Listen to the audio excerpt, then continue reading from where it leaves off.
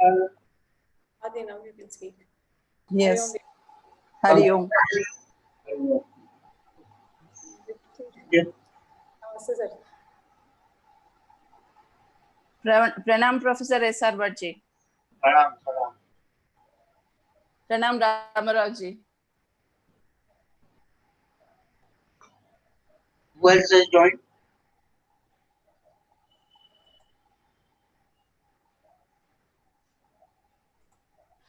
Professor Abha Singh ji is here with us. Yes, come. Pranam, ma'am. How are you feeling? Hello, this is Shrikala Nair. Shrikala, not Abasi. Oh, that is Dr. Shashikala, is it? Okay. Shrikala. Oh, Shrikala, okay.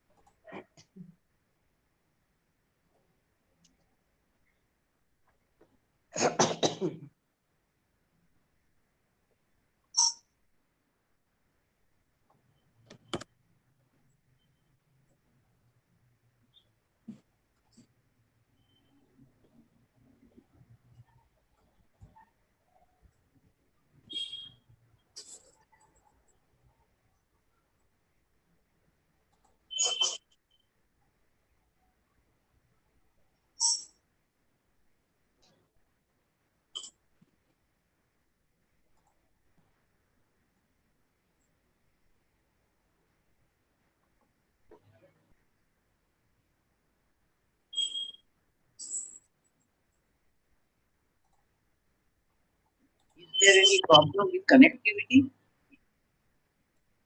No, sir, it's all fine. I was just busy connecting to the YouTube. It's fine, sir.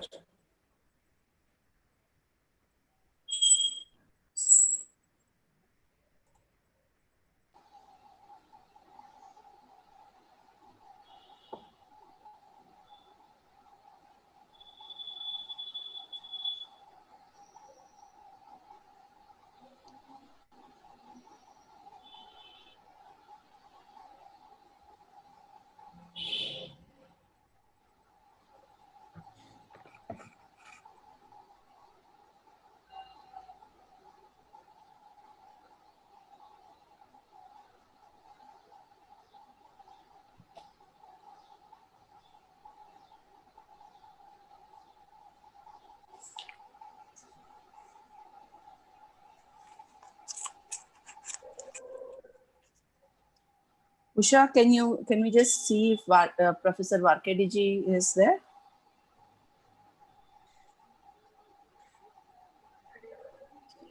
He's not there, not yet logged in yet. Not yet logged in because his is the first.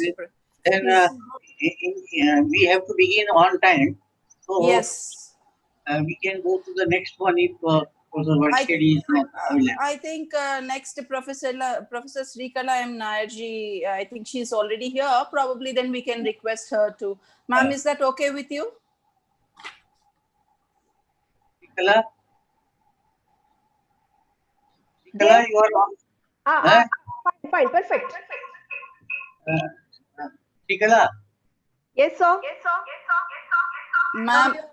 Ma'am, I think you have more than one systems that are functioning simultaneously. Can you turn off your mobile? I'm doing that. I'm doing that. Okay, ma'am. So that's fine with me. Just give me a couple of seconds. I will fix my system. Yes, no problem, ma'am. You take your time. Because if Professor Varkedi is not available, we begin with Srikala. Varkedi can join us later on.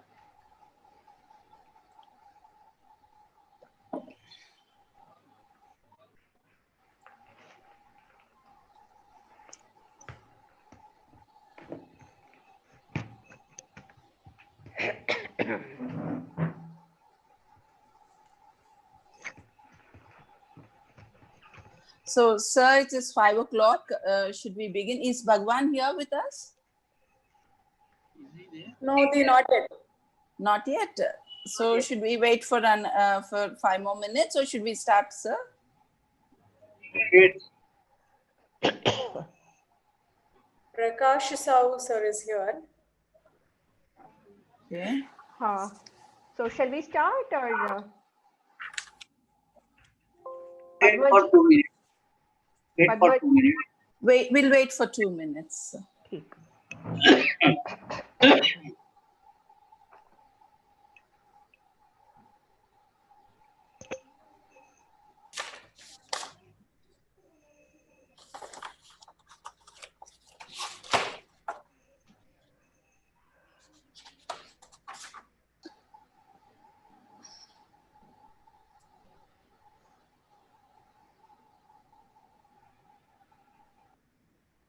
Padma ji, the time allotted is 20 minutes, right? Yes, right. Yes, ma'am, Yeah. that's right. Yeah, because we have about 9 speakers. So we have to do some sort of rationing of time schedule.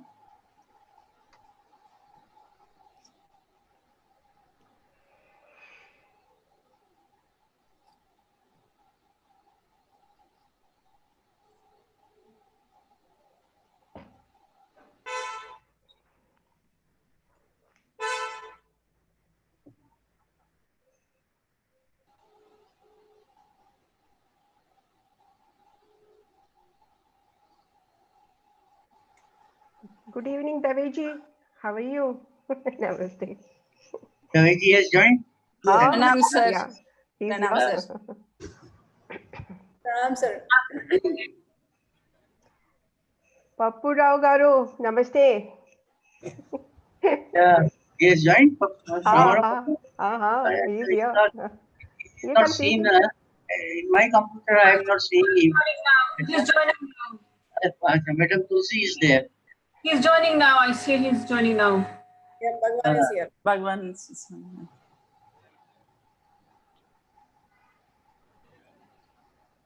So is it? Oh, He it's is five. in two. It's 5 he is 3, in- Padmaji. Yes. We will start.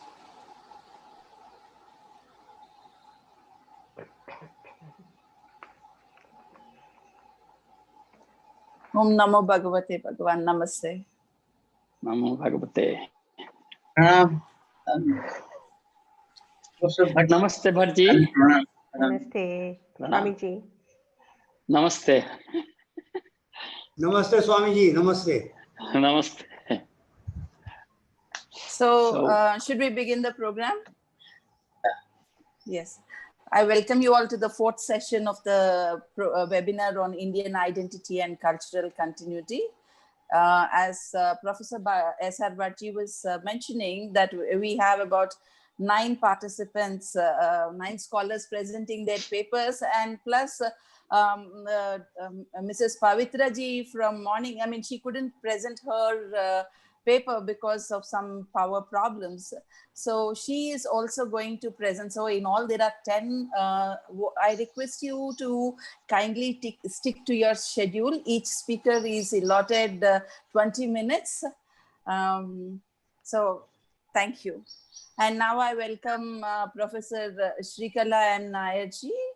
She is a professor at the School of Buddhist Studies at Nalanda University, a former professor and dean at the School of Humanities and Social Sciences of Sri Sankaracharya University of Sanskrit in Kerala. She has held prestigious positions like member of Indian Council of Philosophical Research, Joint Secretary, Indian Philosophical Congress. She has authored many books the title of her presentation today is The Play of Hermeneutics of Philosophical Traditions in Retaining Indian Identity and Cultural Continuity. Ma'am, I welcome you to make your presentation. Thank you, Padmaji, for your kind words. With a correction that I am no more working in Nalanda, back to Oh, Shankaracharya yes. University. Oh, And that's nice. that's okay. Namaste Swamiji and Professor Bhatt, Ramakrishna Rao Garu, Dave Garu, and the rest of the uh, enlightened audience here. Quickly, I learned that there is constraint of time. Please stop me when I should. Just give me 5 minutes warning ahead of time, so that I will just wind up my presentation. So that's it. You can Sure, stop me at any point. See, the title, as you all have heard from Padma ji, is that the play of hermeneutics in retaining Indian identity and cultural continuity. Friends, while traveling in India, I have always been fascinated to see how several Indias coexist in one single country, the incredible India as it is called. Look at this country of ours, and every few kilometers, there is a change in the language, dialect, the way people dress, the costumes, the way men wear their dhoti and turban, and the different jewelries with which women deck themselves in different occasions, and so on. This multiplicity of cultures have given scope for an argument that there is nothing called Indian identity, and there is nothing that refers to Indian culture as such. And instead, it is just a conglomeration, a collection of various cultures that incidentally may carry some common elements. A popular Indian historian has wondered that, I mean, a leftist historian, that the more one gets deep into history of India and the mobility of its borders, the more confused and amazed one gets. It is difficult to decide culturally who really an Indian is. Are Pakistanis and Afghans Indians? Remember, they are countries where once upon a time part of India. Are Bangladesh and Sri Lankans Indians? These are difficult questions that we find hard to address. In a post-Edward Said world, you know, the popular Orientalism that he spoke about, we often heard this question, when is one truly an Asian? When you can identify, how you can identify Asian? A similar question can be made in the Indian context as well. What makes one truly an Indian? Is it his dhoti, the way he wears the dhoti, or his chewing habits, or his making meals with hands, eating meals with his hands, or his attachment to his family, or his loyalty to the religious traditions, or his easy acceptance of painful events, or respect for elders, or his mystic openness to the divine? The list seems quite impressive. So we are trying to target or give the intentionality of the class of what we call the Indian identity. All these and more would have led our friends, the Marxian historians, to claim that representing Indian culture as monolithic would amount to ignoring the regional and the marginalized cultures of India. Today, we also hear cries from various academic quarters that revival of Indian identity would cause cracks in preserving and nurturing the Republic of India. You would have read in Hindu, Rajiv Bhargava, writing just few days before on the collapse in nationalism. While a community with a strongly unified culture defined in ethno-religious terms can claim a state of its own, its application in India would be tantamount to challenging the religious minorities and linguistic federalism. This is the charge. It is argued that there are linguistic groups who consider their mother tongue as important as their religion, who would ask us to abandon our mother tongue for the cause of Indian identity. No, there will be difficult questions, like when you are asked to choose between a religion and your mother tongue, what you would choose. Now let me dissect the argument of our Marxian historians. I'm going to dissect the argument. It is one thing to argue that Indian culture has been raised receiving inputs from various regional cultural elements, and quite another to argue that the so-called Indian culture is nothing but a bundle of divergent cultural facts. Actually, they are mixing up these two arguments, having nothing in common other than being evolved out in regions geographically knit together for centuries. They are two different arguments. Friends, during this long academic journey of mine, visiting varieties of literatures and philosophies originated here, I am personally convinced it is, keep academics aside, it is out of my personal conviction that I speak to you, that I'm convinced that the discerning eyes can detect and Indian identity spread through the vast literature, philosophies, and cultural practices of this land.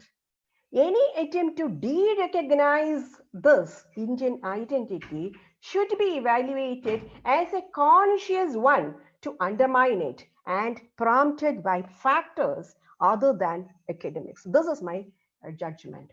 The issue at hand, however, induces us. Anyway, our friends, the Marxian historians, has challenged us. Collect, give the intentionality. In logic, you speak about the intention and the extension. You will have to speak about the class characteristics. To speak about a class, this is what is called the intentionality. So now, how do you define Indianness? So the issue at hand, however, induces us to gather features of our collective identity. Quite like a little child grows up and owns his identity, a community too gradually comes to understand its collective identity. Indian psyche rightly represents the historically affected consciousness, and it is redundant to reassert that the roots of this historically affected consciousness lie, or its self-identity lie deep in our culture, heritage, and practices. It is redundant to reassert it. All of us know it. And those who apparently claim that they do not know it are doing it consciously for reasons other than academics. The collective consciousness of India, as G.C. Pandey, the great historian, would view, is a fine synthesis of multivarious religions, dialects, cultures, and traditions. And friends, quite unlike in the European scenario, the plurality has always been its strength, and the Indian self rejoiced in the presence of the other. The other was never a threat here. The other was a matter of joy, a matter of addition to the inputs for the self. Despite having had several foreign invasions that led to cultural hegemony, India could successfully retain its cultural continuity. The present paper would argue that this was made possible because the roots of what we today call Indian culture were preserved in its ontology.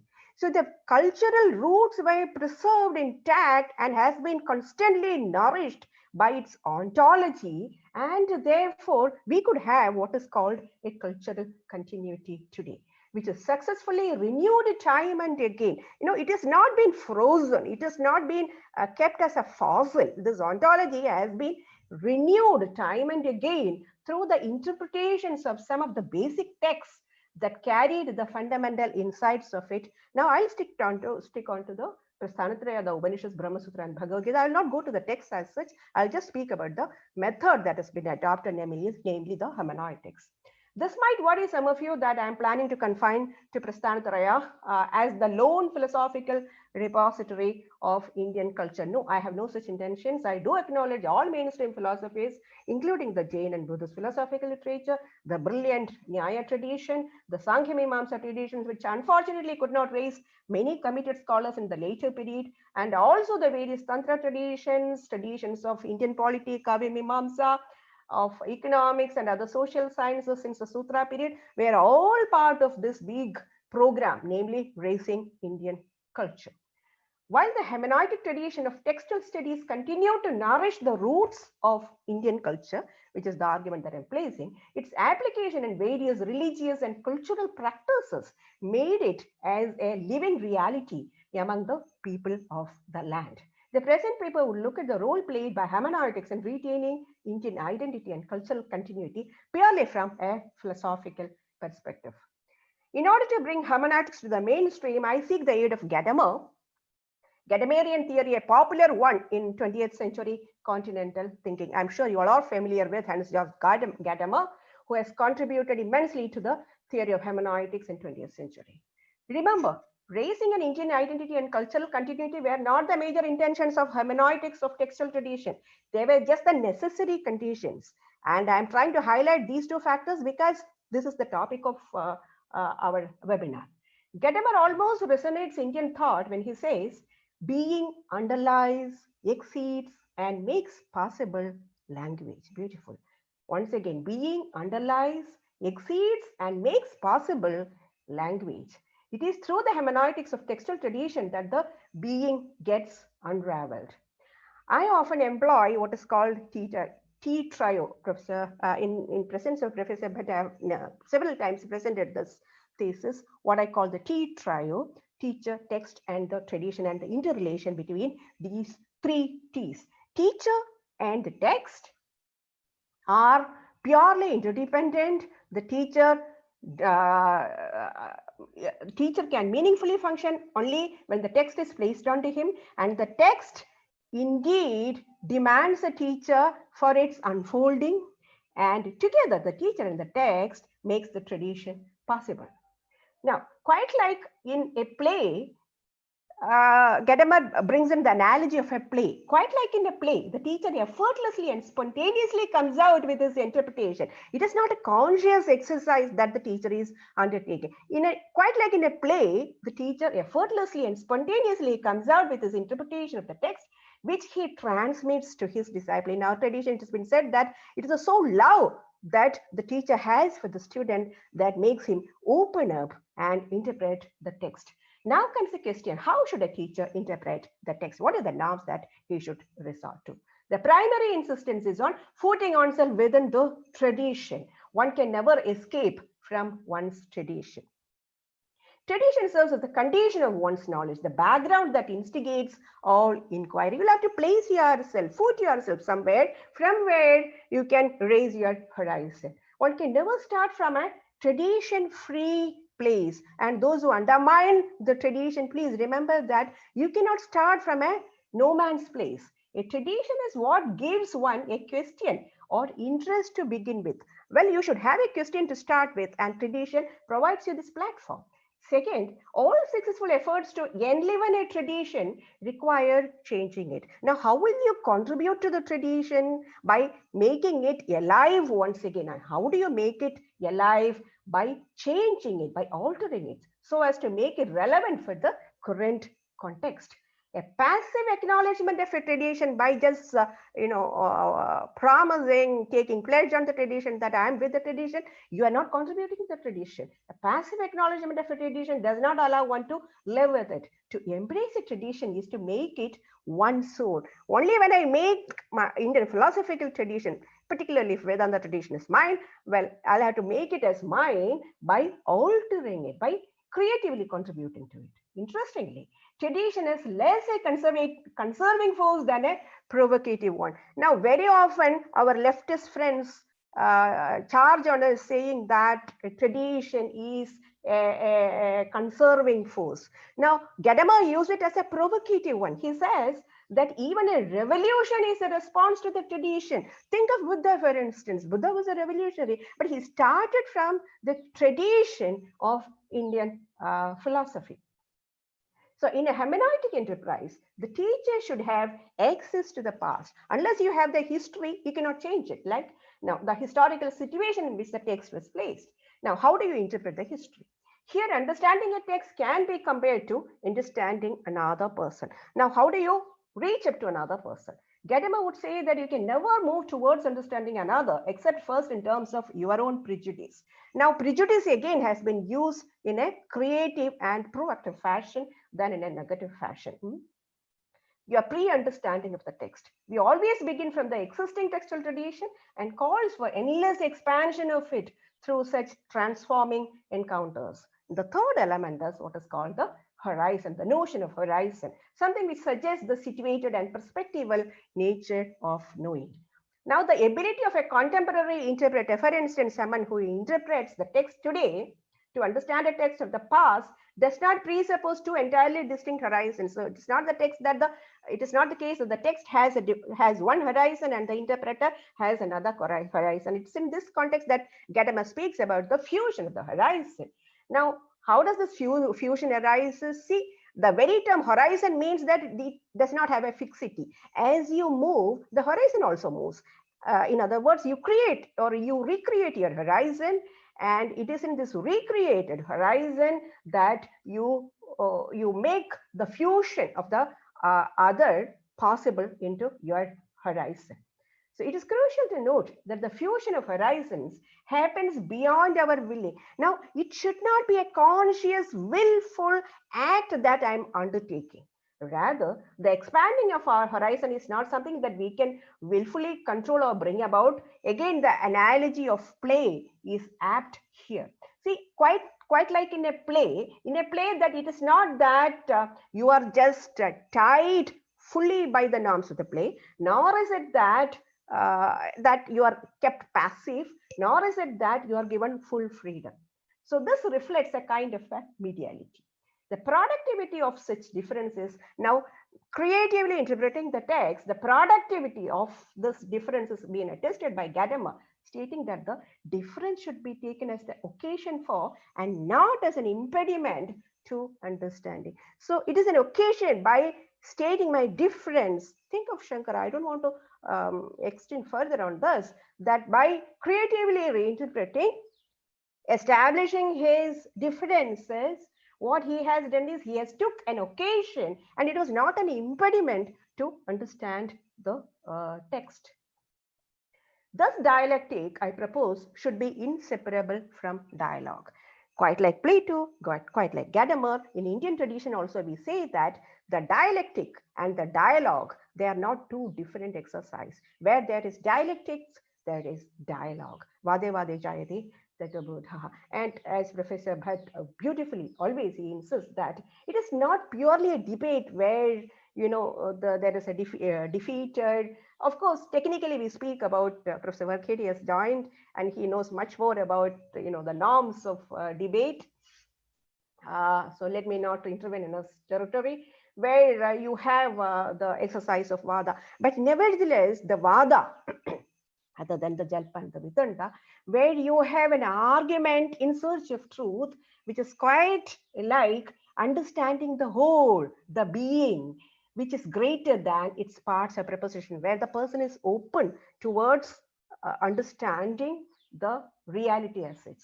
And Indian idealist metaphysicians have viewed that being can be understood.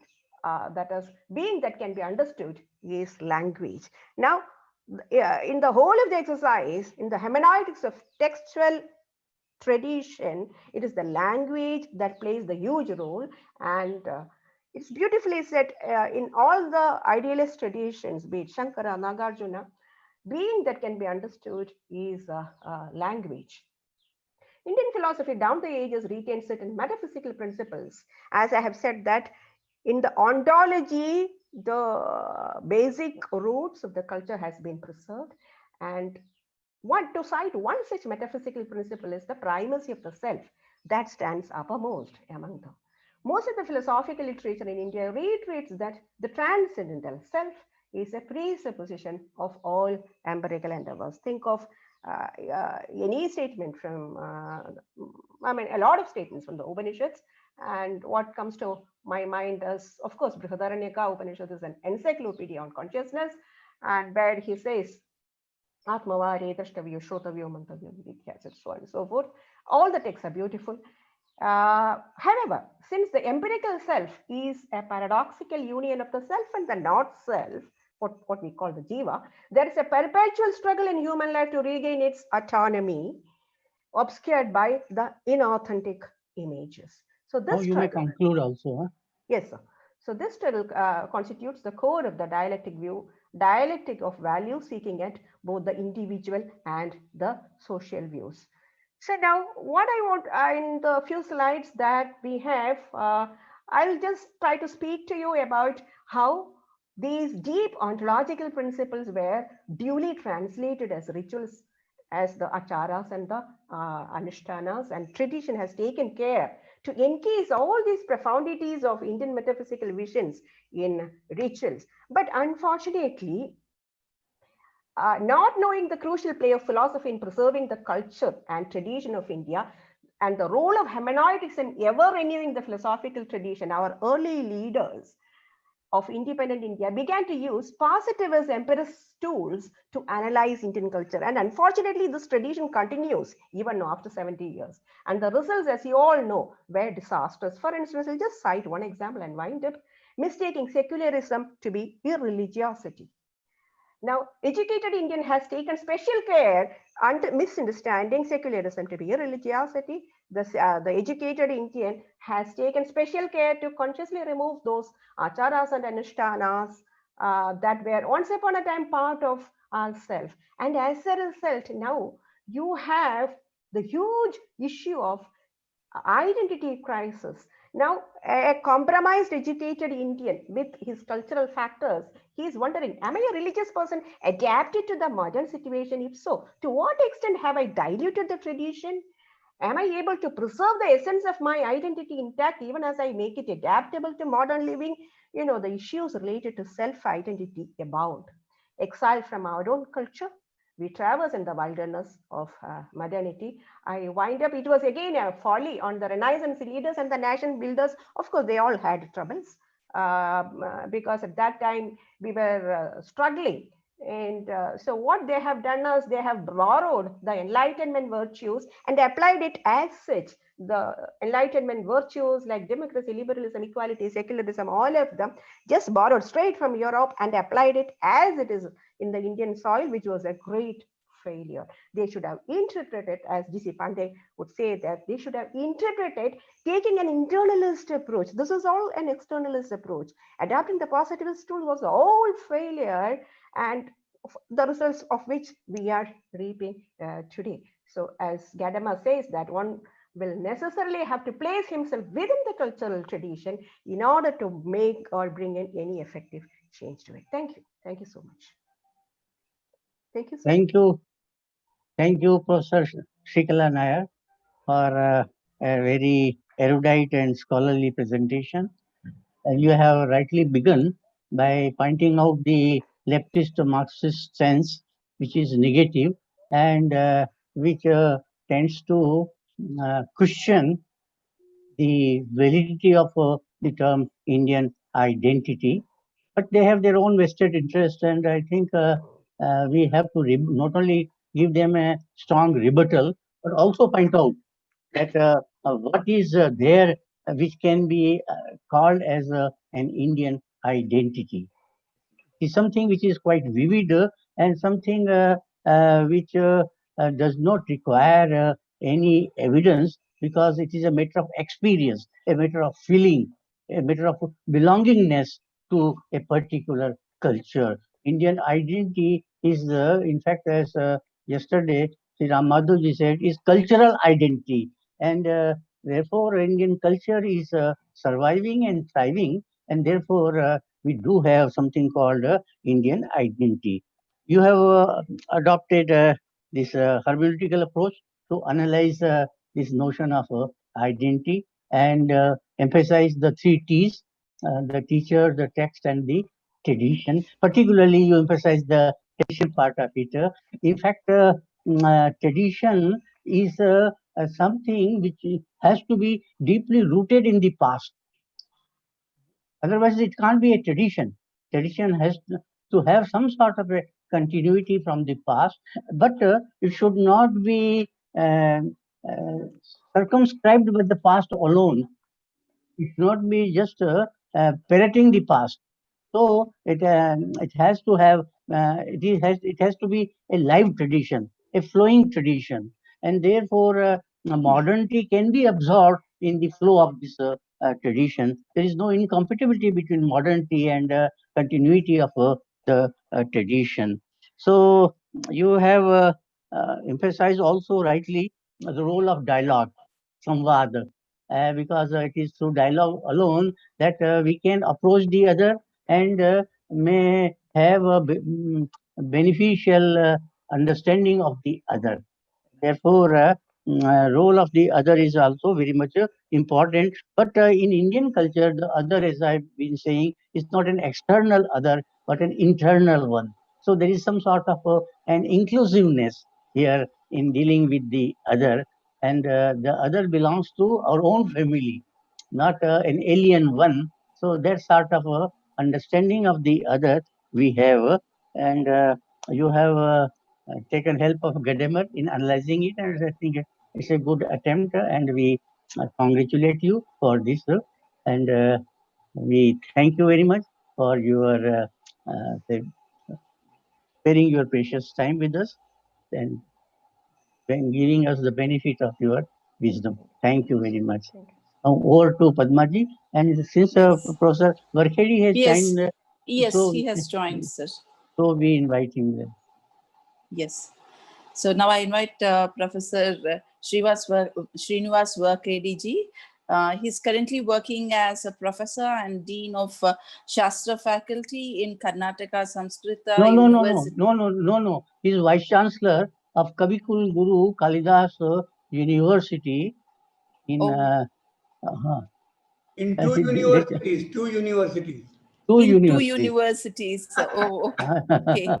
So sorry, I have taken this information from net. Probably I have taken. That is an older sorry. one. My apologies, okay. sir. It's okay. But he is a member of Indian Council of Philosophical Research. He is also a member of several academic bodies, particularly in the field of Sanskrit. And he is a very deep-rooted scholar of Madhva Vedanta. Okay. And a very good orator and erudite scholar. So we welcome him. So thank you very Sorry, much, sir, once again, and I welcome you. No. It's not. It is nothing to do with my identity. Comes through my speech, I think. Yes, sir. Yeah, that is true. So, respected Professor Bhatt sir, and my the scholarly friends and seniors, and Padmaji, who is organizing this program. Yesterday I was listening to many scholars on the very topics of this webinar. Very deeply thoughtful ideas have been presented. I am very much benefited by the dialogue of this kind. So today I'm going to present some of my ideas, which I call them as, and I titled as Forgotten Identity of India. And currently, what is the situation we need to, it's my own reflection on this. Today, a kind of enlightenment is seen in India.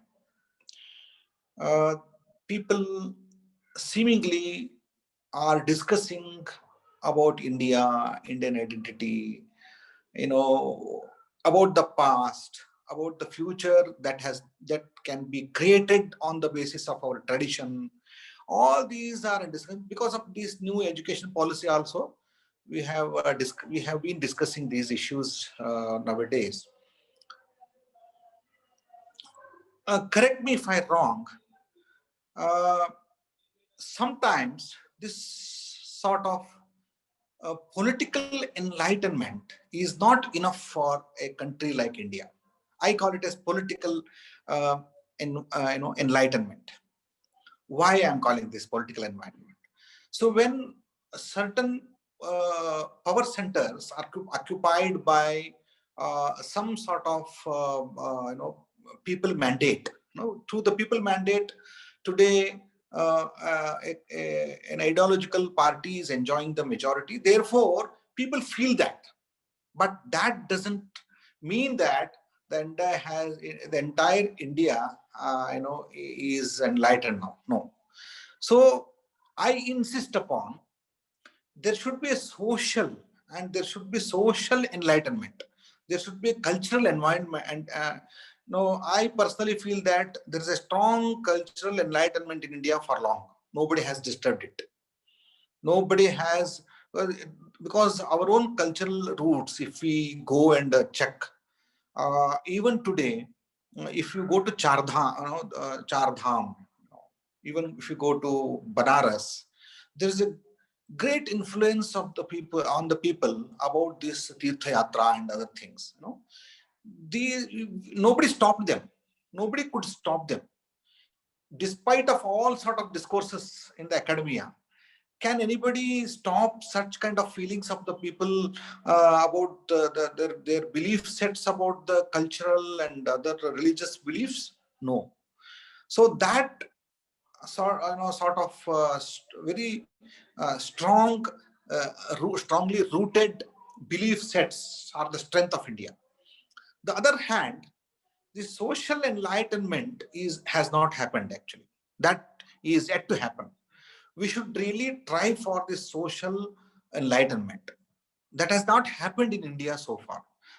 Today, what we are seeing is just political enlightenment. That means the political force has created an environment, a feeling that India is now towards, marching towards an enlightenment.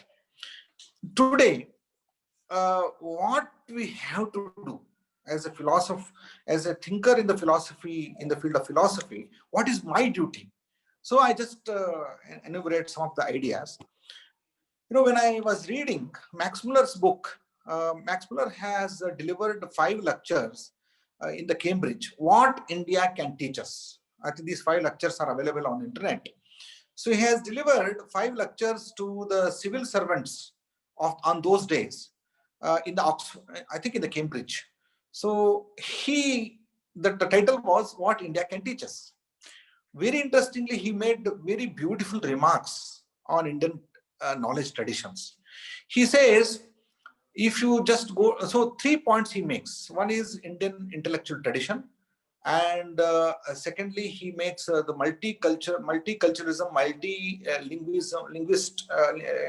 multilingual environment of India, and roots of Sanskrit. The roots rest in Sanskrit. These 3 points he makes. Then he takes them to Rigveda, and some of his remarks may not be very. I confronted with them. For example, he says Sanskrit is dead language because nobody writes in Sanskrit. Nobody can create Rigvedic poem in Sanskrit. He makes these remarks, but I respect. But I don't believe Sanskrit is dead in that sense. But today, what I noted, these 3 points, taking these 3 points, I noted some of the very interesting points which we should ponder over. First of all, today during the national education policy, we are discussing about IKT, Indian knowledge traditions. But many of us, we should insist, because normally educationists in India do not know what does it mean by Indian knowledge traditions. They see only just a surface level ideas. They think that that's the Indian knowledge tradition. No, people are forgetting one underlying very important point, that is intellectual traditions of India, history of intellectual traditions of India, and the basically Anvikshiki part has been really missing. So for more than 400 years, we are departed from the Anvikshiki part. That means deeply rooted intellectual traditions are departed from the education system for last 200 years. Therefore, if we forget these intellectual traditions just by surface ideas like bhakti and the belief sets of people, the culture cannot sustain for long. Why Shankara lived in India for long? Not because just faith in the Advaita, not because Stotra part of Advaita, no. Because Shankara's intellectual debates, intellectual, inferences, his argumentation, all are very so strong. People continued that. Despite of everything, Pandit Parishad continued that. Therefore, today, even though Advaita is very strongly rooted in our philosophical arena, the intellectual traditions, if you forget, slowly we will come out of this. Therefore, number one.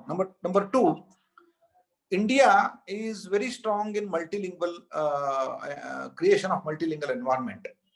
So normally any child will learn 3 to 4 languages without any problem. That is because the connection, the one thread which was living for long, Sanskrit, the thread is missing now.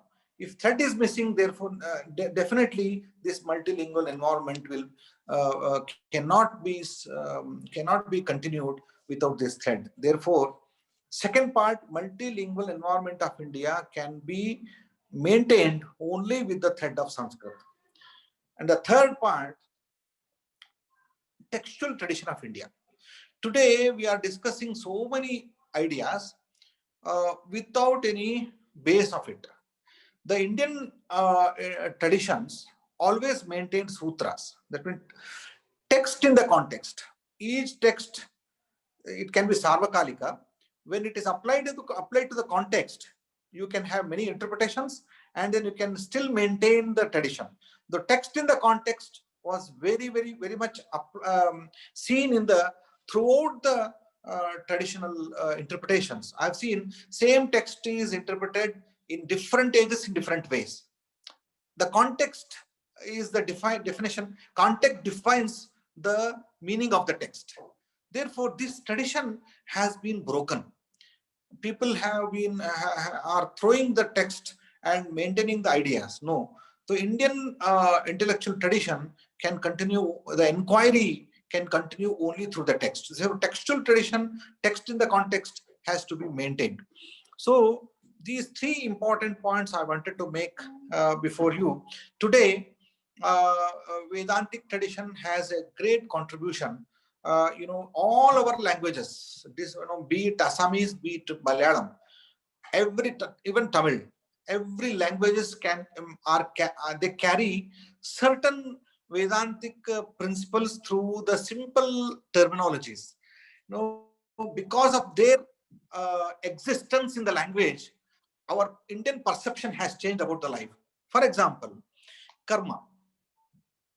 Karma, everybody knows. Even small village boy or lady, who do not have any connection with any Vedantic thought, knows about karma theory. It is her perception about the life is governed by karma, idea of karma. How it is possible? Because this idea has been continued through the languages. Karma, punarjanma, purushartha, bhakti. See, all these are these terminologies are not just they belong to. Sorry. So that they are not just belonging to a certain Vedantic conversation. They are open for the public. So the natural languages carry them. So therefore, that is our responsibility to, because of influence of English, we are forgetting and we are not using those terms. Therefore, it is our duty to really use original terms so that we can carry this perception. The last point I want to make, sir, last point I want to make here is, am I audible? No. Last point I want to make here is, the whole idea of recently West, and when we call about the perception of the East, they divide. They divide on the one point. That point is, see, today America is influential, and in America, the whole state governs the, even though people say that democratical principles are really upheld, and therefore state can influence everything. The total philosophy is totally different, and Indian philosophy is totally different. Wow, what is that? The American philosophy teaches every human, every citizen that I am the supreme part of the entire universe. So they call it as American pride. American pride. So I am the center of the whole universe. The whole world belongs to me, and I deserve everything. I deserve anything. Therefore, anything I can enjoy. This life is for enjoyment. Therefore, I can enjoy anything. So this sort of mindset, which defines American pride, is influencing the whole world. So what is the problem here? The problem here is this, that the state has to really come up with rigorous rules and regulations and act to protect every individual's right. Why? Because if everyone starts feeling that everyone is belonging to me, I can enjoy anything, then the problem starts. Therefore, the state has to intervene and create such acts so that everybody's right is protected. But in India, it's not happening. We are not discussing about the rights. Everybody's rights are protected here. How? Because our Vedanta thought teaches us, be it Advaita, be it Dvaita, anything. See, there is a whole, and I belong to that whole. I am Amsha. Mamaiva Amsho Jivaloke Jivabhuta Sanatana. So I am Amsha, and there is a whole, and I belong to that whole, that Brahman. So I am Amsha. I am part and parcel of that whole. When this feeling is there, I can only contribute, and I can only enjoy what is available to, what is made available to me. Ishavasya kind of. Ishavasya midam sarvam tena tyaktena punjita. These two principles have created Indian perception about the life. Ishavasya midam sarvam tena tyaktena punjita. I am not arguing for what you call any particular idea of philosophy, school of philosophy. No. In all schools of philosophy, discuss about the same thing. So when such is the case, we have to somewhere maintain, because under the influence of the today, not the West, Europe. West doesn't mean that Europe, because American pride has been influencing everyone. Everyone wants to become like America. Why? So today we need to protect our own perception through this Vedantic thought, and then only we can really protect the Indian identity. With this perception only we can protect the Indian identity. So with this sharing of some of my thoughts, I'm very happy to be part of this dialogue. Thank you very much. Namaskar. Thank you, Professor Varkhedi, for sparing your valuable time and contributing to deliberations of our webinar. You have rightly pointed out that there is a need for cultural enlightenment through social our culture is sublime. It's already enlightened. So culture doesn't need any enlightenment. Of course, we should be aware of our culture, the grandeur of our culture. And for that, whole society has to be properly educated. But in fact, I tell you, Indian society, masses, do follow Indian culture unconsciously without knowing the subtlety of our culture. So our culture is deeply rooted in Indian psyche. And therefore, but then it needs to be made more and more sophisticated. So that is required, and for that we should have and rightly our new education policy is emphasizing this particular aspect of educating our youth towards the classical values which are enshrined in our scriptures and which have been inculcated in us by our sages and seers. You have already you in detail spoken about Indian knowledge tradition. In fact, Indian knowledge is quite vast and varied. We have several, to use technical term, Vidyasthanas. It may be para and apara. It may be different type of sciences, mathematics, natural sciences, social sciences, humanities, arts, and so forth. So we have too much of diversity, and all this diversity has to be comprehended in a holistic approach to Indian culture. So, and you refer to Max Muller. Max Muller has both good and bad points, but his good points we should appreciate. And he talks of a fundamental unity of India. He also says in his book, small book, Six Systems of Indian Philosophy, that these systems do not differ in essence.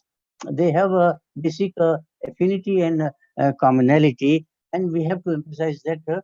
And you also have referred to Vade Vade Jayate Tattva Bodha. So that's also a good point. One thing you have made, and which is very remarkable, we should now retain our original terms. Dharma should not be translated as religion. Uh, uh, Punarjanma should not be just translated as rebirth. We should talk of karma and punarjanma instead of karma and rebirth.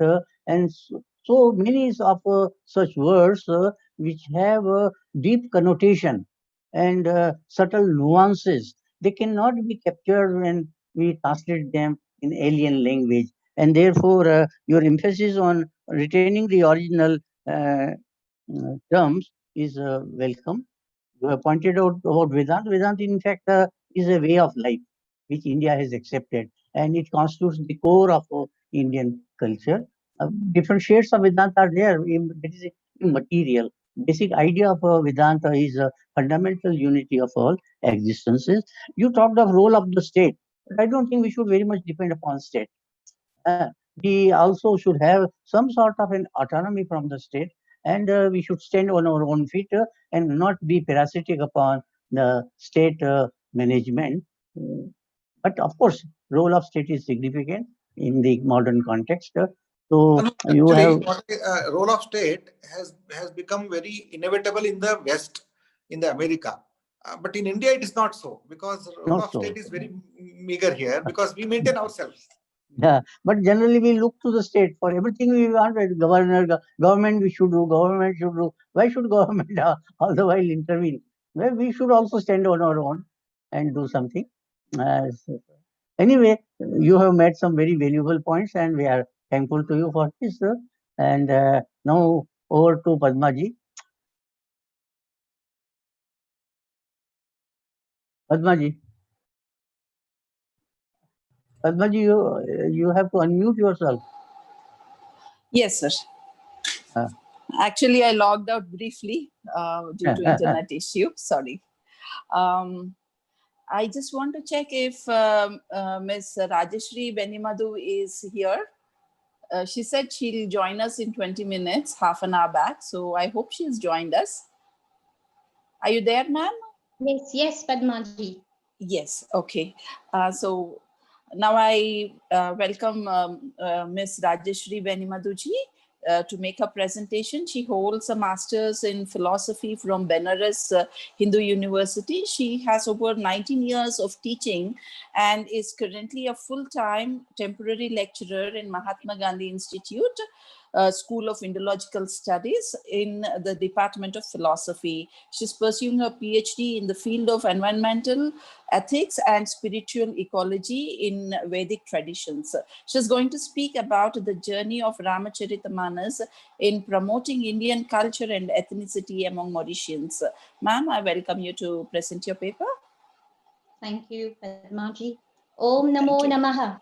हमारे पूर्वजों के माध्यम से तुलसीदास कृत रामचरितमानस जैसा अनुपम ग्रंथ Mauritius में पहुंचा और इस देश में हिंदू संस्कृति का प्रचार प्रसार होने लगा। यही बात सोचकर मैं अपने आप को धन्य मानती हूँ और उन समस्त पूर्वजों के प्रति अपनी कृतज्ञता ज्ञापित करती हूँ। Revered Swami Ji, Professor Bhatt, Padma Ji, great scholars who are present here, Ved Research Institute organizing team, my sincere salutations and pranam to you all. Warmth and love all the way from Mauritius to you all. Today, you spoke a chaste Hindi, though you are from Mauritius. I'll blend both and Bhojpuri also, Prof. Thank you. Yeah, today, my chosen topic is on the journey of Ramcharitmanas in promoting Indian culture and ethnicity among Mauritians. To Mauritians, 1834 has marked the beginning of the arrival of the indentured laborers in Mauritius, Fiji, South Africa, Suriname, and Trinidad. So that same year, on August 1st, there was a vessel named Sarah, which berthed to Port Louis Depot, Mauritius. On its board, it had the very first 39 indentured laborers, all the way from South India. Then the very same year, on November 2nd, we had another vessel which arrived this time. That was with another additional 36 Indian laborers. So most of them were from North India, from Bihar, and they were destined to the sugar estate of Antoinette. They came here to the region of Piton, which is in northeastern Mauritius. So my paper today attempts to show how many hundreds and thousands of Indians went to Mauritius as indentured laborers and have successfully carried the ethical, philosophical loftiness of sacred scriptures with them. The Ramcharitmanas was very well popularized by the beginning of the indentured period, for it have assumed such a dominant place in the lives of the Girmitias, or as we say, indentured laborers, that has made immeasurable contributions to the religio-cultural life of Hindus in Mauritius. Tulsidas ji has composed Ramcharitmanas in the people's language to make Ram a devotion and the entire Hindu religio-philosophical tradition accessible even to the illiterate mass of India.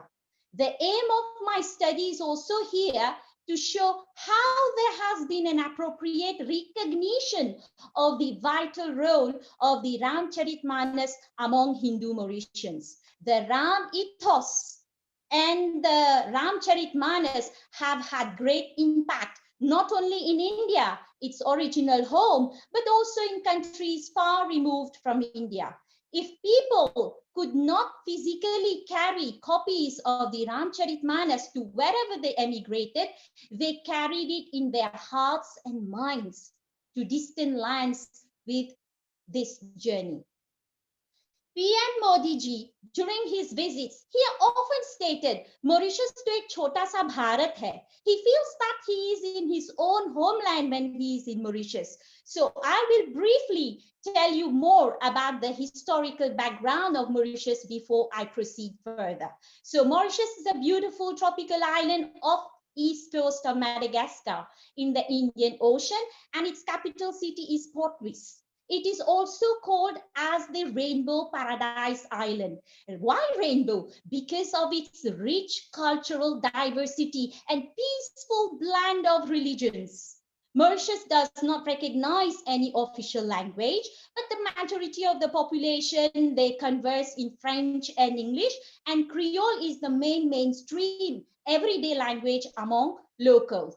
So the current statistics, the population of Mauritius is approximately 1.272 million, with 68% of Indo-Mauritians, that is Indian origin. We have 27% of Creole, mixed African and European heritage, and we have 3% of Sino-Mauritian of Chinese origin, and rest 2 others from European background.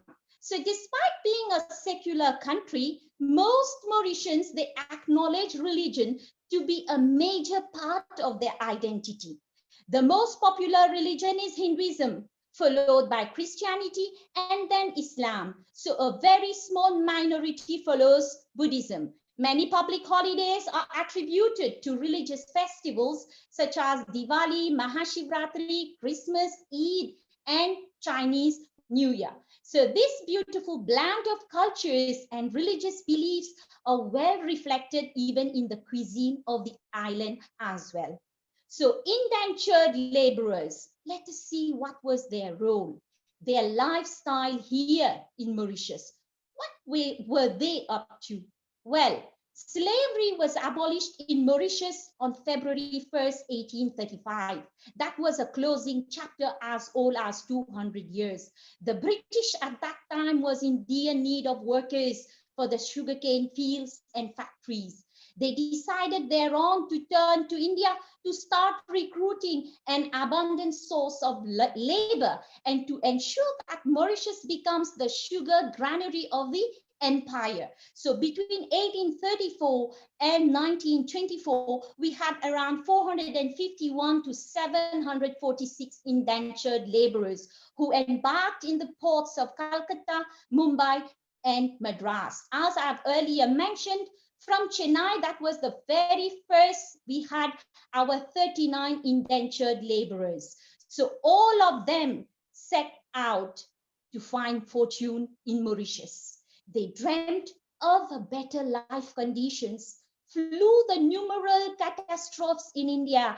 At that time, famine, plague, unemployment, and flooding. They came here under a 5-year contract, and they had to work either in the sugarcane fields or even in the factories. Each month, 1 rupee from their salary, from their pay, was being cut, was being reduced.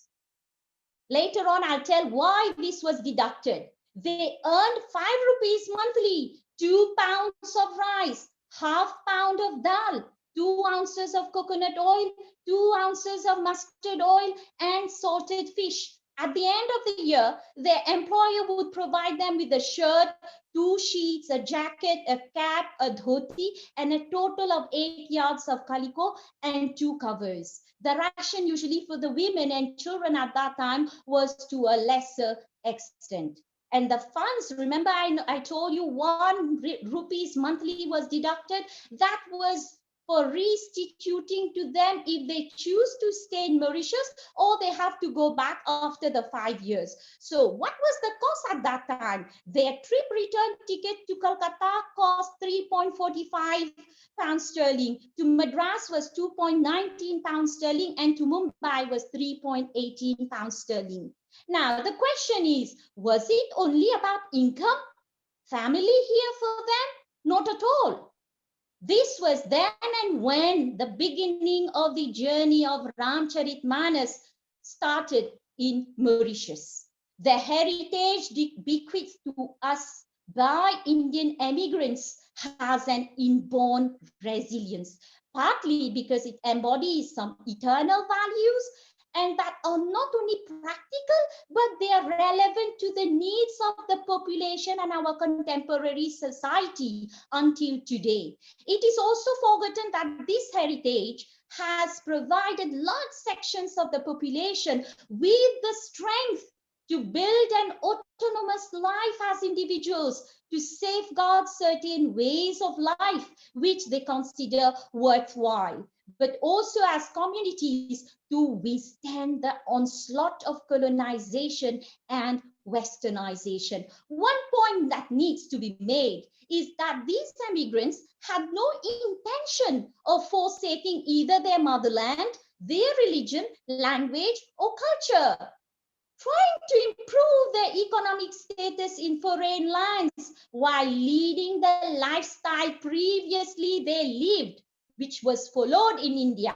Within them, they had the image and portrayal of Dhanurdhari Ram, the one who wields the bow, assumed a special significance in the lives of the oppressed indentured laborers in Mauritius.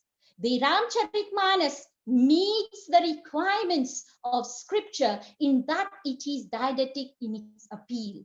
It conveys messages of duty, love, compassion, responsibility, dharma, bhakti, nobility, and goodness. So these enhance character building interaction in society, and more importantly, inspire spirituality. So any scripture must speak of the nature of God and man's duty to aspire towards God. So the Ramcharitmanas fulfills this perfectly. In accordance with the functions of scripture, the Ramcharitmanas is sustaining, enduring, and emotionally, spiritually elevated in its appeal. Our Hindu Mauritian society has successfully embraced the nature of bhakti that blossomed in the Ramcharitmanas. Now, what was the Ram tradition in Mauritius life at that time? It was well noted that with the exodus of Indian emigrants under indentureship, Hindu culture was transported to distant lands. The inherent vitality and profundity of the culture has helped the Indians to withstand the onslaught of foreign invasions and rule in the same way it was to sustain the Hindu spirit in this unknown land and through an obscure future. Yes, they had an obscure future. It was not about money here. Carrying the mental ethos of Ram Katha across the waters of foreign lands has helped them to endure and fortify themselves against hardships. So belonging from North India and having the touch of Awadhi and the Bhojpuri language, these poor and non-literate continuously practiced the orthodox faith blended with the observation of certain rituals and ceremonies. Dr. Chintamani and Dr. Ramyad of Mauritius, they indicated that the Ramcharitmanas came to the island with the laborers. The copies brought were in the Kaithi script and not in the Devanagari Hindu script. So with the Ram tradition brought here, this paradise island had a flourishing culture. We shall now look at this flourishing culture to determine just how significant the Ramcharitmanas and the Ram tradition, which comprises an important facet of Hinduism, were transported through the indentured Indians since the 3rd decade of the 19th century. So since the time of their arrival here, they faced numerous problems which made them difficult for them to adapt easily. It was a strange environment for them, being compelled to complete their 5 years girmit. And these girmitias continue to play an important role and growth for the sugarcane industry. Many who carried with them the copies of the Ramcharitmanas that they revered as scriptures, they even carried the Hanuman Chalisa, and few carried with them the Bhagavad Gita. Many of them knew the dohas by heart, and they used to gather late evenings under a tree after the day work to listen to the readings, recitals of certain episodes from the Ramcharitmanas. They even enacted the traditional Ram Katha and Ram Leela, but innovated by creating and recreating their own new stories based on the surroundings where they build solid and resistant pillars of sacred spaces. Not having a lamp or a murti did not prevent their worship, as these were the only means to approach the ultimate.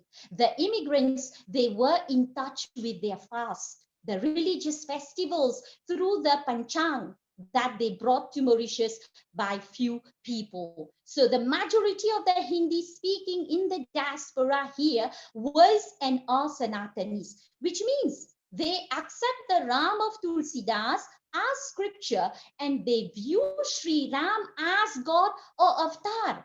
The dynamic and vibrant nature of Ram ethos was potent.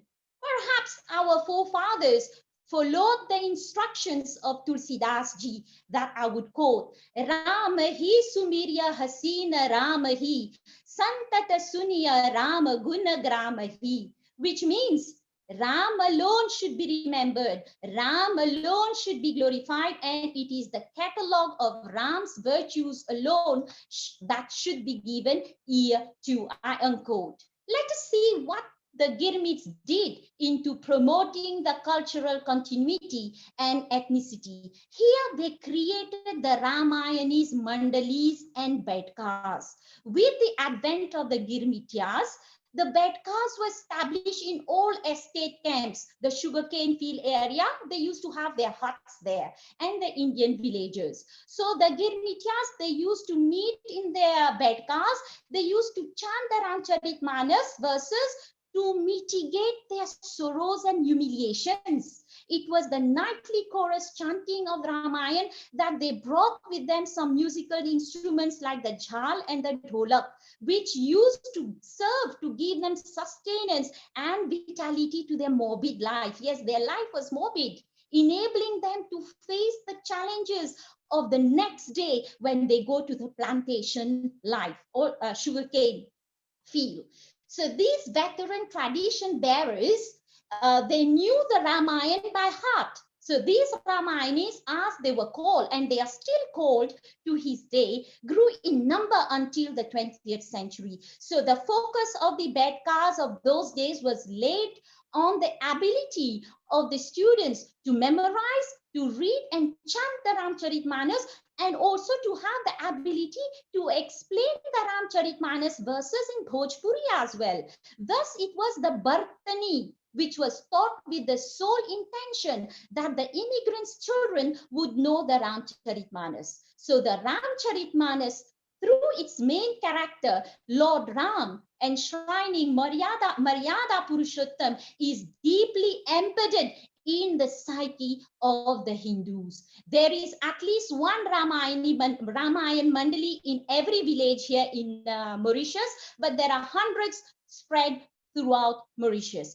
Moreover, they used to chant the Ramcharitmanas verses, especially during life events and celebration. We also had the Bhojpuri Sanskar Geets, known as the Geet Gawai, through hundreds of songs which were preserved past 180 years from the Bhojpuri belt of India, that made several references to the marriage of Sita, the ideal couple of Sri Ram and Sita, in captivating Jhumars, and they used to be sung, and now until today we have it during marriage occasions. We have the Sohars which are sung on Chattis and Barhi ceremonies of birthrights, making ample references of the sequences from the Ramcharitmanas. So another characteristics of Mauritius in the tradition is the recitations of Ramcharitmanas dohas during funeral, Antyeshti Sanskar. And this practice gives solace and comfort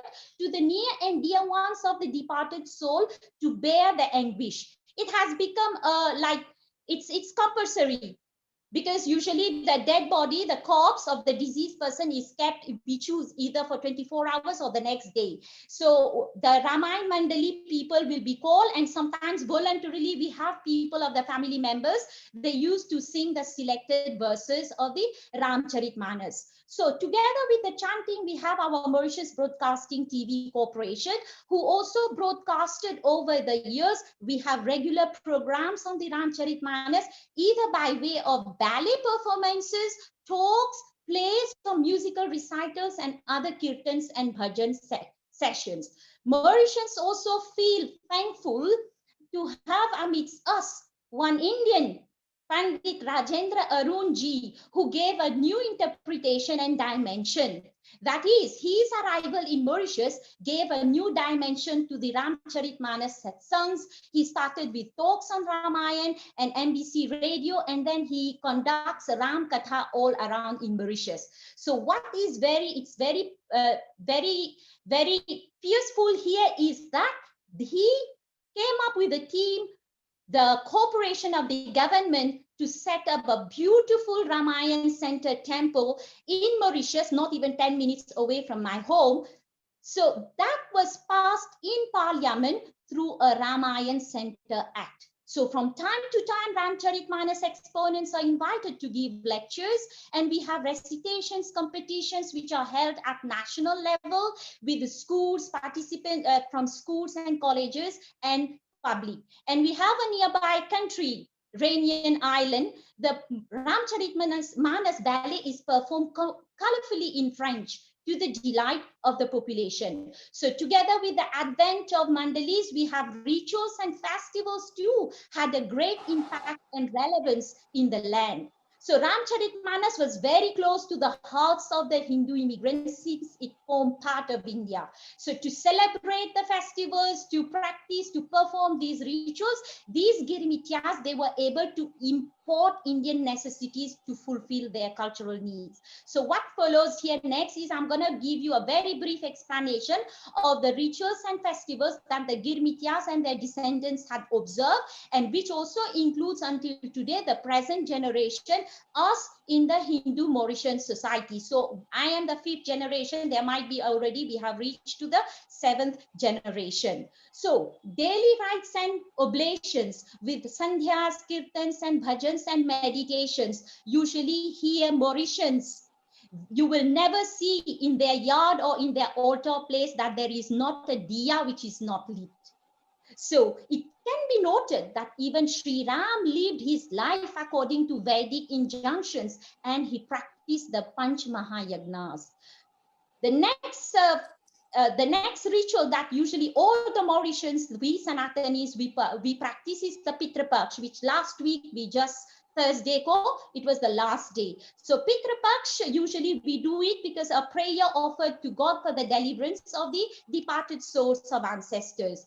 Tulsidas has advocated that after death ceremonies, it is evident Kari Pitukriya Bheda Jasi Barani, when Sri Ram performed his father's obsequies as prescribed in the Vedas, Maryada Purushottam Ram fulfilled his filial duty despite the hardship, the exile of the 14 long years. So here in Mauritius, the present generation acknowledges and remembers their ancestors with gratitude, for they proudly protect the Hindu heritage. Next is the celebration of Ram Navami. It is the birth celebration of Lord Ram, which is being celebrated in the form of puja, chanting mantras, recitations in temples. We have the Mahavishwami, which is known which is also very common sight to see in Mauritius, the red Jhandi flag in front of every Sanatani in Hindu house in Mauritius. In Bhojpuri, we call it the Chautra. So it's a bamboo pole, which we every year, once a year, we make it a point that we'll have the Dhwaja or a Han. Or during the Hanuman Jayanti, we make it a point that we pray and we change the flag. So perhaps in earlier days, the Girmityas, they had identified Vishnu with Ram and has the tradition where Sri Ram is worshipped, so will Hanuman be worshipped. So in Mauritius, Hanuman became the symbol of courage and strength for the immigrants. They do also regularly recite and they know it by heart, the Hanuman Chalisa. Navratri also is coming on its way, and the Ram Leela is always an important event during the Navratri Puja, and it is always enacted and staged on the Vijayadashmi. Mauritius doesn't have Ganges, but we have a Ganga Talao, and it is also known as Grand Bassin. So throughout the world, you will see people from different religions, they come to watch and see how we celebrate Mahashivratri. So Tulsi Ji was greatly responsible for the reconciliation between Shaivites and Vaishnavites in North India. Ramcharitmanas helped greatly in fostering a more harmonious relationship between the followers of the two folds who had harbored mutual hostility during and before the Bhakti period. So the worship of Lord Shiva and the celebration of Mahashivratri in the form of pilgrimage to Grand Bassin were also transported to the diaspora with the indentured system. And I feel very proud that my Pardada was the first Pandit at Grand Bassin. He occupied a very prominent place and he was from India, he was from North. So he was one among the group who was the first Pandit at Grand Bassin. Again, I will recall that we don't have Ganges, but Mauritius is surrounded by sea. We don't forget to celebrate the Kartik Nahan. We bathe in the sea, which is very symbolic of bathing in the Ganga for the purity for the Hindu diaspora. So Tulsi Ji has also extolled in the Ramcharitmanas the glories of the Ganga. So it is very evident from the rituals and festivals which is observed in Mauritius, as I have shared with you, all of them have links with the Ramcharitmanas. Thus, it is very clear that the Ram ethos given impetus by the Ramcharitmanas spread like a cool, comforting breeze throughout Mauritius by virtues of the oral tradition and in later years throughout the text itself. Next, Ramcharitmanas' contributions into promoting Hindi education and philosophy of Ramayana, philosophy of Ramcharitmanas should not be disregarded here. There is a symbiotic relationship between Hindi and Ramcharitmanas. Why? Hindi education Mauritius has enhanced the understanding of the Ramcharitmanas due to its inherent qualities of poetic beauty, musical style, and elevating values and precepts, the understanding of Hindi sustaining interest in the text.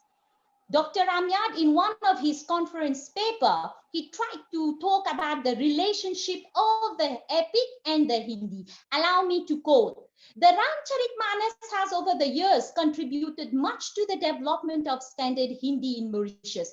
I once asked a Pandit of the Arya Samaj, Panditji, how did you learn Hindi? He replied, at first, I knew only Bhojpuri, but I was very keen on reading the Ramayana, and therefore, to be able to do so, I began to learn Hindi through the pages of the Ramayana just by joining letters and completing the words. So many contemporaries of mine are doing likewise. So just as in India, many people learn Hindi to be able to read the Hindi novel of Devkinandan Khatri, so were many in Mauritius learning Hindi to be able to read Ramayana. What a remarkable impact the Ramayana made on education.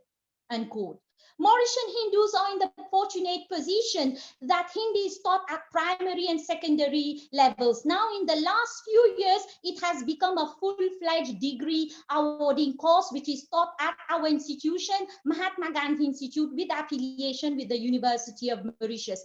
Tertiary students of MGI, they are also offered modules on philosophy of Ramayana. We teach all the 4 versions for BA Honours Indian Philosophy, as well as at BA Honours Indian Sanskrit as well, and for BA Honours Hindi course. Why? To promote the philosophical and the ethical aspect of the Ramayana and the Ramcharitmanas. In a concluding note, I will say that this present study can be just a small attempt at evaluating the profundity of the cultural continuity and to what extent the ethos of the Ramcharitmanas is a reference in all spheres of life of Mauritius. In spite of having aspirations for basic material comforts, the settlers became more cautious of religion and culture.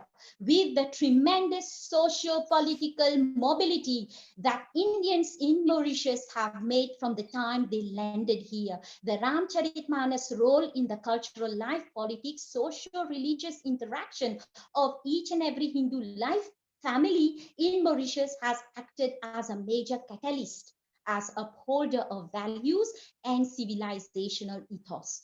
Perhaps Tulsidas Binu Satsang Vivek na hoy. Without the company of devout people, one will not acquire the power of discrimination was set in motion immediately. The immigrants relied initially on the oral tradition, but today our descendants are in a position to go direct to the scriptures, even if they are in translation form. The Ramcharitmanas ceases to remain.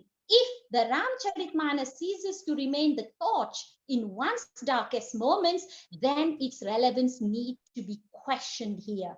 The indication, however, are quite positive.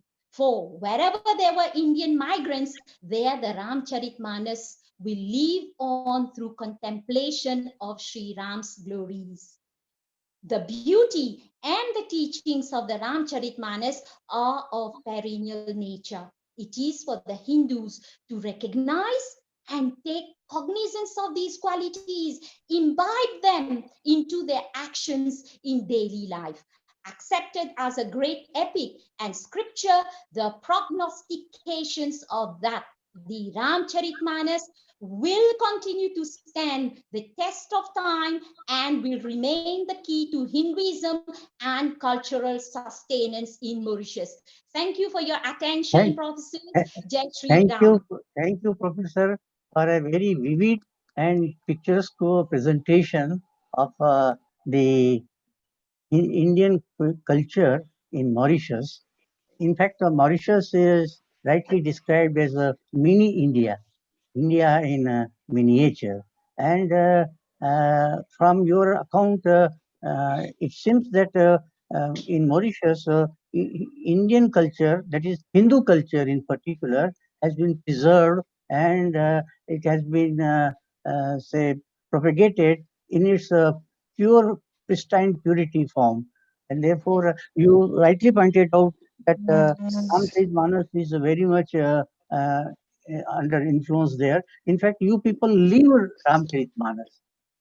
All that is described in Ramcharitmanas is a part of your Oh, life, your way of living. And the way you have described different rites and rituals, different sanskaras being performed, and different festivals, and Ramayana Mandali, and recitation of Ramakatha, etc., etc. But you also refer to the Pancha Mahayagnas being followed there. As this is something which is really wonderful, because in India we have forgotten most of these things, but you people still remember them and practice them. So in fact, we should be grateful to Mauritius people for preserving Indian culture in its vivid form. So we really enjoyed your talk, and we wish that there should be closer and closer relationship between India and Mauritius for the furtherance of Hindu culture. Because Indian culture is dominantly Hindu culture. Of course, you are also multi-religious and multiracial. We also are of that sort, but then it is the Hinduism which is the most dominant one, and it is that which is most sublime also, and therefore uh, we wish that there should be closer and closer cooperation. We should have exchange of ideas, exchange of people to people relationship is most important. We are thankful to you for enlightening us about the Mauritius way of life. Thank you very much. Over to Padmaji. Thank you, ma'am. Now I feel like visiting Mauritius. Maybe sometime soon Yes, I you're will. welcome. You're welcome. All of you are welcome here. Chota Bharat. Yes. Thank you. We call it No Bharat, New Bharat. Yes, sir. No. Yes. Next one. Now I invite Mrs. Smith Tucker to make her presentation. She is currently pursuing PhD from the Department of Philosophy at the Maharaja Sayaji Rao University of Baroda. Her area of interest lays in Indian philosophy, particularly in Bhakti Vedanta tradition and Akshara Purushottama Darshan. She has published articles and presented papers on concepts like Ekanti Bhakti, Maya, Akshara, and Chida, Chitta, and Khyati at several conferences. She's going to speak about Guru in the Upanishads, a source of cultural continuity. Ma'am, I request you to present your paper. Kindly follow the time schedule also. We are running short of time. Yes, sir, definitely. Am I audible? Yes, Yeah, ma'am, you are. very much audible. Thank you so much, Padmaji, and I convey my special thanks to Professor Bhatt and Sri Atmanandji Maharaj to have arranged this conference and enabling us young scholars also to engage in this dialogue with such eminent and distinguished scholars. It is just really grateful of you. I would just today like to convey some humble thoughts on the topic Guru in the Upanishads, a source of cultural continuity. And since the topic is on the Guru, I would like to begin with a shlok on the Guru.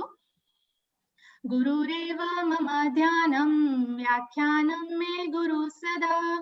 Gurureva mama jnanam suganam gurureva cha. With this, I'll formally begin.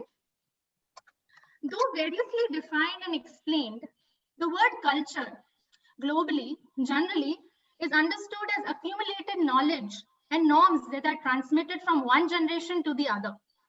Klober and Kluckhohn, in their famous review of the various concepts associated with culture, identify social heritage or social tradition as an essential feature of culture. In fact, they note that certain scholars use the word social heritage synonymously with culture. For instance, Graham Wallis, who is an anthropologist and has authored many books like The Great Society and Our Social Heritage, notes, and I quote him, "Our social heritage consists of that part of our nurture that we acquire by the process of teaching and learning."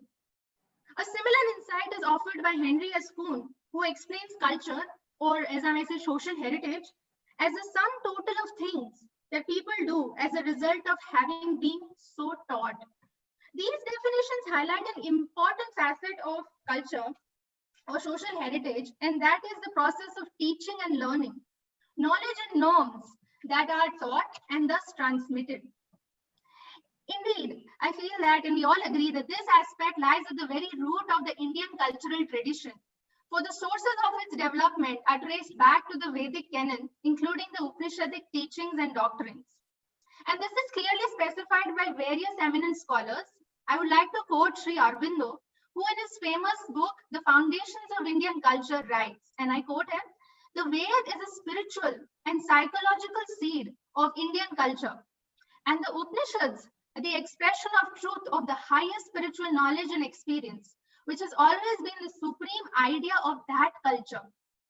Indeed, the Upanishads, particularly with their form and content, bring forth the idea of teaching and learning, of accumulated knowledge and norms. In fact, the very form of Upanishad is in the form of a dialogue between a guru and a shishya. And of course, it is reflected in the very etymology of the word Upanishad, which denotes a passionate student or a group of such students, shishyas, sitting near a teacher who imparts essential knowledge. Now, this essential knowledge forms the subject matter of various Upanishads. Now, the student, for example, in Kena Upanishad requests his guru, "Upanishadam bho brohi, O Gurudev, kindly teach me the Upanishad."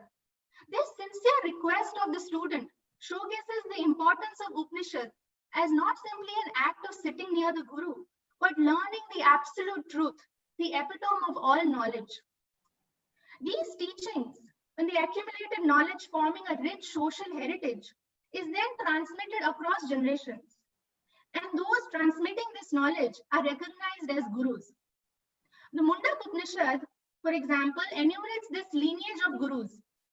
It begins with the father of creation, Brahma, who taught the highest knowledge, Brahma Vidya, to his eldest son and the apt disciple, Arthavan, who then taught it to Angira, and then who taught it to Satyavaha, and then to Angiras, then to Shaunak, and so forth.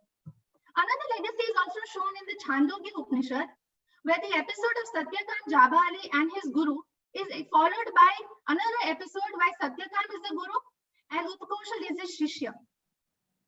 Today, I would like to just talk about the cultural significant teachings of the Upanishad, the invariability of a guru, and the cultural continuity of these teachings till today through the legacy of such gurus.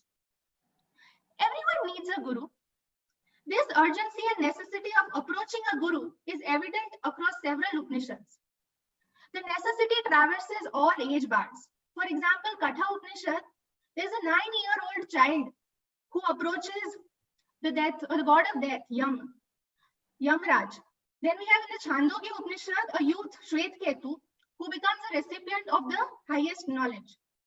And further, the same Upanishad depicts a long-reigning king, King Janashruti, who made his guards vigorously search for a cart owner, Reikwa, who then later imparts the highest knowledge. Further, the necessity of approaching a guru is not only felt by those just beginning in their course of knowledge, like young Satyakant, but also those who have, who are eminent scholars, like Naradji. When Naradji approached Sanat Sujat, he was already well versed in 22 Vidyas. Yet, drowned in grief, he makes Sanat Sujat his guru and says, "Tam ma Bhagwan, shokasya param tarayatu." Please help me overcome this ocean of grief. Then the question arises, why is this urgency for approaching a guru? Why would someone so proficient in the scriptures such as Narad seek a guru? The answer lies in the very core teachings of the Upanishad, the knowledge of the highest, the ultimate reality. Rishi Angiras in the Mundak Upanishad classifies this as Paravidya, Brahma Vidya, and he defines this as Yenaksharam Purusham Veda, Satya Provacha Tam Tattvato Brahma Vidya. The knowledge through which one realizes the highest being, Purusha, is known as Brahma Vidya. The mantra just preceding this mantra explains the means of attainment of Brahma Vidya. It says, Tat Vijnanartham Sa Guru Mevabhi Gachit. The knowledge can be acquired only by approaching a guru. Here, the specific mention of the word Eva is very significant because it highlights the fact that there is just one and only one way is approaching the guru. So guru is not only necessary, but inevitable. The Katha Upanishad also emphatically asserts the necessity of a guru in understanding the scriptures and the incapacity of the materially inclined mind to comprehend their true significance. When in Katha Upanishad, when Yamraj is explaining the Shreya and Priya Marg, and he explains that the Shreya path entails the knowledge that is subtler than the subtlest and beyond reasoning. So the knowledge cannot be grasped by the inferior mind unless it is taught by the realized Guru. So though Narad had read several scriptures, he was enlightened only through a Guru. The Upanishads thereby describe an ideal Guru as Shrotriya Brahma Nishta. So one who not only understands the deep meanings of the scriptures, but who is truly realized and has immersed in the divine bliss of the highest being Parabrahm. So only such a Parabrahm-nisht Guru can lead one to the supreme highest level, Brahmavid Apnoti Param. However, the Guru is described and found in the Upanishad did not only teach the path of afterlife, which as Aurobindo rightly points out is the supreme idea of Indian culture, but the Guru also molded one's perspective of this very life through various noble values and norms. The famous Dikshant Updesh of Taittiriya Upanishad is a valuable illustration of this. The Shikshavali of the Taittiriya Upanishad ends with the teachings given by the Guru when the disciple completes his course of study. There are values of honesty, as we all know, righteousness, service, not avarice. These values are taught just before the disciple enters the Grihast ashram as a guide to lead a virtuous life within the family and in society at large. Further, the Guru, as we have discussed in the webinar since few days, is the fact that Guru cultivates the perspective of viewing the good and divine in every being, in everything, and thus inculcates the values of social harmony and optimism. So in the Brihadaranyaka Upanishad, we have a famous dialogue between Yagnavalkya Rishi and Maitri, and Yagnavalkya explains the very foundation of love to his wife. He says a husband loves his wife, the mother loves her son because of the presence of divine within. The divine being resides in everything and in every being, and thus it leads, and realizing this divine being leads to immortality. And thus we have the famous slok, Atmavari Drashtavya Shrotavya Mantavya Nididhyasitavya. All these various values transmitted by the Guru not only suggest that the Guru is already encompassing these values, but more so that the Guru is completely selfless and compassionate, wishing and hoping only for the happiness and prosperity and spiritual growth of the disciple. The word Guru suggests being weighty or heavy, yet it also suggests dispelling ignorance and guiding one to light. So though the Guru is heavy with wisdom, he is ever humble and self-effacing, guiding the disciple towards the divine that he experiences, sharing his wisdom and caring for the disciple's well-being. In a nutshell, I would say that many aspects of the Indian culture are rooted in the Upanishadic principles and value system. Therefore, one can say that the Indian cultural continuity can be characterized as the continuity of these Upanishadic principles and the value system. And this continuity can be possible through a Guru. And India has been blessed and continues to be blessed through our legacy, having a rich tradition and legacy of such Gurus. Many Gurus across the globe have preserved and propagated these teachings, have established several mandirs, math, gurukul, and other institutions by inspiring writings of texts like the Bhashyas, and by simply inspiring others through their life and work. It is through these Gurus that the teachings are transmitted, lives are transformed, and souls transcend. We all would have experienced the blessings and grace of a Guru in our life. I would very briefly, in a minute or so, just would like to share a personal experience. What would you expect of an 8 or 9-year-old child when an uncle greets him and lovingly greets him and gives him a chocolate, a bar of chocolate? The immediate response would be probably of just opening or eating it. But this Indian child that I saw here in Vienna, he did not open it. It was very surprising. He turned it and read the ingredients to see if there is nothing, no ingredient that has harmed any being. There is no such ingredient.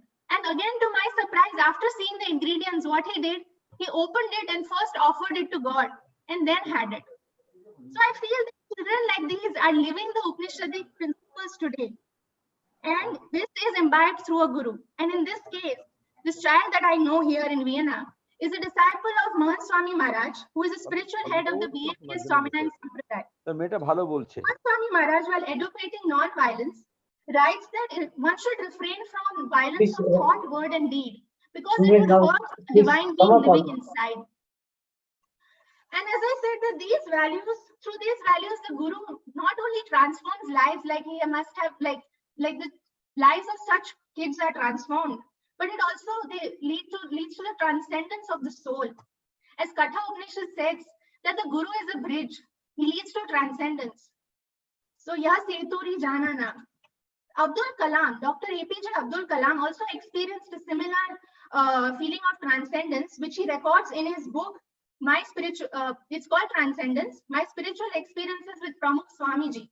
And I quote him, he says, Pramukh Swamiji has put me in a God synchronous orbit. No maneuvers are required anymore. I am placed in a final position of eternity. Further, I feel that the Guru today even keeps alive the intellectual tradition of India. For example, that I know of are the current bhashyas on the Prastantraya and Vad Granth. I'm a student of the Prastantraya Bhashya. It is the Swaminarayan Prastantraya Bhashya. So that itself shows that the Guru inspires bhashyas and the intellectual tradition still continues. Please So conclude. the concept of dialogue and dialectic still continues even today. So I would just like to conclude that the significance and the role of the Guru in shaping one's life and afterlife through various intellectual and cultural values lives on today. Though the context and times have changed, but the Guru ensures that the timeless teachings and values never lose their relevance. Though culture, as Granville Wallace that I mentioned in the beginning, he suggests that culture is nurture, more of nurture, but I feel the Indian cultural heritage not only nurtures, it is a transmission that leads to a transformation and culminating to a transcendence. Thank you very much. Thank and I you would very like much. to end by saying that you all are like my gurus. So please, I seek forgiveness for any mistakes that I have committed today. And of course, I'll continue to seek your blessings. Thank you so much. It was a very beautiful presentation with regard to Guru Mahima and Guru Mahatmya. You have rightly pointed out that core of culture is a social tradition, and that tradition is inherited by cultural continuity. And this cultural continuity is put forth before us by the Gurus. It is the job of the Guru to preserve the culture, the noble ideas contained in the culture. And it is through Guru that we approach the scriptures and understand the true meaning of the scriptures. So that's why in India we always regard Guru as a person of a high pedestal. And we have Guru Purnima, where we have Guru Puja also. So you have rightly pointed out the role of Guru in cultural inheritance. Thank you very much for your very good presentation, and we wish you the best. Thank you so much, sir. Thank you. Over to Padma ji. Yes. Next, I invite Professor Ramarao Papuji.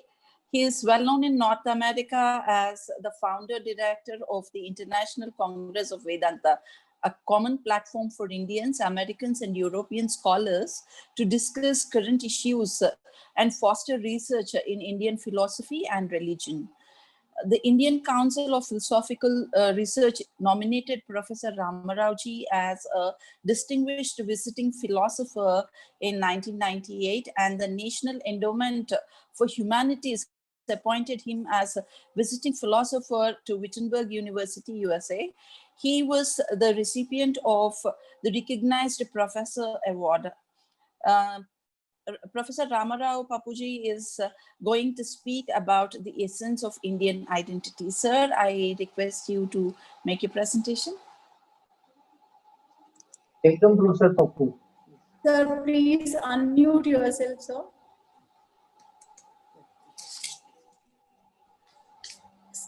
Yes. He's not visible. He's not visible. He is visible but not audible.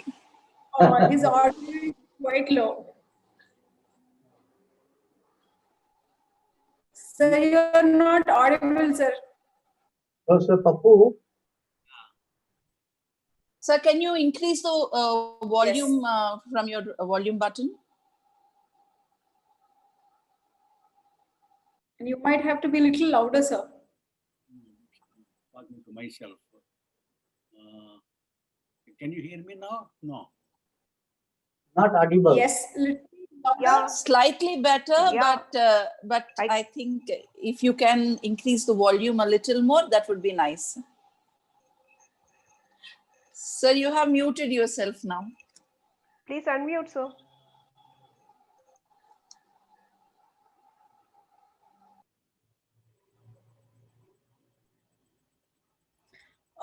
on the speaker button, there is a red light. Yes.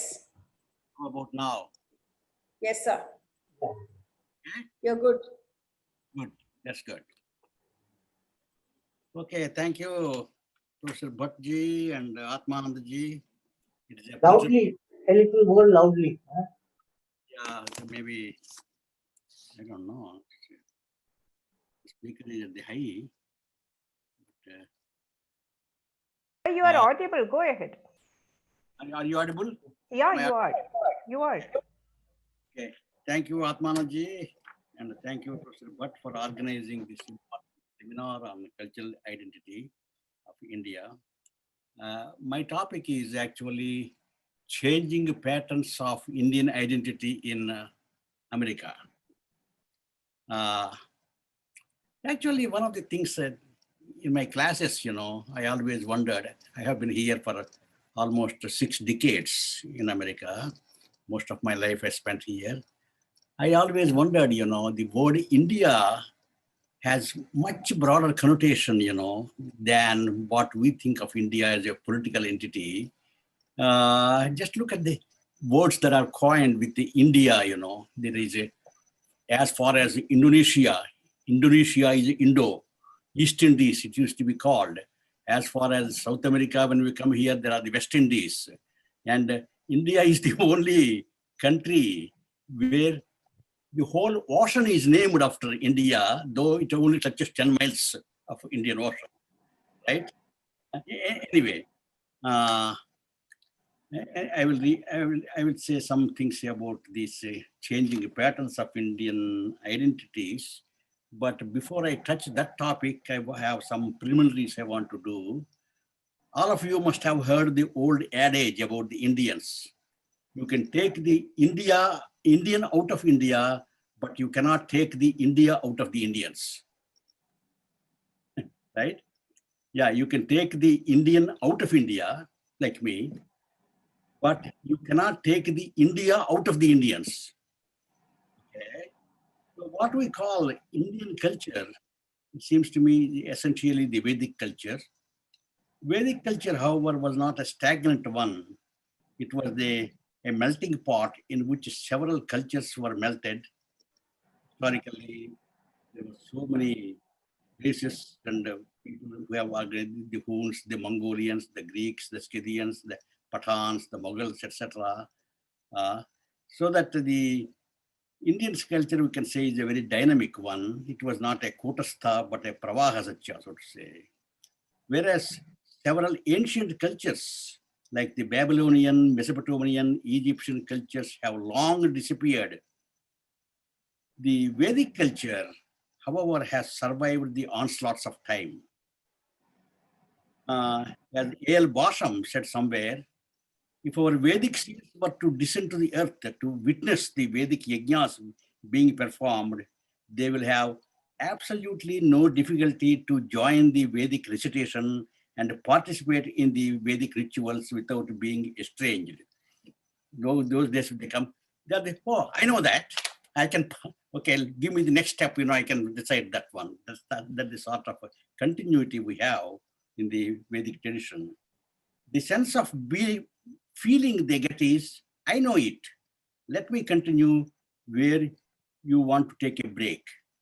People from 2000 years ago. A few decades ago, there appeared a series of books called The Age of Enlightenment, The Age of Reformation, The Age of Renaissance, etc. If we have to give a name to the modern world, we may call it the Age of Identity.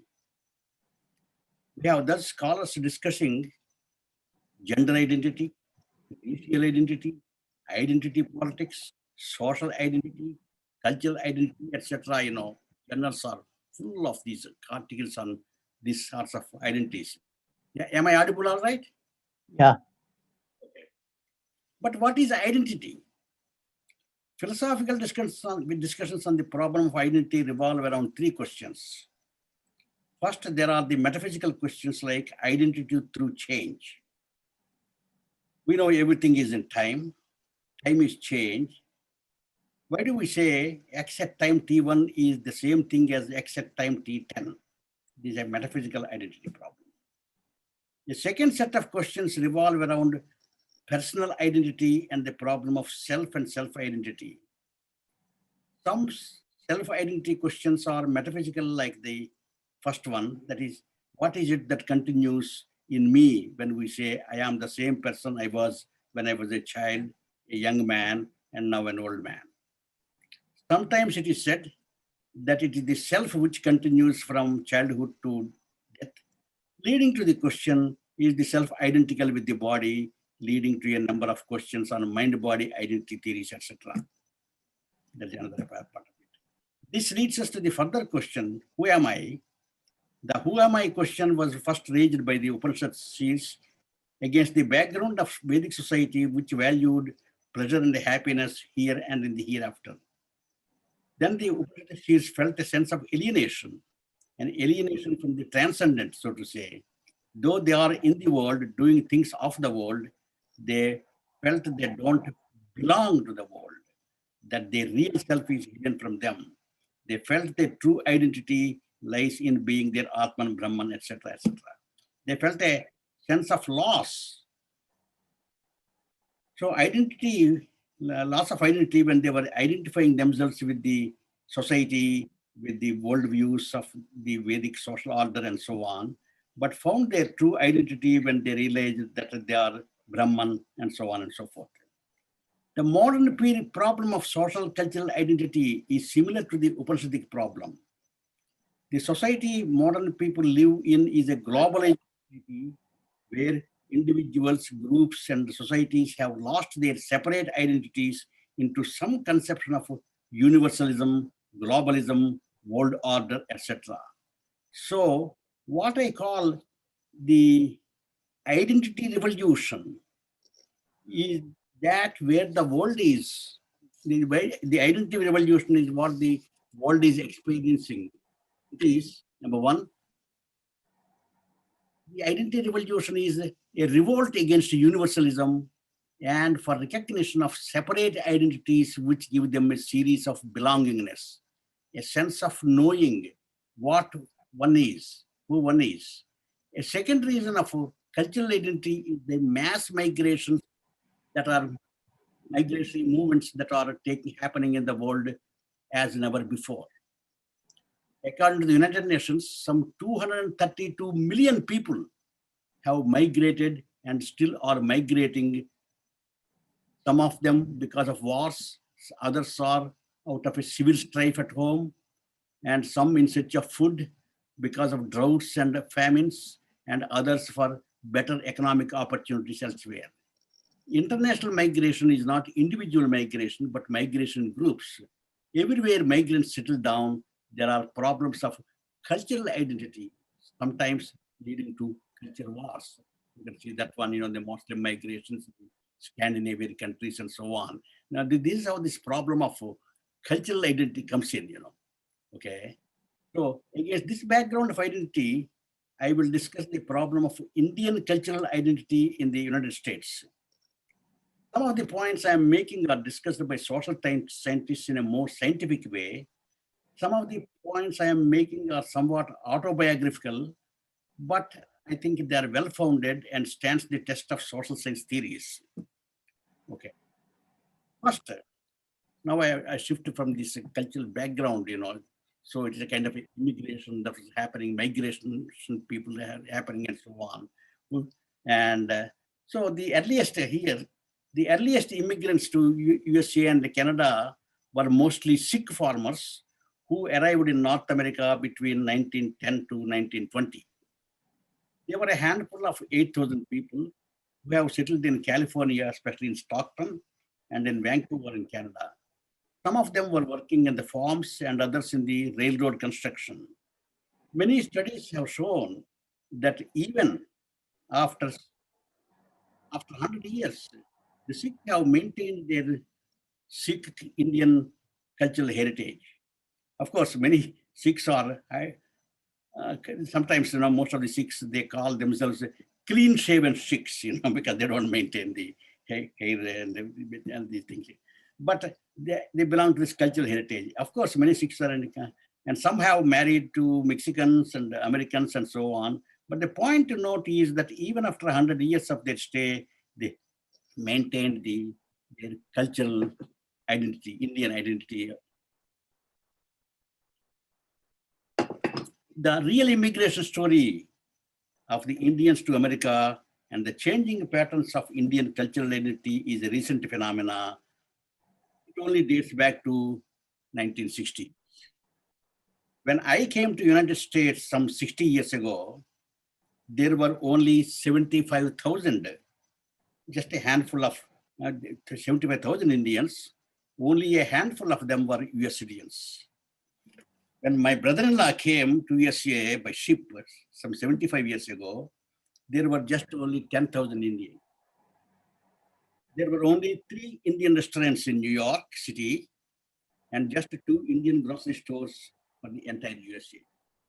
Now, there are some 2 million Indians living here, and some of them, and some 1.25 million Indians are American citizens. From my own experience and observation, I make the following generalizations. When the Indians are few, the continuity of Indian culture was never in question. My own children growing up alone would have lost their Indian identity and merged themselves into the American society, but it did not happen. Instead, they became more Indian-centered than American-centered. When my daughter was going to school, she was the only girl. We saw all the white Americans over there, but nothing has changed. In fact, she has become stronger in the certain values of the society. So that the generalization you can make is, when fewer people are there abroad in other cultures, the Indian identity is not lost, but it becomes more strong that way. Okay. 2. In 1965, in the Johnson administration, immigration rules were liberalized, and hordes of Indians have migrated to America. With lots of Indian population, Indian bazaars, Indian foods, Indian restaurants, and Indian temples were springing up. With this number, they have become bicultural Indian Americans. Now, most of these people are called the Indian Americans, But note, in this expression, they are Indians first and Americans second. It's not American Indians, that refers to the Native Americans. So we're all Indian Americans, not Indian Americans. So the Indian or the cultural heritage stands first, in calling these people Indian Americans. Okay. Then, 1/3 to half of the Indian Americans are marrying Americans. With these biracial marriages, which are becoming very popular, very common, one would have expected Indians to lose their Indian identity and acquire another identity, say some American identity. It is expected that in another 10, 15 years, at least 1/3 to at least one half of the families will have biracial they will be, okay? But this is not happening. The Indian identity and acquire American identity, but this is not happening. The Indian identity is maintained for the children born of this biracial and most of the people I know, they are naming their children Indian names, not the American names, So it's very interesting. Taking them to the Indian festivals, temples, and so on and so forth. That's one would have lost in the American culture, but it is not happening, so that the Indian identity in some sense is maintained. Now, one of the important things people are discussing these days is the Indian identity of our vice presidential candidate, Kamala Harris. Her story is fascinating. That is a kind of a model for probably that's what is going to happen for the future Indian Americans here. Kamala Harris' mother was a South Indian Brahmin. She came to California for studying, met this Jamaican black, and she married her. She married him, and then 2 children were born to them. And after 5 years of marriage or something like that, you know, they were divorced. Kamala Harris' father, Kamala Harris' husband, after divorce, you know, he went back to Jamaica. She never saw him afterwards. But Kamala Harris she has another sister by name Maya. Now, right from the beginning onwards, because of her father, she identified herself instead of given the status, you know, her father, her husband was, Kamala Harris' husband was Jamaican, he was a big professor and so on and so forth, you know. They could have lived an Indian way of life, meaning thereby Kamala could have gone to Harvard, studied law, like any other, most of these Indians that's happening. Instead, her mother wanted her to be identified with the black culture, so she lived in the black neighborhoods. Went there, she went to Howard University, which is essentially a black university. And so that throughout, actually, she wanted to be called, at least people call him as a black rather than the Indian. So where does the Indian end and where does the black begins, kind of a thing. But in her own personal life, you know, only recently I heard 2-3 months ago, she sent some money, you know, to Madras, asking the relatives, you know, to perform 108 pujas or something or other, and so on. And anyway, the point I'm trying to make here is this. Though with this kind of a multicultural atmosphere that we are living, the Indianness is something, you know, which is not totally forgotten or which is totally abandoned. And there are also 2-3 generations, this is also happening. For example, when my daughter was going to school and all that, there was a problem because she doesn't know who she is. In other words, how to tell the other people, you know, all white people, because she's the only non-white person there. But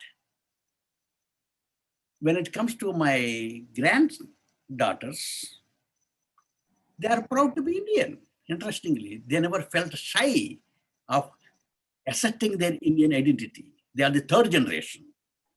Both my granddaughters, they are going to Stanford, and they say, oh, but they never felt any compunction, you know, because my daughter, you know, she's kind of a shy to be to the that sort of a thing. Okay, I'll go to some other problem. And you can sum up also now, huh? Just a couple of things I will say. My observations in Indians in South America, especially in Trinidad and Tobago, Guyana, Suriname, and other countries, I have studied. I have studied went and discussed lots of things in South America, Mauritius, Fiji, where the Indian immigrants went as indentured laborers and settled and set up their own governments. Indian culture did not disappear. In fact, they were more rooted in Indian culture than Indians in India. Many Indian immigrants with whom I talked were surprised to find that they considered to be, but that what they consider to be Indian culture and Indian cultural values are disappearing in India. Some Guyanese Indians who visited India some time ago made the observation that Indian culture seemed to be disappearing in India, but surviving adopted countries. You know, like my own experience in raising the children confirms it. I have raised my children with strong Indian cultural values, and every time we go to India, they're surprised to find that is almost disappearing, you know. Hey, Dad, this is not the thing, you know, which you taught me, what I see. Okay, now I will conclude the paper coming back to the quotation I started. You can take the Indian out of India, but you cannot take India out of the Indian. Expanding Carl Jung's collective unconscious, I would argue that this is a separate paper, that the cultural unconscious is what continues in individuals and groups, no matter what happens, which is passed on from generation to generation, is what I call the cultural unconscious is passed on. Okay, cultural unconscious consists of ways of thinking, value systems, behavioral patterns, etc. This is something what is passed on from generation to generation. An American friend once remarked to me, looking at his grandson, "Hey, look at this guy. There is something Indian in him." Okay, in other words, you connect it with something like a rebirth doctrine, you know, this one. How come this guy, though he's born here, you know, purely American, but he seems to exhibit certain Indian characteristics, you know. So this is what I would like to connect, you know, the cultural unconscious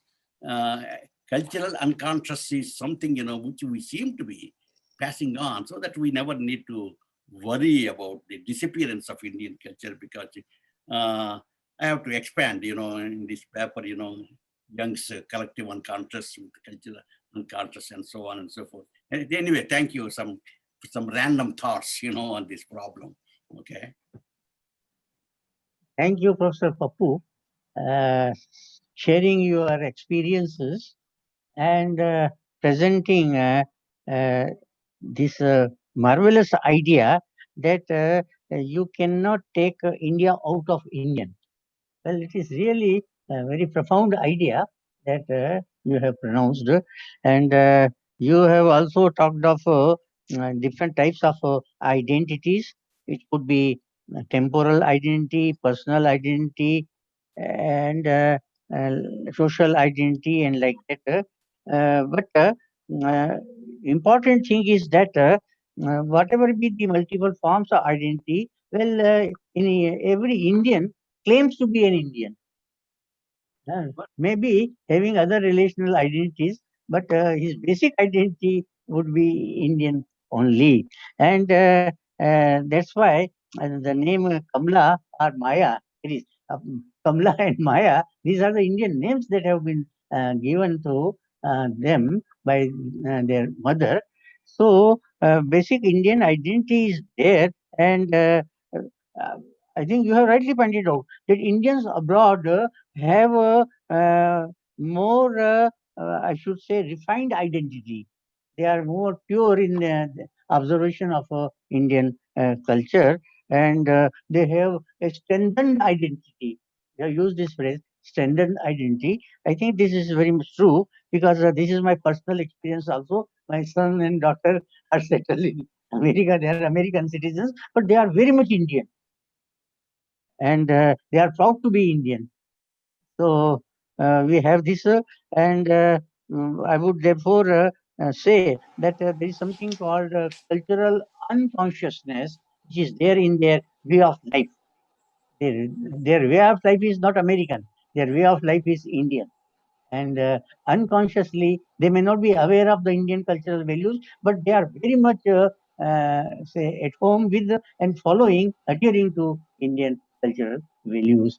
So thank you very much for sharing your rich experiences, and I'm happy to collaborate those experiences in my personal life as well. Thank you very much. Now, next speaker, over to Padmaji. So I now request Professor Sudhir Singh Rajputji to present his paper. And Professor Bhatji, can you please introduce him? I know that he is from the University of Delhi, but I have very little information, and I seek your forgiveness for that. But I request Professor Bhatji to introduce him. Yeah, welcome Professor Sudhir Singh Rajput. He is Professor of Political Science in one of the prestigious colleges of Delhi University. He is quite active academically as well as socially, and runs an NGO, an organization for upliftment of the lower state of society, and he is quite active. He has toured many countries of the world where he has spread Indian culture, and he is deeply steeped in Indian culture. In fact, he is very much appreciative of Indian culture. He lives the basic values propounded in Indian culture, and therefore we shall be privileged to listen to him about his experiences of Indian identity and cultural continuity in the countries which he visited. So, Professor Rajput, please. Thank you, Professor Bhatt. In fact, I'm extremely grateful to you, Swami Atmanandji, Padmaji, and your entire team, because Veda Research Institute has organized such a marvelous theme. And I must tell you, Bhatt Sahab, I never read such a wonderful concept note which you wrote for this particular webinar. It is one of the most important academic piece of paper which I have confronted with in my academic life. I congratulate you for that particular hard work, and that is also so much long. So I will conclude by another 15 minutes. So my theme is Swami Vivekananda and global peace. As the basic theme of the entire webinar is Indian identity and cultural continuity, I was hearing Professor Pappu and my friend from Mauritius and many others. I had been in America last year for a month. I spent this 4 weeks in Washington, D.C., and I have confronted the life of American people, particularly in Washington City and nearby areas, Philadelphia and others. I must tell you that Professor Pappu is absolutely right that Indians are more Indian in other part of the globe, particularly in US and Europe, than in India because of the cultural roots. And one of the builders of those cultural roots are, I mean, there are many, but Vivekananda, Swami Vivekananda was one of them. I must tell you a personal experience. I was hosted for a dinner by a Catholic priest, and he was a big priest of that part of America in Washington, D.C. And once he knew that I am a Hindu, he called me inside his house and he told me, I am showing you something very unique. And finally, we landed at that place and I found that a big statue of almost 3 feet height of Swami Vivekananda was lying in the house of a priest. And that priest was a top priest of the area. I will not reveal the name because that will create problem for that priest. I asked why you are so much worshipping Vivekananda. He told he was a real priest who thought for global peace. He was a man who are rarely coming on this planet. Therefore, I am very, very grateful to him. And despite I am a priest of another way of life, another religion, but I have equal respect for Vivekananda, because Vivekananda famous slogan is that all religions are going for the same destination of ultimate peace. And if the world will accept this particular thesis, I understand that global turbulence, global violence, which is perpetuated by different actors here and there throughout the globe, will be reducing or will be eliminated.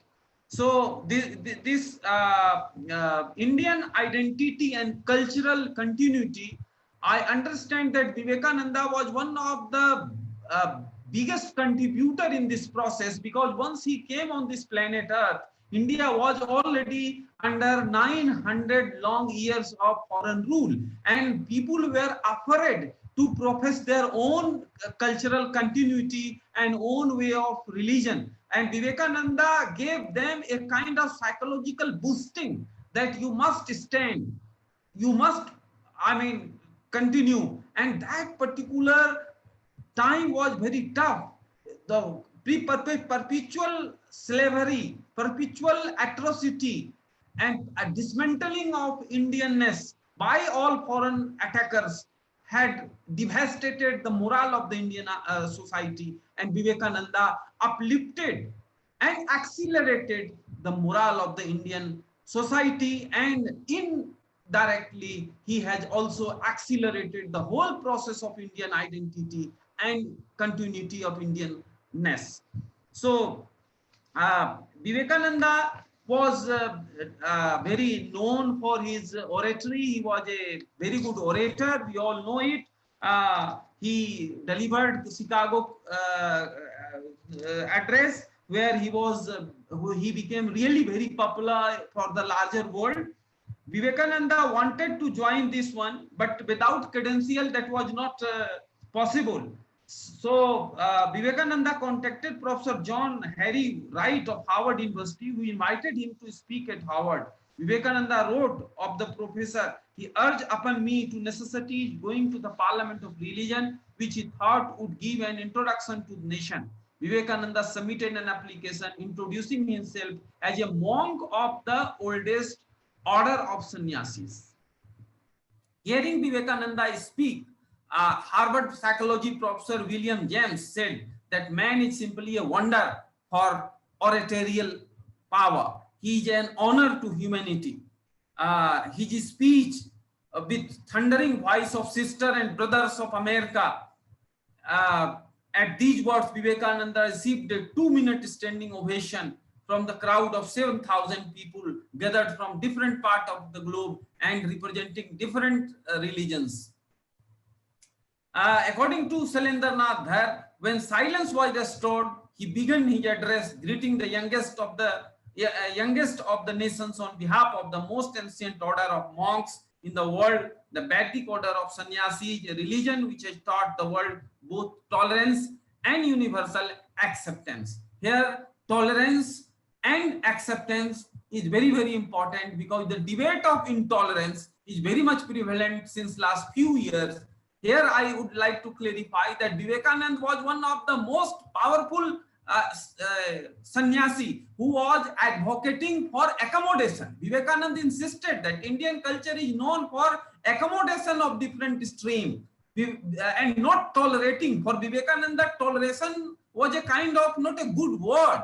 Vivekananda rather opted for accommodation and acceptance. So that has remained a cradle of Indian civilization. When Parsis were persecuted in Iran 500 years ago, they came into India and they settled here. They are around 5 lakhs, but they are out of 15 Vilnayars, 9 are Parsis, and nobody has any problem because they have assimilated themselves into the Indianness. And Vivekananda was one of the most powerful spiritual guru who inspired Jamshedji Tata to begin with a indigenous industry, and Tata industry came into being and today has become an empire. So that is an example of Indian mode of acceptance which Vivekananda was very much insisting with. Parliament of Religion President John Henry Brown said, India, the mother of religions, was represented by Swami Vivekananda, the orange monk who exercised the most wonderful influence over his auditors. Vivekananda drew attention to the extent of poverty in India also. Here Vivekananda was different from other Swamiji or series of seers in India. Vivekananda was much concerned with the prevailing inequality in the society, and he was of the opinion that without ending this inequality, India cannot be a strong society, and Hindus must give adequate attention to remove this prevailing inequality. That inequality, if adequately ended, will not be only a kind of good for Hindu society, but for the global level as well. Today, World Bank says that 2 billion people are living below the poverty line in the world. And even in India, almost 13 crore people are again today living under below the poverty line. And those are the serious challenges for which Vivekananda indicated and are marked the challenges for the society. And Vivekananda was very much clear that without removing poverty, India cannot be, Hindus cannot be a strong society. And therefore Vivekananda is also called as a socialist Swami. He was also called as a socialist Swami.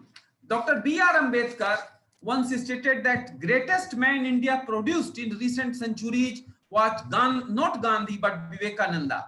The first Governor General of India, Raja Gopalachari, stated Vivekananda saved Hinduism, saved India. Subhash Chandra Bose, who was representing different stream in Indian freedom struggle, he stated that Vivekananda was a proponent of Vivekananda was the maker of modern India. So we can find such many nice words such like this. Vivekananda also contributed in a kind of bridge between Occidental individualism and Oriental collectivism. West, the entire the right regime of the West is based on individualism, and Indian tradition is insisting on duty-bound rights. So Vivekananda made a bridge between both, and that if this will be taken care of adequately, then international regime of human rights will be really implemented. Vivekananda also spoke about diversity. He was very much fond of diversity, and he was very much accommodative also for the diverse interest and diverse sect of people, and he was very open for that particular one. He was very much a great proponent of the idea of social inequality, social equality, and idea of opportunity, equality of opportunity. Vivekananda was the first saint who talked about the plight of the weaker section of the society. He had also highlighted that without bringing them into the mainstreaming process of the society, Hindu society cannot be a strong society. And that concern remains unattended at some extent even today. Women was at that point of time when Vivekananda was on this planet, women's status was in a very bad shape. We all know the kind of story from Sati system to all. But Vivekananda was the man who advocated all kind of rights for the women community. He also advocated that without the original equality to the women community, society will not grow properly. Therefore, gender equality is very, very important for Vivekananda, and that remain core of his thoughts. Vivekananda is also known as humanistic man. He was also talking about a kind of global peace during his lecture in America, different countries of Europe, and even in Japan. He insisted that humanistic approach should be ever from all kind of religious understanding, because humanity is number one, and humanity must be addressed by all of us. And he was very open for the contribution which Hinduism has given for the humanity. He underlined the importance and relevance of Vasudhaiva Kutumbakam, which believes that entire globe is a family. And Vivekananda was very much ardent for this belief, and he was also insisting the real notion of humanism. Once Gurudev Rabindranath Tagore stated to some foreigners that if you have to understand entire India, entire Indian tradition, entire Indian culture, you have to read Vivekananda. Maharishi Aurobindo has also stated like this. So Vivekananda was multiple in one persona. He was not a common Swami. He was a kind of great revolutionary Swami who not only transcended Indian society from a slavery psychological mindset to modern mindset, but he also attacked on the basic roots of the societal evils in India and also provide solutions. He spoke about gender equity, he spoke about all other necessities, and he also spoke about accommodation of different streams into one humanistic approach. Therefore, in larger context, Vivekananda perpetuated and provided a kind of global peace. Immanuel Kant had written long back that if one place of the globe is turbulent, then another part of the globe which is peaceful will be turbulent in due course of time. Vivekananda also insisted on this particular domain, and he will remain a great harbinger of global peace and a great representative of Indian identity and cultural continuity, not within Hinduism, but at the global platform where all religious people will assemble. They will take elation from Vivekananda's sayings, his writings, his works, and it will be helpful to establish a kind of working global peace. Thank you very much. Thank you, Professor Sudhir Singh ji. Swami Vivekananda is a real embodiment of Indian culture, and in his life and thoughts, we find continuity of Indian culture. And this Indian culture, he could not only live, but also propagate in world fora. And the Ramakrishna Mission branches that he established, I think are doing a genuine service for preservation and propagation of Indian culture. So, contribution of Swami Vivekananda, therefore, is remarkable. We appreciate it, and we feel grateful to Swami Vivekananda. So, we are thankful to you for highlighting the contribution of Swami Vivekananda. Thank you very much. I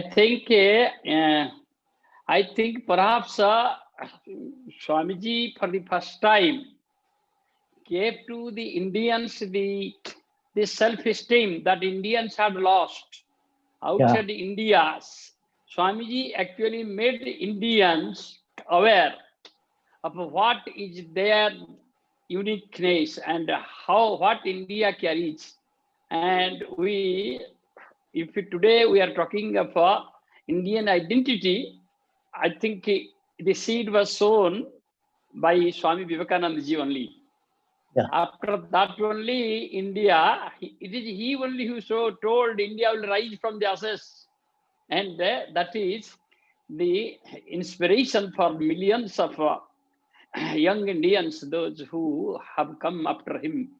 And I'm really very grateful to Dr. Sudhir ji and the way he actually presented before us Swamiji's message and his transmission. I really deeply appreciate it, Sudhir ji.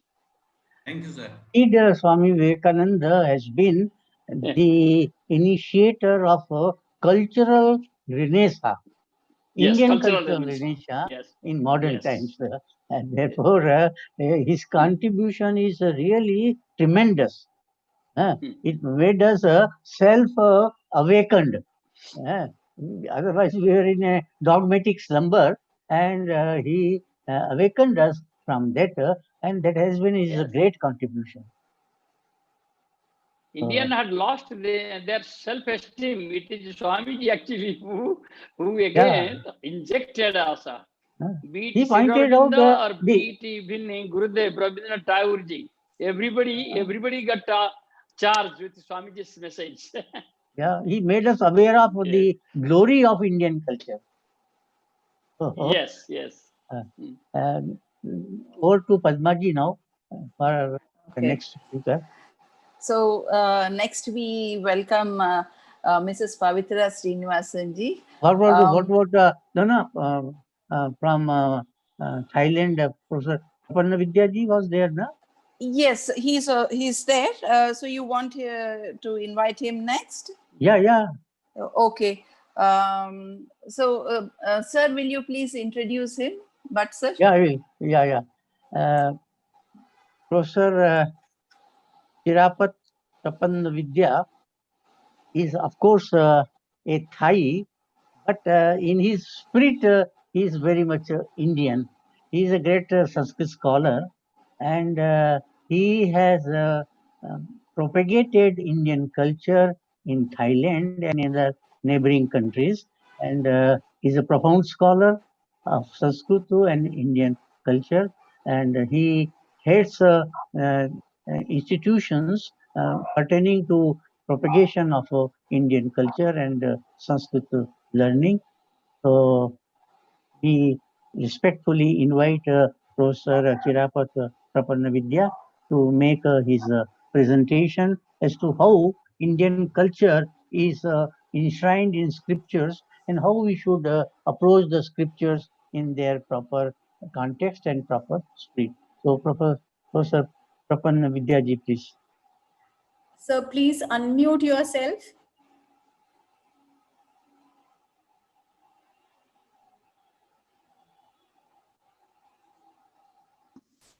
Hello. Yes.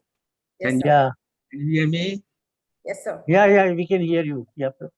So, thank you very much, Professor Bhatt, for inviting me. Actually, I don't have much time to prepare. But when you have invited, I cannot deny, I cannot decline. So I joined the webinar. I was supposed to speak yesterday, but there was some technical problems, so I couldn't join. So thank you very much for allowing me to join this session. Since I don't have much time, I don't know whether I can share my slide. Yeah, but you have to have 15 minutes only, not more than 15 minutes. Yeah, I know. Please do that. Yeah, do that. I want to show. Usha, can you make him a co-host, please, so he can share his screen? Yes, I made it.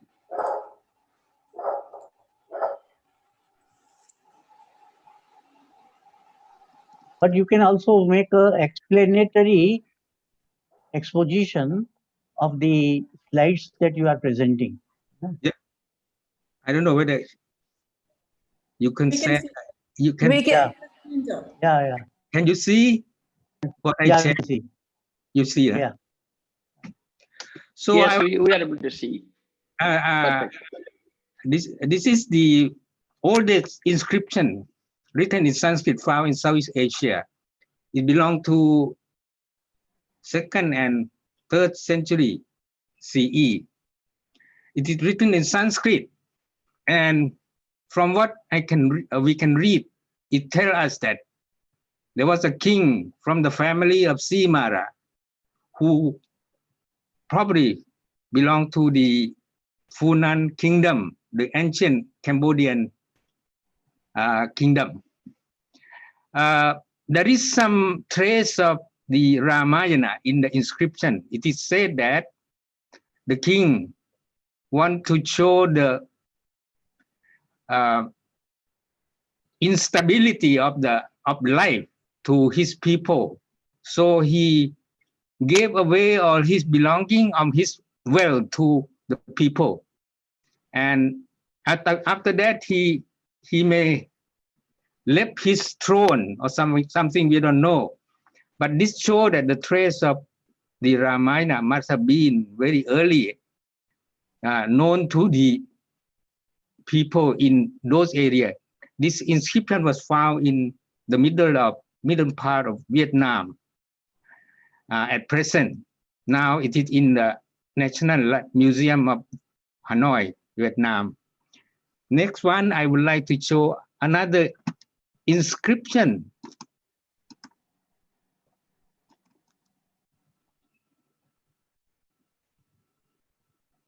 Next one. I don't know whether you can see that. The next it's the same, the earlier one, not the next one. The next one. Okay, next one. This one, can you see that? Yeah. We can. So this is a fragment of inscription found in Thailand. It belongs to 6th century. The name of Rama and Lakshman was mentioned in the inscription. So it showed that the story of Ramayana is known also in the region of Thailand, at present Thailand. Next one. Yeah.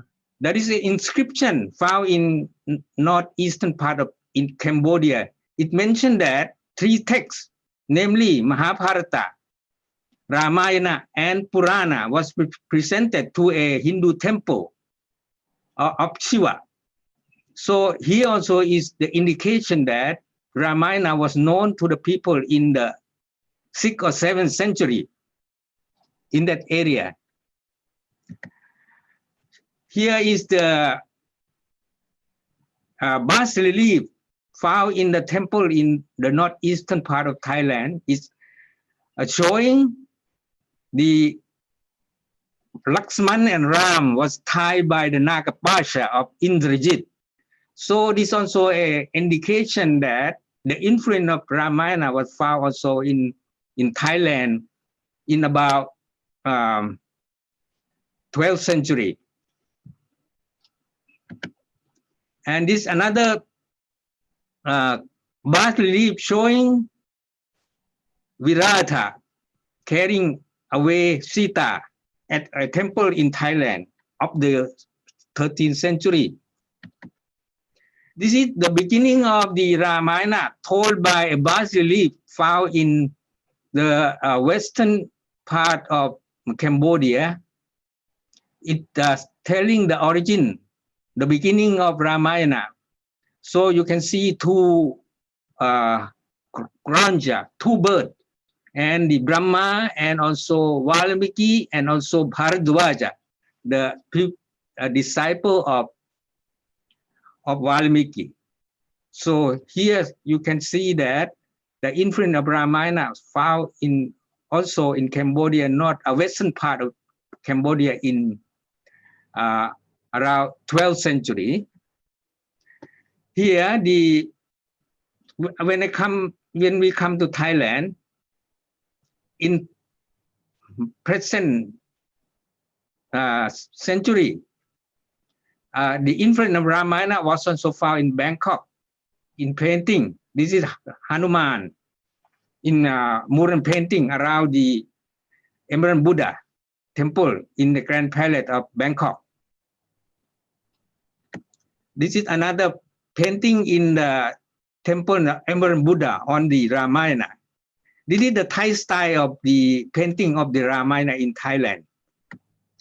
Here is Hanuman looking for the medicine for Lakshman, who was hurt by the arrow of Indrajit. So the influence of Ramayana was very strong in Thailand. We have legend that Hanuman came to Thailand to pick up the medicine from Thailand itself. There is a mountain in Thailand where Hanuman is supposed to come and collect the medicine in the middle part of Thailand. This is another modern painting in Bangkok in the Emerald Buddha temple in the Grand Palace. This is also another painting. So this is the earliest Buddha image found in Southeast Asia.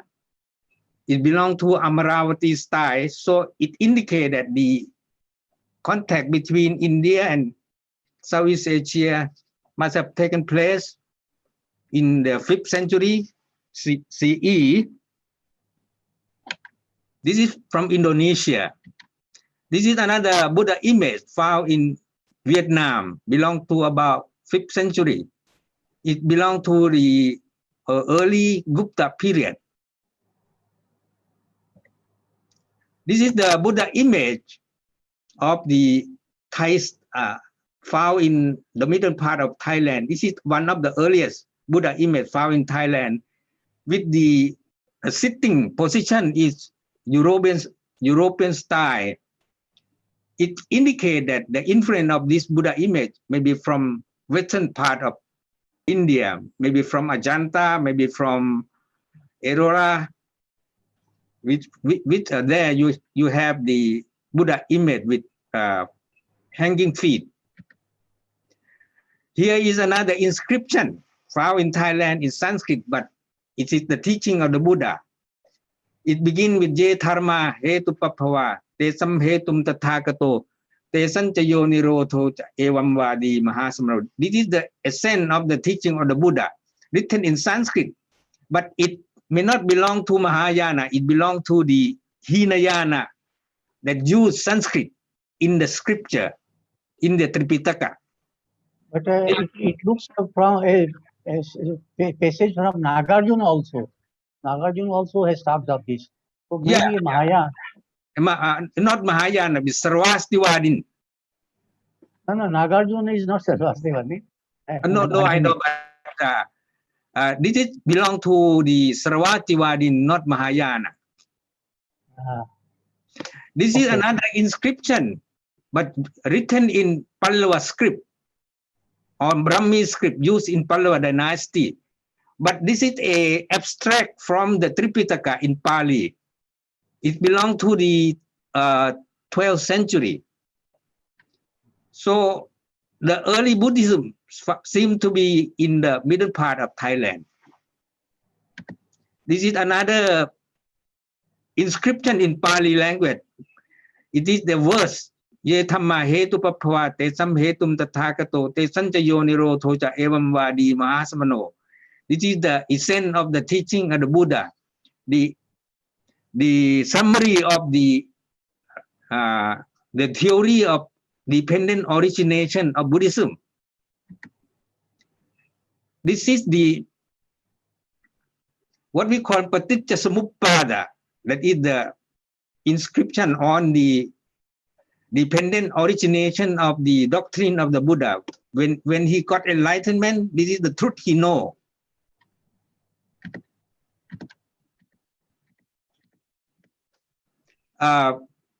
So I want to conclude that the influence of Indian scripture, it means I include also Buddhism, which is the origin of Buddhism is from India. The scripture of Buddhism is the Pali Tripitaka and also Sanskrit Tripitaka.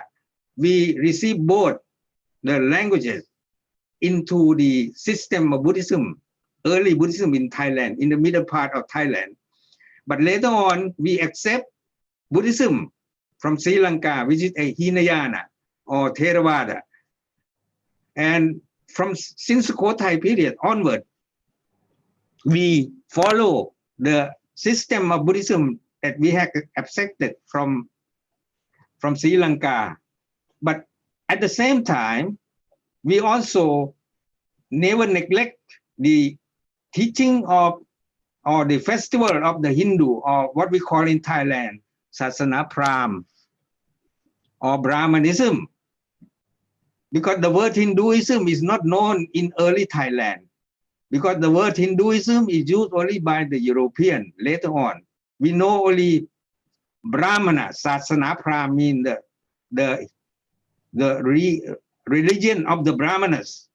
It means the text, not the caste Brahmana. It's straight or more on the sacrifices. So in the Thai people was known in Southeast Asia in the 11th century. Before that, they must have been inhabited the southern part of China, and they migrated to the southern part or to the present-day Thailand in the 12th century.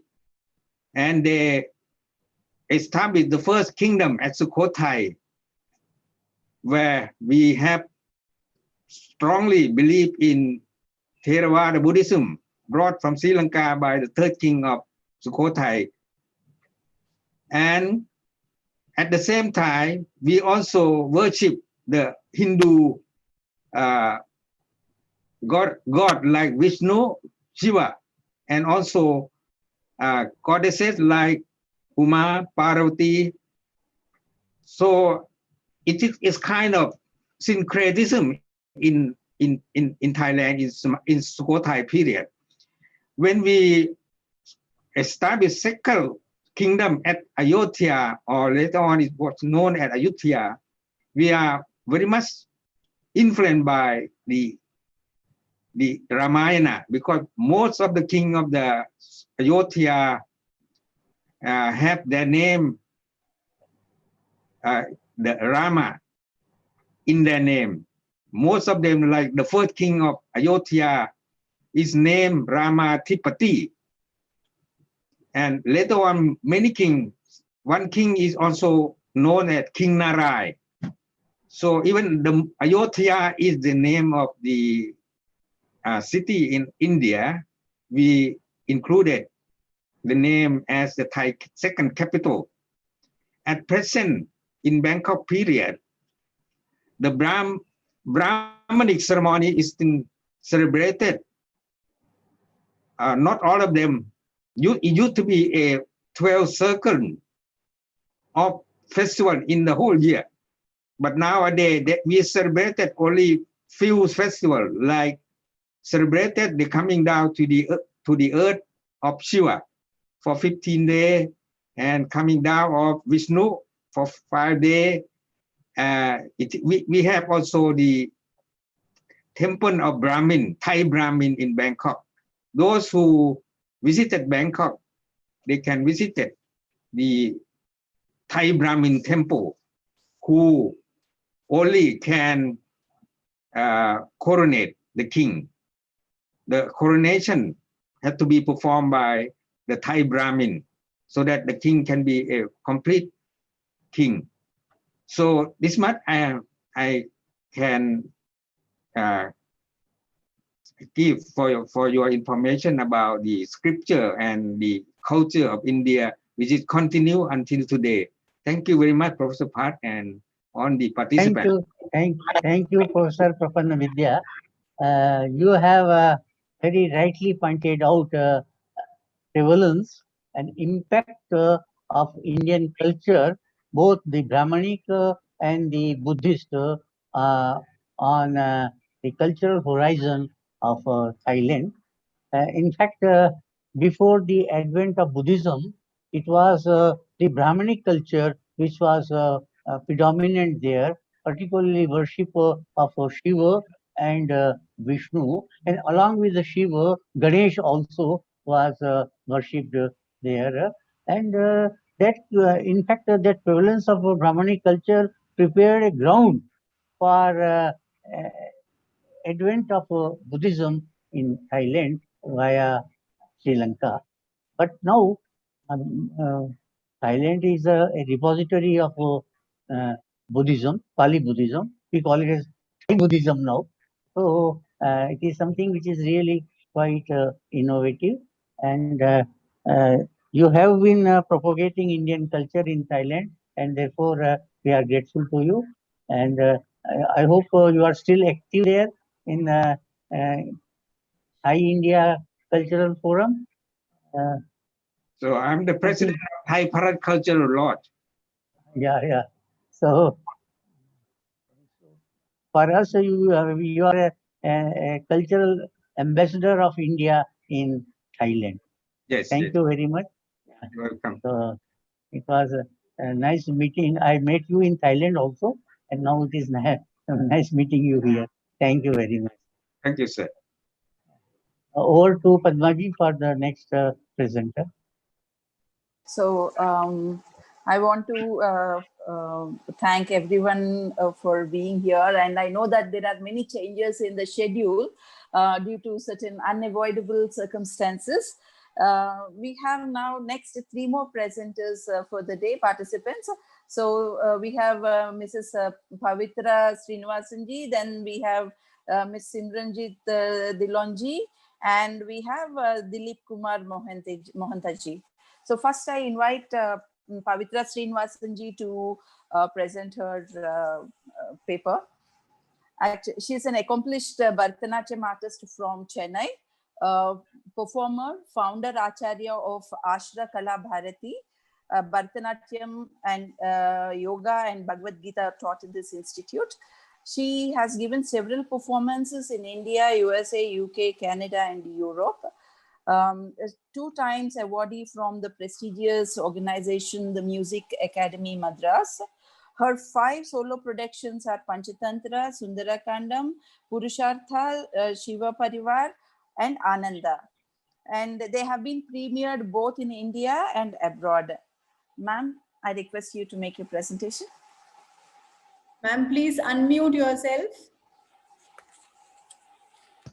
Actually, she was with us in the morning, but like as I said, she had some power issues, and so she couldn't continue with her presentation. It was so magnificent, so beautiful that we wanted her to make a presentation in the evening. We had to do those changes. Ma'am, please. Well, it's very kind of you, Tulsi ji, for accommodating me again in the evening. It's really kind of you. And I thought when the power went off, it is our privilege, Pavitra. Yes. It is our privilege to have you. Thank you, Professor. So actually, जब सुबह current गया था, I was very little upset that I could not present the Bhagavad Gita. Then I consider myself lucky because I think I'm the only one who's again coming and seeing Swamiji and Professor and Tulsi ji and everyone. So it is my luck. And namaste to Chirapat ji. I have met him in Bangkok along with Professor Batsar when I came with them to present a paper on Indian culture. Oh, So I see. it's very nice to see you again. Actually, ma'am, I just wanted to inform you that Bhagwan texted me earlier saying that I will cut short my closing remarks to 2-3 minutes. Please give enough time for Pavitra ji to make her presentation. So it was, you made such a great impression on all of us. So we welcome you, ma'am. It's very kind of you. It's only your affection that makes you say like that. Yes, I will now talk. Talk for less, but because I want to show the video.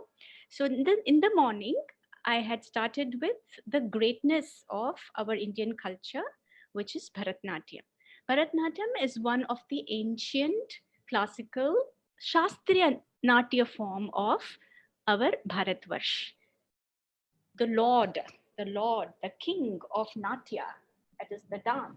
We call Natya now because dance means it will include every dance, Bollywood dance, ballet dance, Western dance, rap dance. So I'm going to call it Natya. So Nataraja is the king of Natya.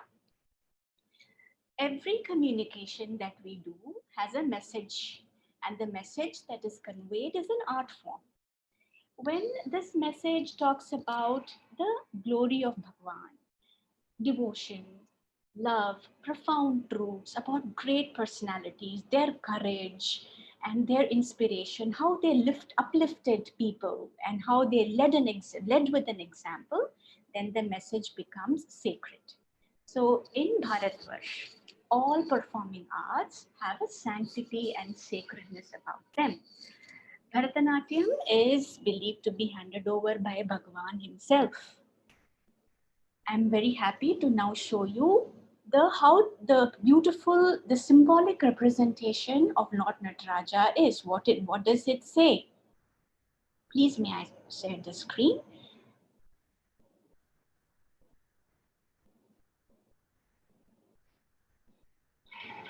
Can you all see my screen?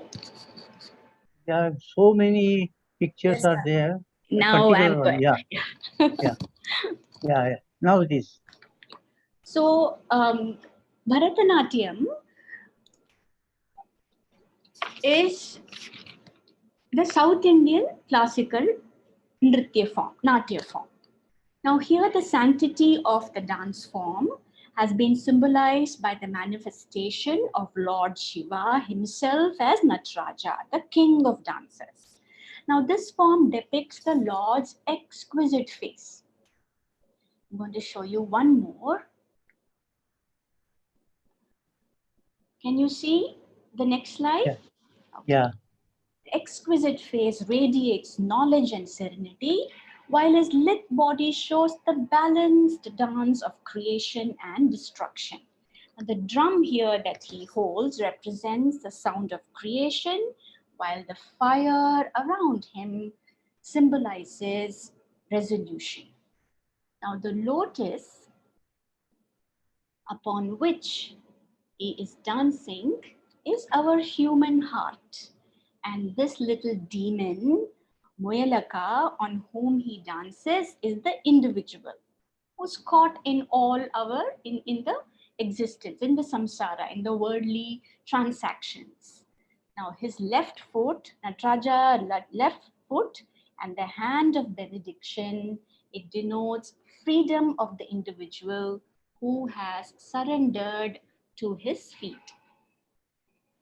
Now we also see Nataraja kept at a research center in Switzerland, in CERN, Switzerland, for scientific purpose. So that much glory and influence is the very form of Nataraja himself, not only in Bharatvarsh, but also outside. Now,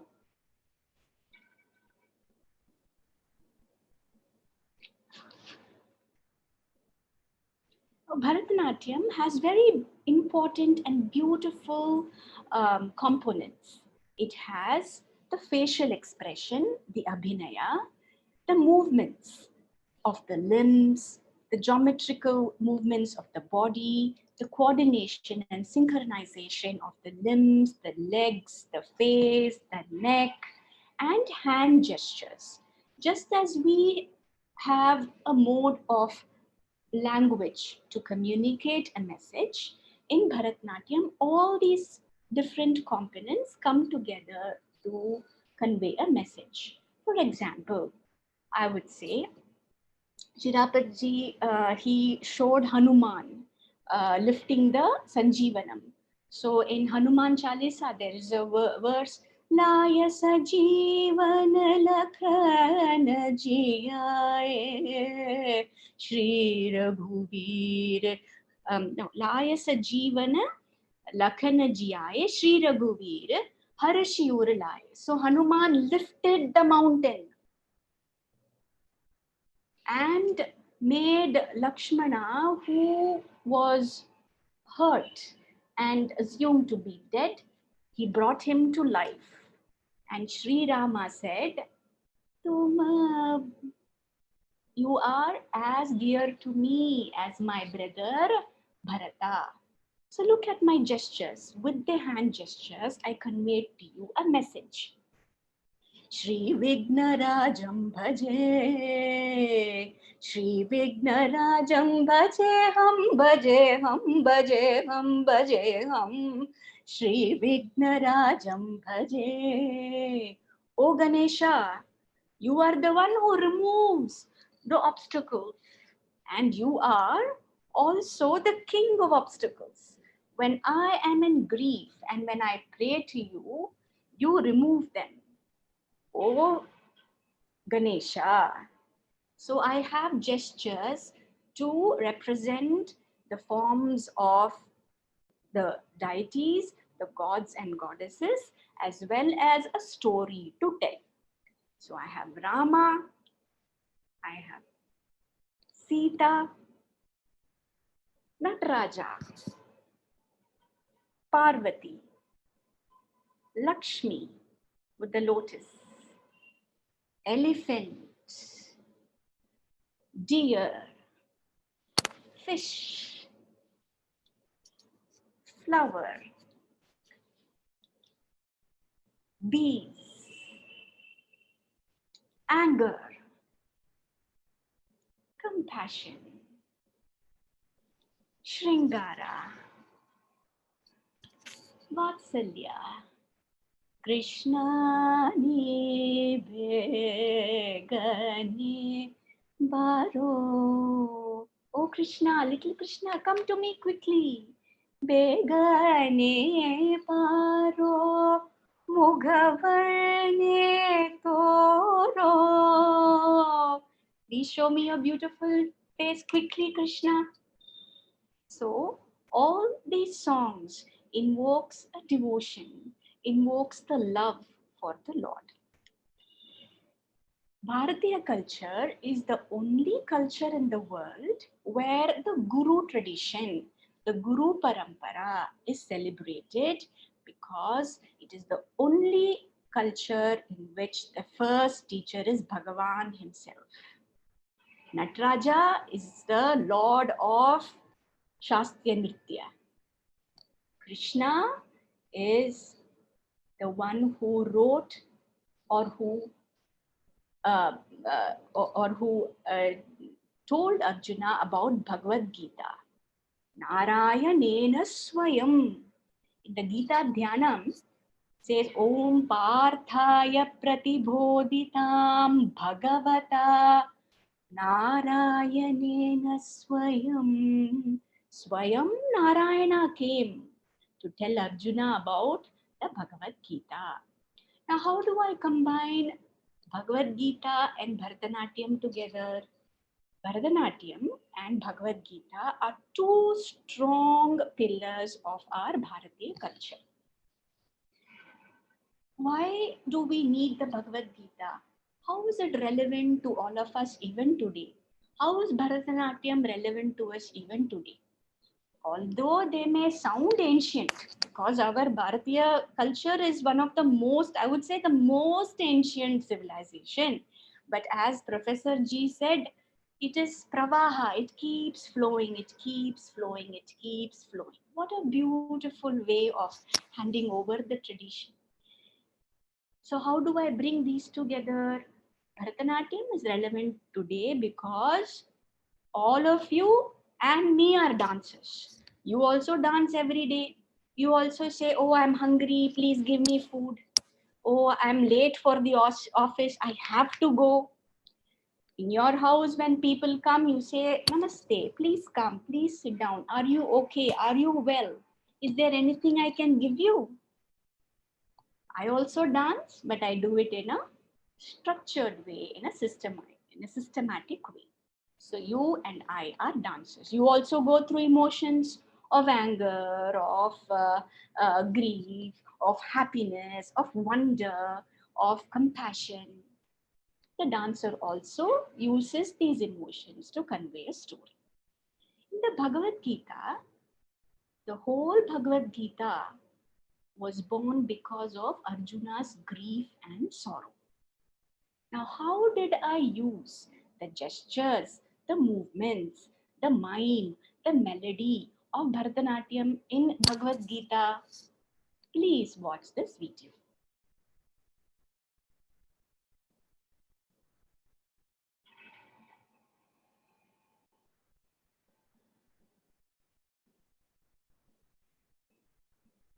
Jam janutam tajam janutam tajam. What started as a conversation between two great friends in a situation of great conflict and pain turned into a dialogue between a cosmic teacher, Guru, and a universal student, Shishya. Jam janutam tajam janutam tajam janutam. This Guru Shishya Samvada between Sri Krishna and Arjuna is the Bhagavad Gita. Tajam janutam tajam janutam tajam. The Bhagavad Gita is a glorious song of Bhagavan Krishna, taught by Bhagavan Narayana himself. Om Parthaya Pratibodhitam Bhagavata Narayanena Swayam Vyasena Grathita Purana Munina Madhye Mahabharatam Advaita Amrita Varshini. It showers the nectar of Advaita, non-duality for the entire humanity.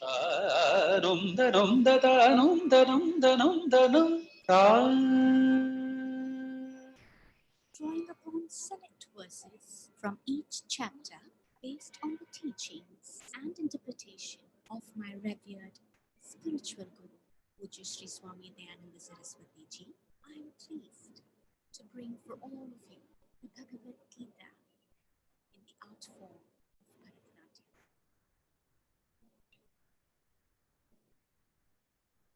So that was an introduction to how the Bhagavad Gita, what is the Bhagavad Gita, and how one can present in Bharatanatyam.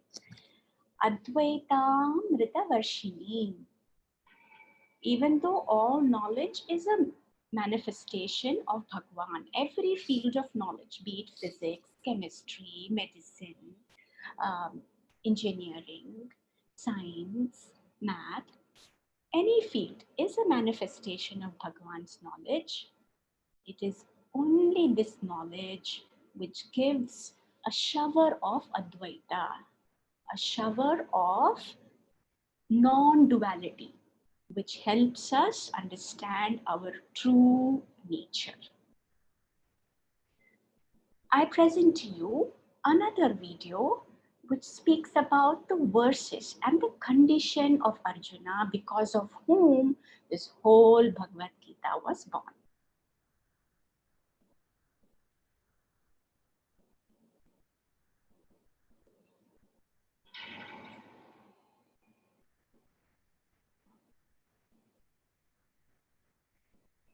Jam janutam tajam janutam tajam. The Bhagavad Gita begins with the word dharma because of its foremost importance in every pursuit. You can increase the volume a bit. The two words are significant.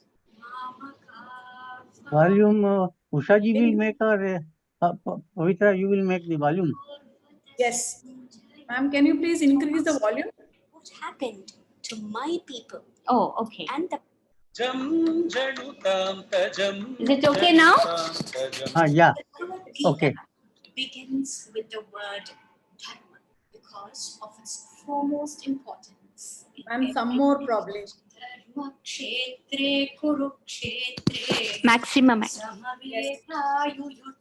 The two words Mamaka and Pandava are significant. Mamaka Pandavaschaiva Himakorvata Sanjaya.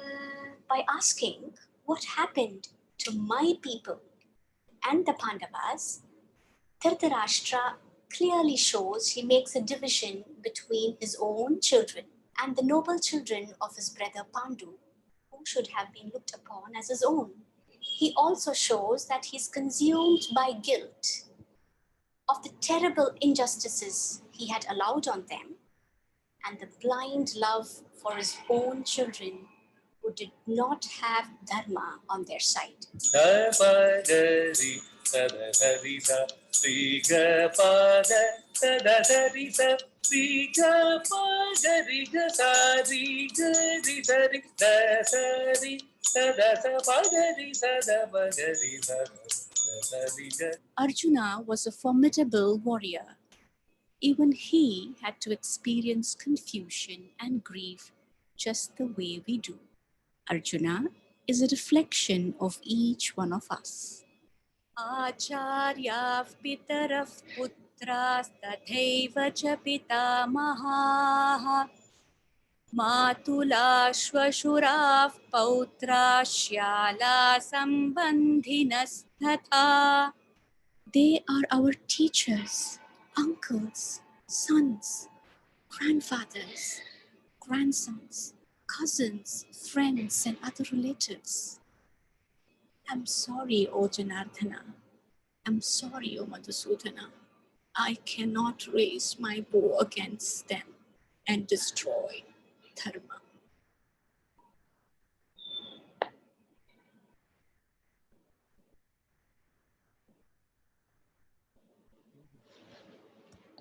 Bharatnatyam, in our regular,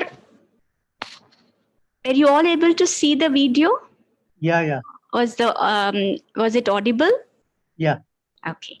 So as I conclude, I want to express that, but in Bharatnatyam, the regular repertoire that we learn, we begin with rhythm like ta, te, yum, ta, tam, kitataka, te, yum, ta, tam, kitataka, tam. So we have the rhythm, and then we have movements.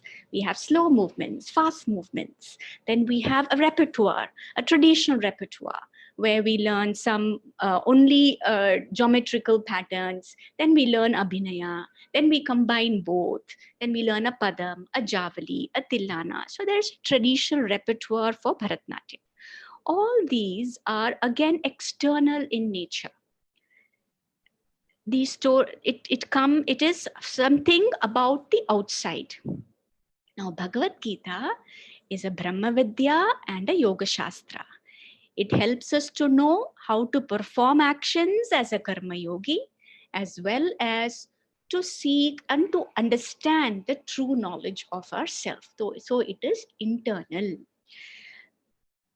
How I came about this idea is, in this Janma, as in one of the lectures, Tulasi ji very beautifully announced that there has to be a goal. And also in Swami Atmananda's, in the brochure I saw, Swami Atmananda saying, there should be unity and a purpose. So combining whatever I have learned, there is no end to learning, but whatever I have learned from my acharyas and the blessing of satsanga that I've had with Pujya Swami Dayananda Saraswati, I thought, let the journey of Bharatnatyam itself become internal, and there is no other study more than the Bhagavad Gita that is universal. Because everyone goes through the grief of Arjuna. Arjuna reflects all of us. For everyone, the mind is a battlefield of conflicts from day to night.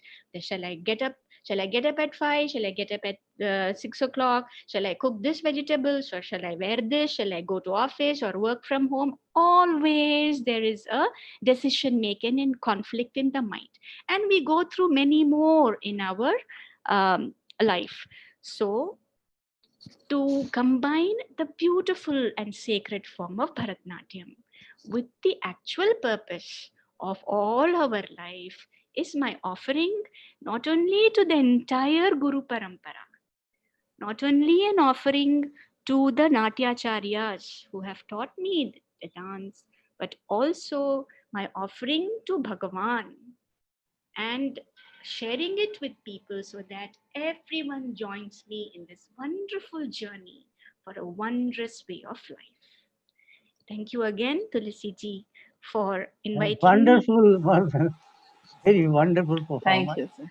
It has been enamoring, enchanting, but also instructive.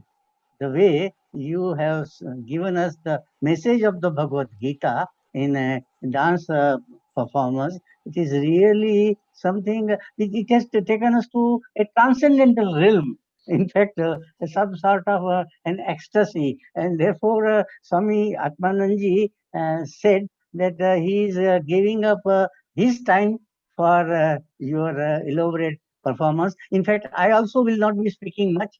I also give a part of my time for this, and we shall have such performances by Pavitra ji on some other occasions as well.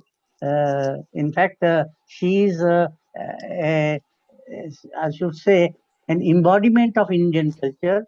She is an exponent of Indian culture, and she exhibits the Indian culture in her own self.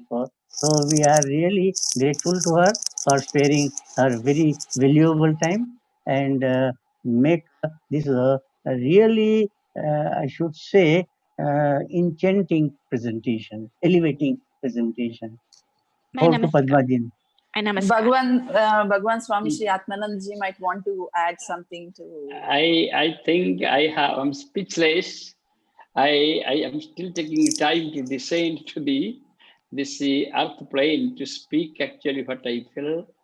As I was watching her, I was just seeing Mahasaraswati in her total manifestation, emanation. She's an emanation of Mahasaraswati herself. And as I was listening to her expositions on Bharatanatyam and Bhagavad Gita, one bhajan was coming to me, Madhurang Madhurang Bhajanang Madhurang Madhuradhipate, and that I was substituting Pavitrang Pavitrang Pavitradhipati. So everything is pure in her. Her grace, her charm, her depth, and her transmission and her humility, it's unparalleled. I pray to Supreme Lord, whom she is carrying in her heart, Supreme Lord, Parthasarathi, to always be with her and let the whole world see the manifestation of Bharatiya Sanskriti through her. This much only I can pray for her. We pray for her prolonged performances in the service of Indian culture in Mahasaraswati. She is herself an embodiment of Mahasaraswati. Herself, herself an emanation of Mahasaraswati. So I wish her a longer life in the service of Indian art. Now, Padmaji. So she is also a Gana Saraswati, actually. Very melodious voice she has. Yeah. Yes. Everything is graceful. Yes. Everything. That is why I was insisting. I was always insisting that she should come somehow, and she couldn't make it. So next I invite Simranjit Dhillonji to make her presentation. She is the founder of Divine Shakti Mandir, a non-profit organization focused on the manifestation of divine love through action. Divine Shakti Mandir has branches in California and New York as well. Personally, Simranjit ji went through a life-changing experience in the year 2002, which transformed her life completely. She met her spiritual master, Swami Sri Atmanandaji, in September 2004 and recognized in him what she has been looking for. She immediately left everything behind in the US to take her journey further with his guidance. After 5 years of intense sadhana, she returned to USA as per the advice of her master to guide awakened beings on the path of bhakti or divine love through selfless service and surrender to the mother in every form. Her focus is on integrating matter and spirit and manifestation of the Purushottam consciousness. Ma'am, I request you to make your presentation. She's not feeling, she's not keeping too well. So initially she's going to speak a little and then she recorded her message. There is a video of her recording and she's going to play that. Ma'am, I invite you to make your presentation. Thank you, Didi. Thank you so much. After listening to everyone, I feel so small, but I will share from my heart on the topic you had sent to me. And if the video gets too choppy, I will change it just to audio. Thank you so much.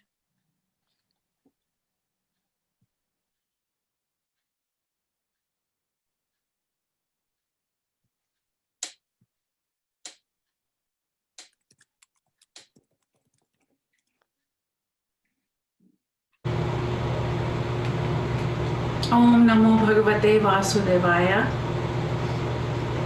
Om Anandamayi Chaitanyamayi Satyamayi Paramayi.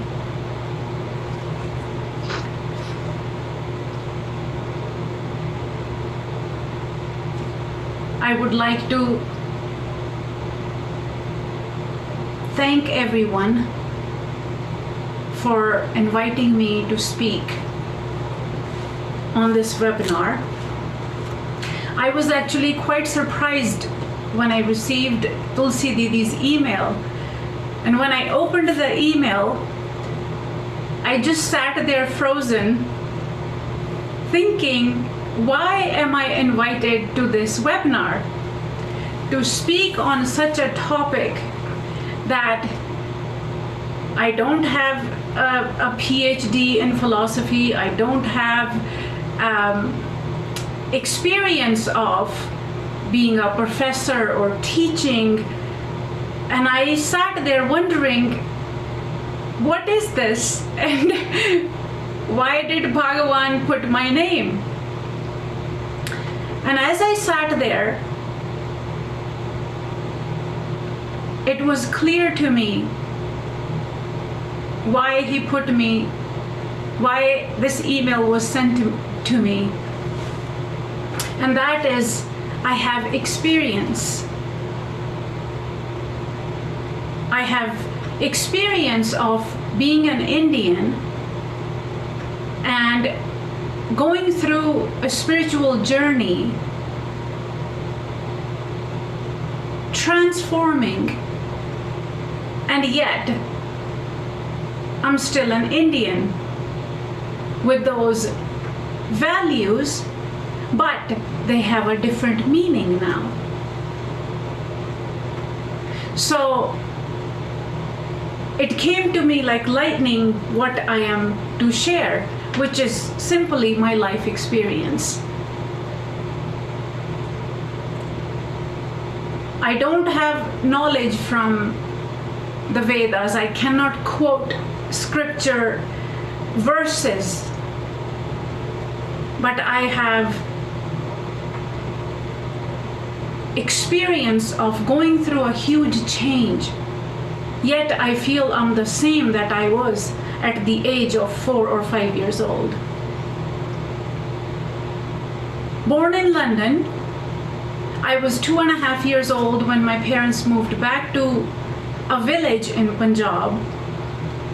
And I don't have much memory of London from the 2.5 years, but I was brought up in Punjab till the age of 15, and it was due to the riots in Punjab that we moved back to London in 1989. I remember I was 5-6 years old. My dadi, my grandma, started saying to me that if you don't know cooking, your mother-in-law is not going to keep you at home. She's going to kick you out. The first thing I learned, I remember I was about 6. My mom taught me how to make chai. And I mastered that recipe, and it was for 6 people.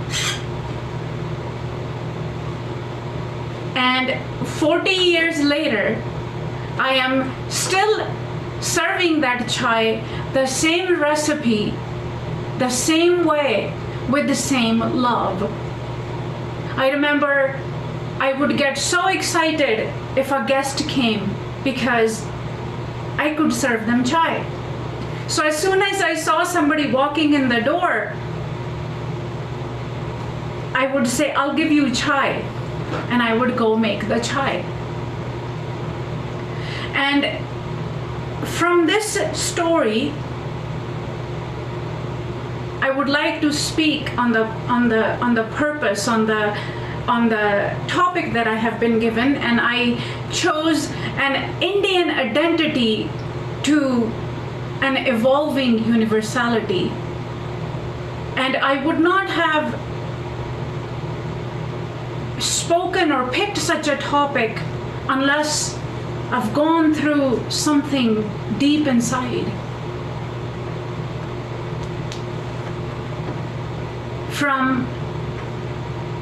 In 1999, we moved to London, and that was the first time I had come out of the village. And I remember connecting to myself, connecting to that Indian identity, connecting to the culture, connecting to everything the parents taught, which was to respect the elderly, dress in a dignified way, speak the truth, speak in a loving way, and serve others first. When you're about to eat, give your brother food first, give your grandparents food first, and going to bed at night to make sure that grandparents were comfortable. Did they need something? All these things started to come up when I came to London and I was 15 years old. That was the first time I realized how I was different, how my other family members that were living in London, how they were different. What was it that they didn't have and I had? And it was coming to London that I felt so blessed that at the age of 2.5, I was sent to Punjab, where I learned Hindi, where I learned Punjabi. And more than that, it gave me a personality. It gave me a backbone of something that I would build my life on. And I didn't know this, like I said, until I came out of that village and all of a sudden I was in a different country. Like in high school, I would see other students, how they spoke to teachers. And tell you the truth, I used to start crying because teachers in India are considered next to God. We look up to them. They teach us so much. We're with them from 8 a.m. to 5 p.m. Sometimes school started at 7. So most of the time, Monday through Saturday, we were with them. And all of a sudden, I'm exposed to that people are rude to their teachers. And I had a very hard time accepting that somebody is rude to their teachers. And I also remember my Indian friends telling me, oh, that's just in India that you treat teachers. Here, you can say anything back. You can talk back. You can question. And my heart used to say, no. Sure, they have a personality. Sure, they're hard on a subject rather than another professor. But that does not mean that we can be rude. And it could be that also that I was taught not to be rude to elders. But I think it was more being respectful to teachers who take care of us, who give us knowledge. And out of nowhere, I get a green card to come to the US. And out of my whole family, I was the only one who got a green card in a lottery, and I ended up in the US. And this was the first time that my parents and my brother was not with me. And I lived with my aunt.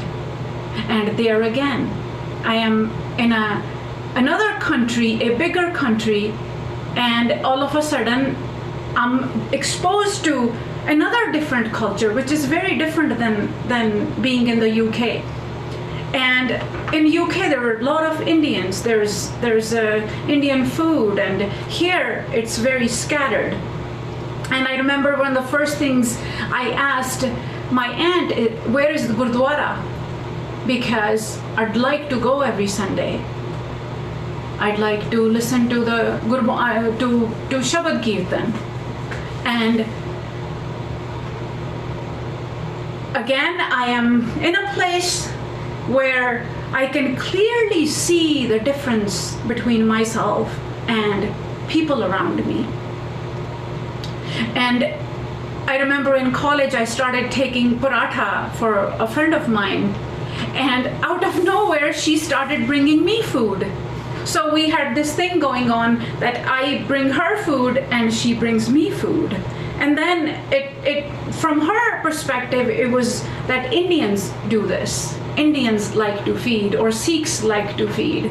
But as I was young, I am told I was 4 years old when I started to go to Gurdwara, and I would want to make rotis. I wanted to make langar. I wanted to help. I wanted to take care of, again, more of elderly, like help them get up, or whatever I could do at the age of 4. But it was very much the riches of the heart. It was, everything was connecting me to the richness. It felt good. And I didn't know it was Indian identity, or it was our culture. I couldn't know until I was older and I came to a foreign country. So this cultural continuity, I see it in 2 different ways. That one is, it helps preserve our culture. Like in our village, if I think, it helps preserve the culture as it is, so from generation to generation they can be brought up in that culture. Like when I go now, many things are the same.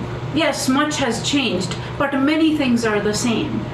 And second thing I see, that if culture is confined in that little area and it's continuing, I feel it becomes rigid. And in that rigidity, it has no space to evolve what serves us in this time. It doesn't, it has no opening to evolve, because it's in that space and it's done the same way again and again. And it like Bhagwan says, Gita is revealed as it is needed, as necessary in this time. So I feel culture needs evolution according to time, and that does not mean we lose the very authenticity of our culture, but how to take it to the next level, doing the same thing, but it serves us universally. So how it can go from local to universal. And I can speak from my own experience through spirit. Through spirit only. And spirit is the catalyst that the same Indian identity can be serving us in a universal consciousness. Like I'll share an example. I wear a bindi, and when we opened our first restaurant, it's called the Red Dot Vegetarian Kitchen. And when it descended to me, within maybe half a minute, I knew why that name descended, the Red Dot. Because it's not a business, it's not a local or a regular restaurant. And the first thing that came to me, maybe again, this is the base that I carry of being a Sikh, where in Gurdwaras there's langar, and it's a joy to feed someone. It's absolutely a joy to feed someone's hunger, take care of them. Like Gurdwara is supposed to be open 24 hours a day, and anybody can walk in at any time. You are to be fed. So, and when we're little, we're taught that feed everybody at the Gurdwara. Don't look at the color, the age, whatever it may be, feed them, because they are in a form of a guru as well. You're simply feeding your guru. So here, when the red dot name came, I was clear that we are to feed from here, from our sixth chakra, and we're feeding again a guru and a god. So we have it on our menu that God in you is served by God in us. And if we can see that, or we can practice that every day, that God in me is here to serve the God in you. If I keep that consciousness, I am bound to see God in a form, and then everywhere. So there's now we have a second location in New York, and people love to come here and eat. People feel loved. People feel that we are individually taking care of them. Some are allergic to something, and we make sure that each one receives that attention. Why? Because it's a service.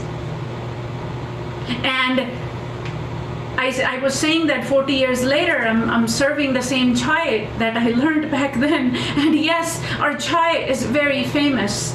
And now, the people that are with me, they're Westerners. And they are making the chai, and they're serving it the same way. They're carrying the same force. And whoever receives it, they experience that it was just made for me. And we make it as the order comes. We don't make it and put it in a kettle and pour it. No, each cup is made differently. Each cup is made separately for each person. So that Indian identity has transformed into serving it universally. And people drive from 3 hours away, and they say, my son or my grandson wanted to eat here. They wanted to come here. And it carries very authentic Punjabi food, like how we were brought up with. We make the ghee at home. We chant when we make the ghee. We chant when we open the restaurant. We think of Bhagavan Swami Sri Atmananda, because he gave me something. He gave me the principles. He transmitted something to me. And it's run by those principles. It's run by his money and matter principles. It's run by what he revealed in yogic action. And when we were opening, he said, don't advertise.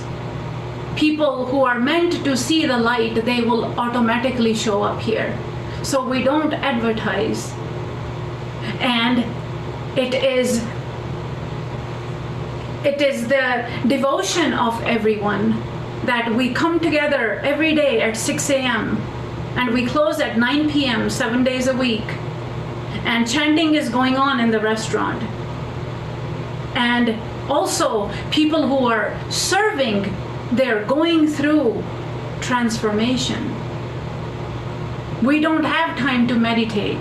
We don't have time to sit and read and contemplate on a scripture. But all day, everybody's thought is, what would Bhagavan say? How would Bhagavan handle this situation? If somebody's getting mad about an order, if it's taking too long, how do we respond in a yogic way?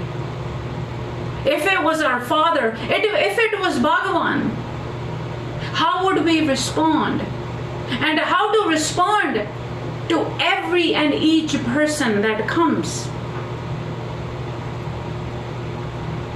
And it has become a huge platform for many people, not only who are here.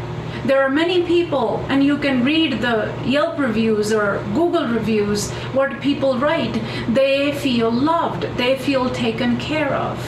they feel lighter when they come here.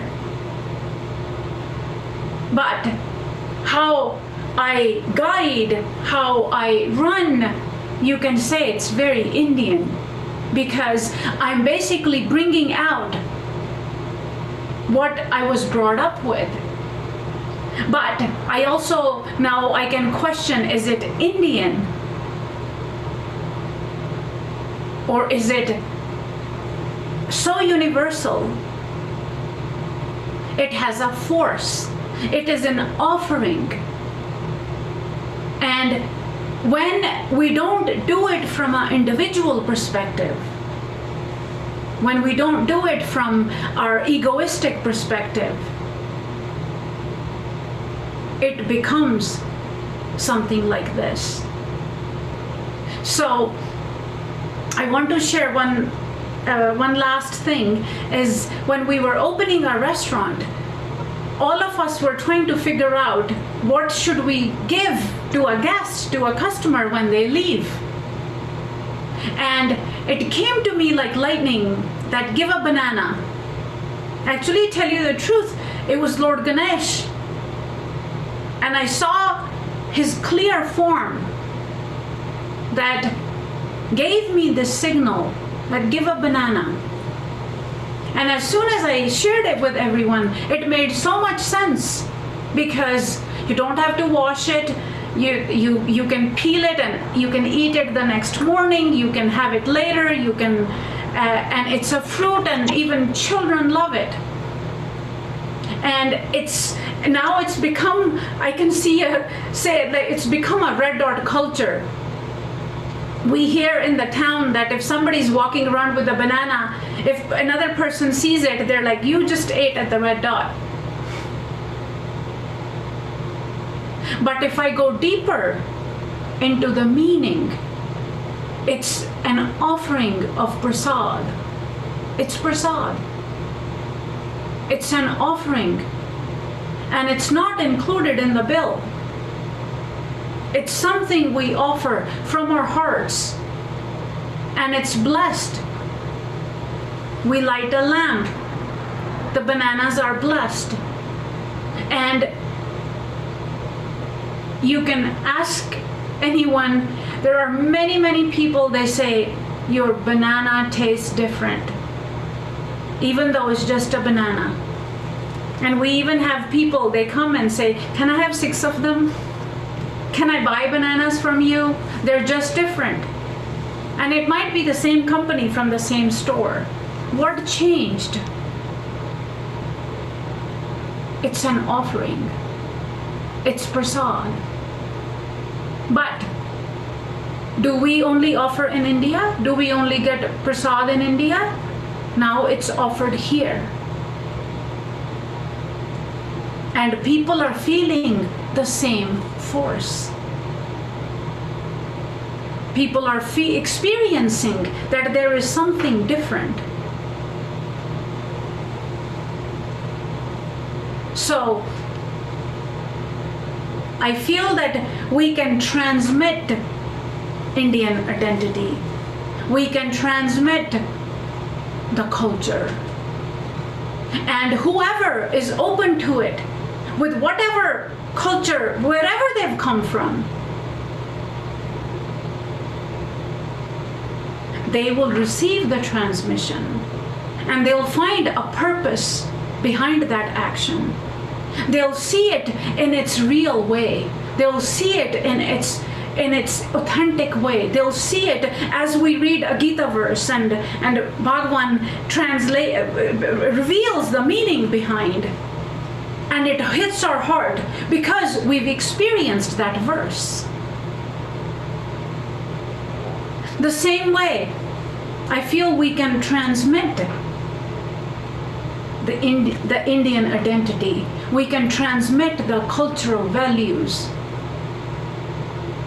and it will manifest in a universal way. And I'm so grateful for everything I've gone through, everything I've learned. And I'm so grateful to have gone through the transformation. I'm so grateful to have found the Guru, because it's only because of him this changed. And yes, I was destined to be with him. I was destined to go through my process. Even today, I'm destined, every day, I'm destined to go through, to receive guidance from him. And through that transformation, it has a different meaning.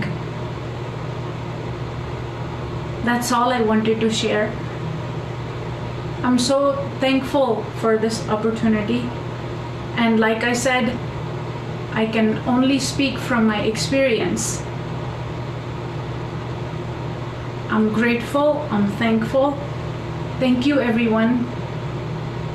Om Namo Bhagavate. Thank you, madam.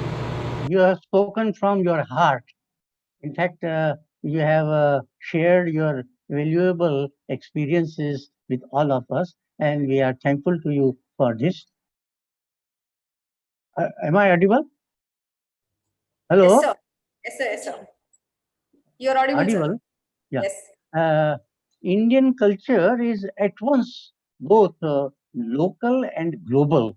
And there is a symbiosis of the two in the richness of Indian culture. And therefore, universalization is built in Indian culture. And you have really, truly experienced that universal element in Indian culture. And you have embodied it in your life process. So we are thankful to you for this. You have rightly pointed out that God is Guru. Our Guru is God. The two are the same, one and the same. And every iota of the cosmos is a Guru. We can learn from everyone, animate as well as inanimate. Even the small babbles tell us a story to be emulated. So there is our life is an education. Every object is a teacher for us, and we have to learn from each and every one for all times to come. Thank you very much for your very much enlightening speech. Thank you. Over to Padmaji. Thank you, Professor Ji. Last presentation for the day is by Professor Dilip Kumar Mohanty. He's a professor of philosophy at the University of Calcutta, former Vice Chancellor of Kalyani University, former Chancellor of the Sanskrit College and University, William Patton Fellow in Global Philosophy. His fields of interest are Indian philosophy and comparative religion. Sir, I request you to make your presentation. Namaskar. Pujya Swamiji's, am I audible? Yeah. Yes, sir, you are. Pujya Swamiji's, Atmananda Ji and Sri Hari Prasad Ji, respected Professor Bhatt, Professor Papu, Padma Ji, co-speakers and other dignitaries, scholars and friends. It is the end of the session. I thank the organizer for inviting me for two reasons: that you put it in on Sunday, otherwise I don't have been able to be present. I thank you again because I intend to share some of my remarks about Indian culture to counter the unfounded Western and West-dominated views about it. So long we have the mandanas, the constructive part of Indian culture, but the reality is somehow different, especially in the West. All the philosophy, many philosophy departments are there in Europe and America. How many in the departments we teach Indian philosophy? Very rare. The place of Indian philosophy is mostly in religion department. So when I was there for short periods for teaching in different assignments, I see there is really some counter views. It's a pity also that many Indian academics are fond of repeating the charges they borrow from the West. To my mind, so I, being a student of philosophy, I would try to address the indispensable part of our culture, that is philosophic culture.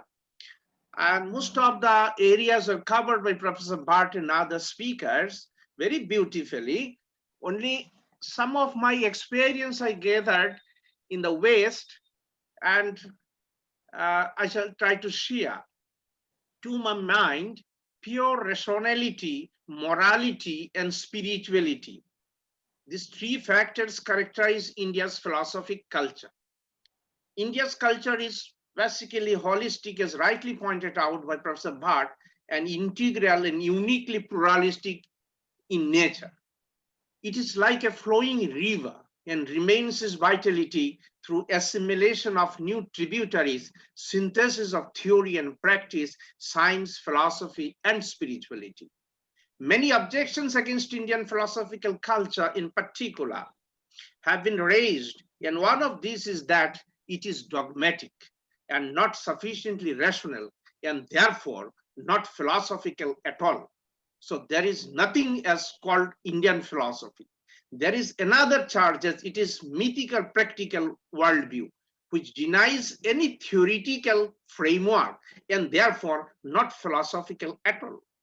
In the third place, this is very interesting, it is the backward-looking attitude, as it is dominated by religious dogmas of Hinduism, and it is anti-science.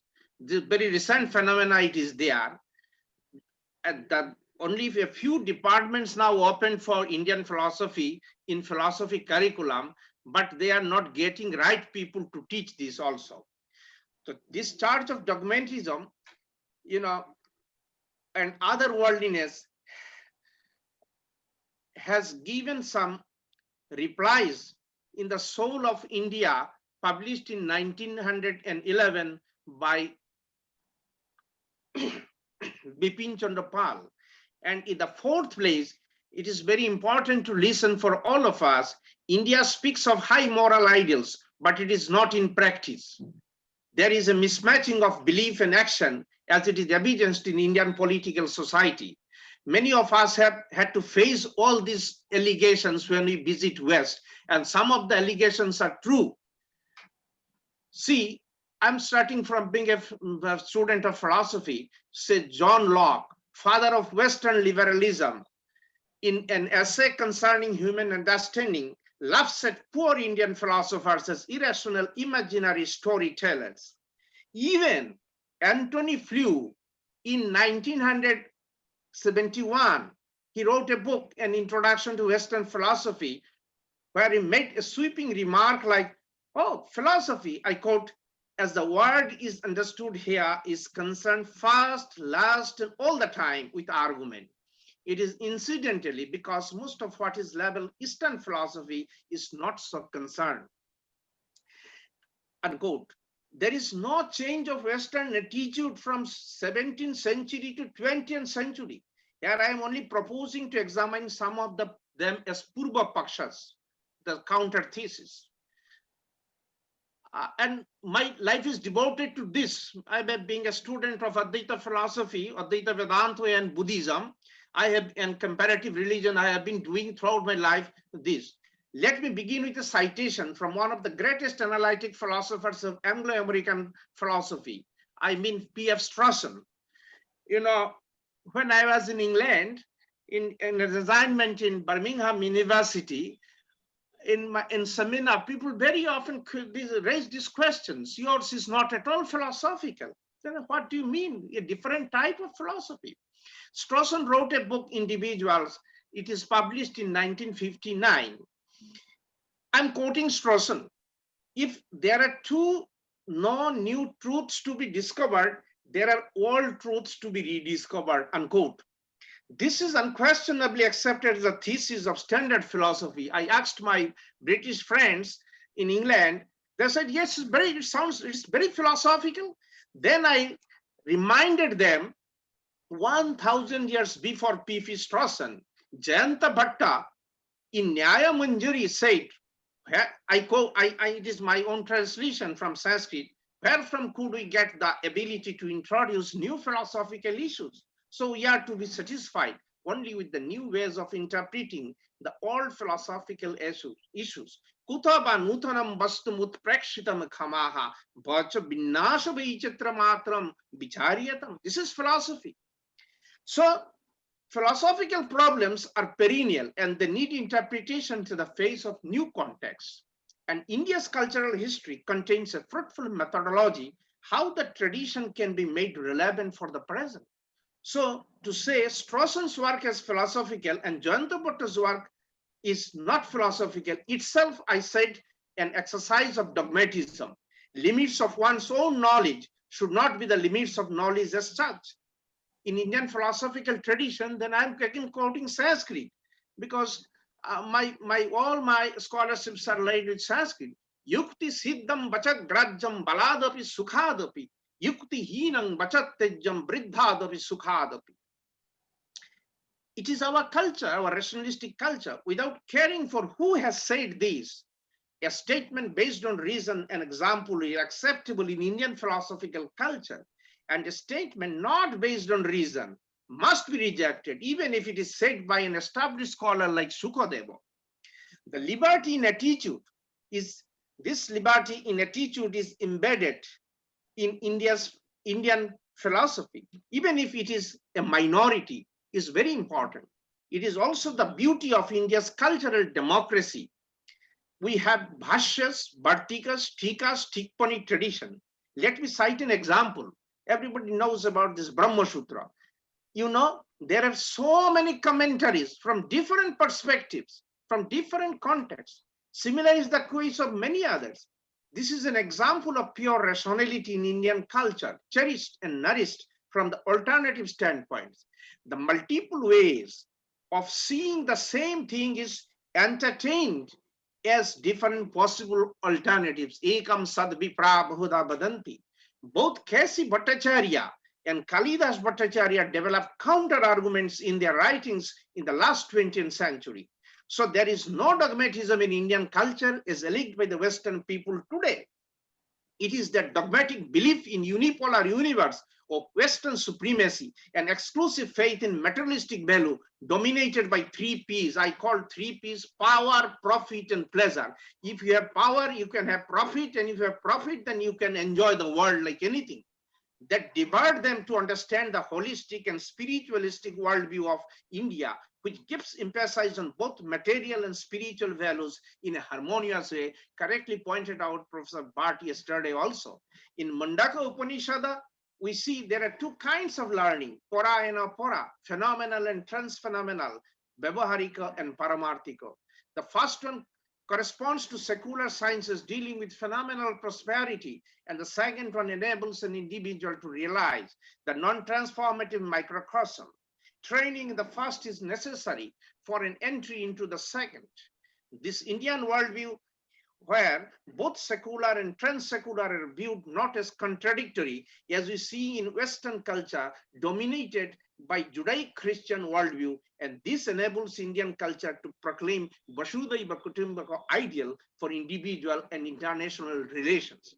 Only Chinese communists are not respecting it, because to them, end justifies the means in their expansionist philosophy.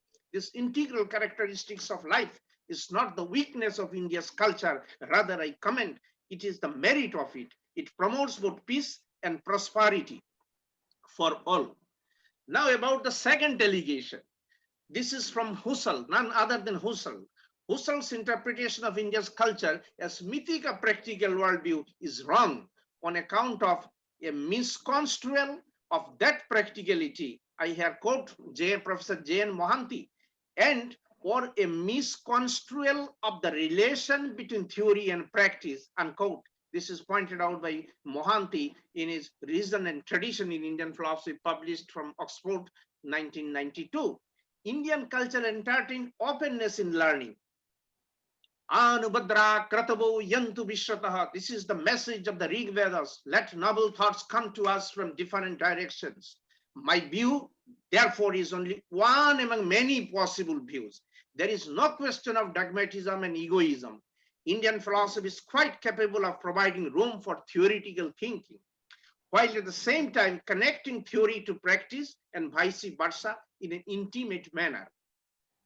If we read Vatsyayana's commentary on Gautama's Nyayasutra, we see that it begins as Pramanatha Artha Pratipattu Pravritti Samartha Arthavat Pramanam. That is to say, I quote in English, without the means of valid cognition, there is no knowledge of object. Without knowledge of the object, there is no success in practical response. The effort to acquire or shun the object gives rise to action. Knowledge leads to desire, desire to effort, effort to action, action to success or failure. This causal chain of with minor emendations is recognized in all classical schools of Indian philosophy. This is I quoted here also again, Professor Mohanty. Indian philosophy is no less theoretical and is closer to original Greek sense of theoria.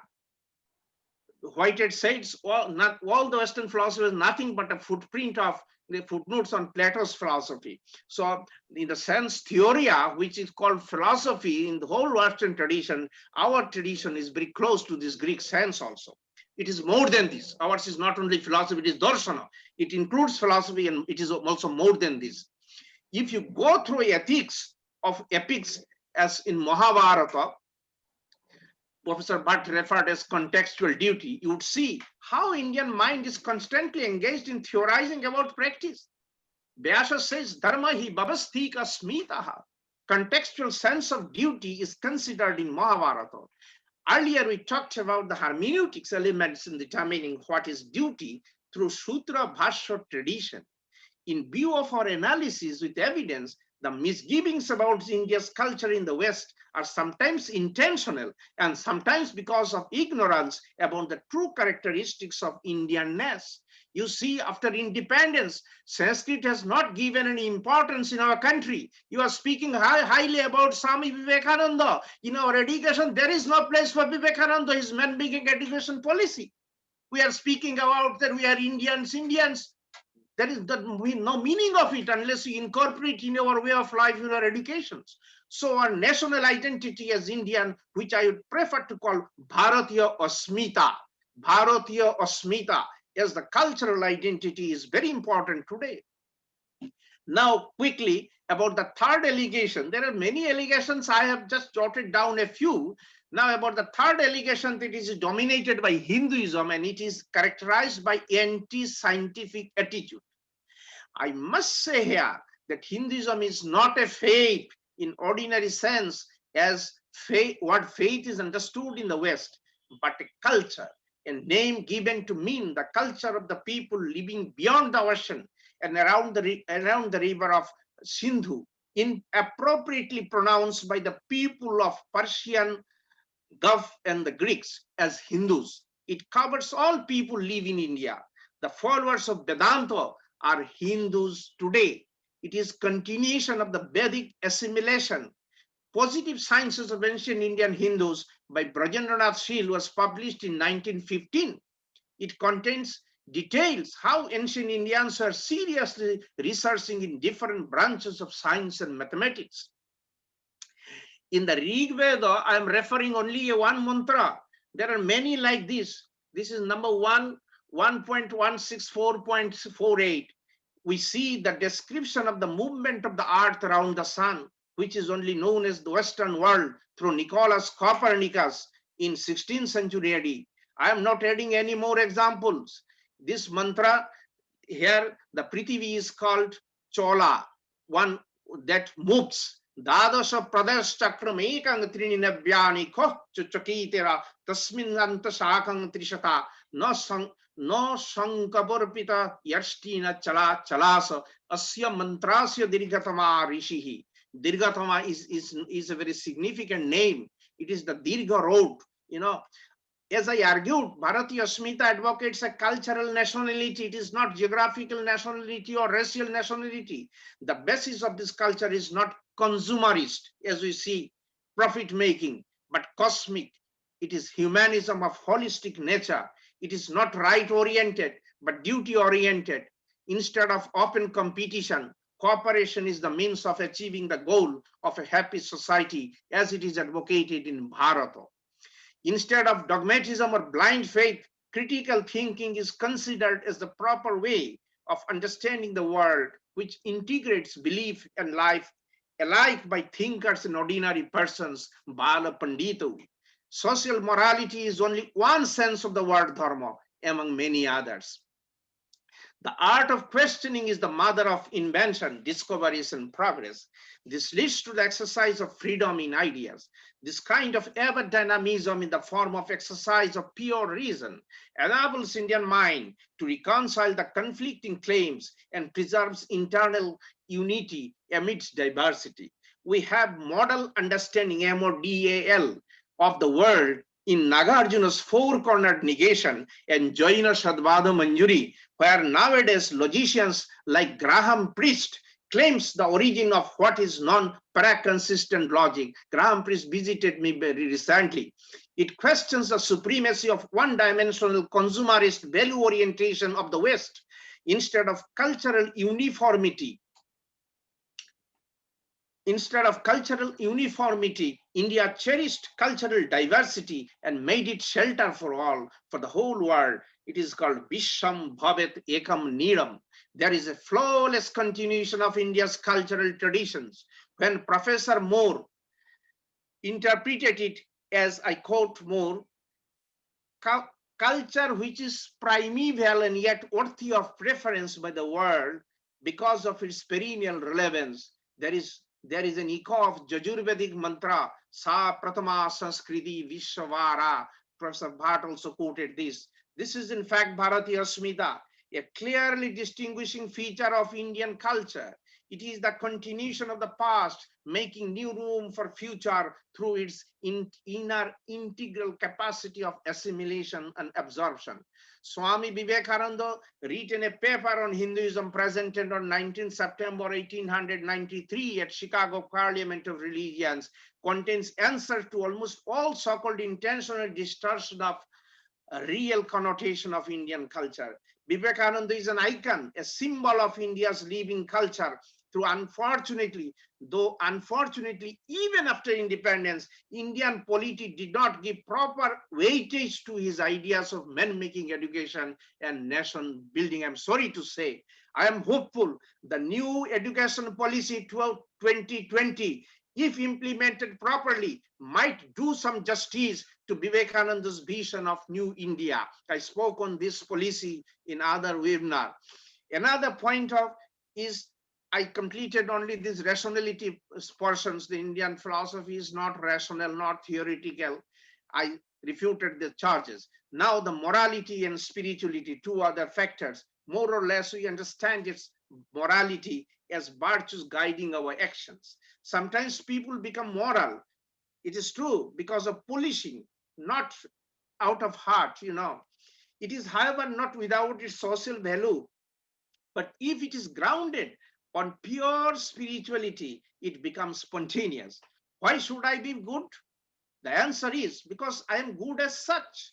It is rather an act of extension of the first person consciousness to others. But Indian culture, especially its philosophic culture, is characterized therefore by three distinguishing factors or marks: pure rationality, which is exhibited through language and argumentative traditions; morality, which teaches one both restraints and obligation towards oneself and others; and spirituality as values simultaneously. In ancient India, the king Bharata was considered the ideal ruler.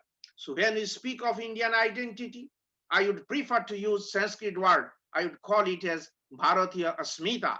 So to my mind, this Asmita consists of cultural continuity through the method of assimilation and synthesis, as emphasized by Swami Vivekananda in his Thanksgiving address in Chicago Parliament of Religions. This is in fact Bharatiya Smita, a clearly distinguishing features of Indian cultural tradition. It is Sahasra Shirsha, multidimensional. Bharata, popularly called India in English, stands for a nation. Now about the nationalism, not by the consideration of color or race or language, because Bharatiya Asmita, identities against all kinds of aggressive, racial, egoistic beliefs. Racial or color-based linguistic nationalism is against all kinds of cooperative spirit. It is rather a nation by multifaceted culture dominated by three necessary cultural elements, as I said: rational analysis, morality, and spirituality. One who knows the truth, knows the unity of all beings in spirit.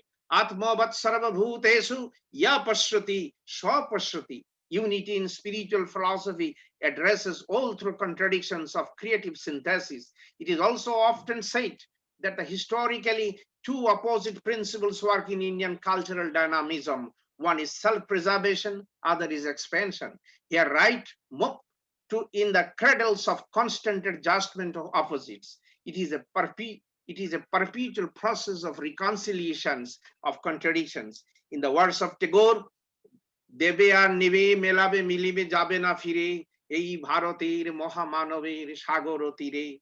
The sense is roughly like this: give and take, assimilate and dissimilate in the shore of the great ocean of humanity called Bharata. It has space for common light of the day and open air for all humanity. Vivekananda on 11 September 1893 thanked the organizers of the Parliament of Religions by saying, I quote, "I am proud to belong to a religion which has taught the world both tolerance and universal acceptance. We believe not only in universal toleration, but we accept all religions as true. I am proud to belong to a nation which has sheltered the persecuted and the refugees of all religions and all nations of the earth," unquote. And on September 27, 1893, at the final address, Vivekananda gave message of India's great culture to the world as, I quote, "Help and not fight, assimilation and not destruction, harmony and peace and not distension," unquote. Today, we have forgotten our cultural identity partly because of Machiavellian morals taught to us for 200 years that everything Indian is bad and everything Western is good. There are many takers in India of this philosophy. We are yet to come round of the ailment of colonial hangover in our mentality. From what has been said thus far, we in no way consider returning to our past. Rather, we are considering moving ahead like a flowing river by connecting the freshness of the present with our ancient moral and spiritual values embedded in our culture. Understanding of the past only by orthodox way is deadly for human race. Of course, we inherit traditions, but the gradual uprising of our civilization and culture lies in adding to such traditions and going ahead. This is in itself an animated tradition. This can also be called traditional modernity. Relevance of place and time, we know, makes values befitting to age. Those who are against reforming or adding to the old practices and thoughts are orthodox, ritualistic in the name of Puritanism. They are opposed to progress. Today, we should also get a proper mix of fresh knowledge and gift of science and technology with values. The relevance and significance of these logical thoughts do not only lie in persons or society or state itself, but also in the logic which corresponds to the harmony between nature and us. If we realize this at our heart and implement it in practice, we can understand our national identity, Bharatiya Asmita. In this context, it is interesting to see what Pandit Deen Dayal Upadhyay says about Bharatiya Asmita. It is a nation which does not propose an orthodox view of going back thousands years. He was reminding the first Mohammedan rule in Indian subcontinent, because the flow of time cannot be reversed. India should be open to the West with critical eye. In Bharatiya Sanskriti, life is considered as an integral whole, unity in diversity. That experience of unity in various forms has remained in the cultural part of Bharatiya culture. It is not uniformity, but universality. Even during Muslim rules, in spite of religious torture and tyranny, common people at heart continue this principle of assimilations. Darashuko tries to seek grounds for interreligious understanding, especially between Hindus and the Muslims in the mingling of two oceans, Majma'ul Baharin. The continuation of Bhakti traditions in medieval India continues the spirit of assimilation. We know 52 Upanishads, as Shri Akbar first translated from Sanskrit to Persian by Darashuko, and from Persian translation, West came to know about it. It was translated in Latin and then other European languages. Awareness to this cultural rationalism and action taken in the light of this are a necessary condition for a glorious future of Bharata. I am in agreement with the observation made by Professor Bhatt when he said that Indianness is characterized by inclusive pluralism in which there is accommodation for each individual and unit. It is holistic and integral, unquote. And let me conclude with the Rig Vedic prayer. It's the last mantra of Rig Veda. This is in my translation. Come together, talk together. Let our minds be in harmony. Come and be our prayer. Come and be our end. Come and be our purpose. Come and be our deliberations. Come and be our desires.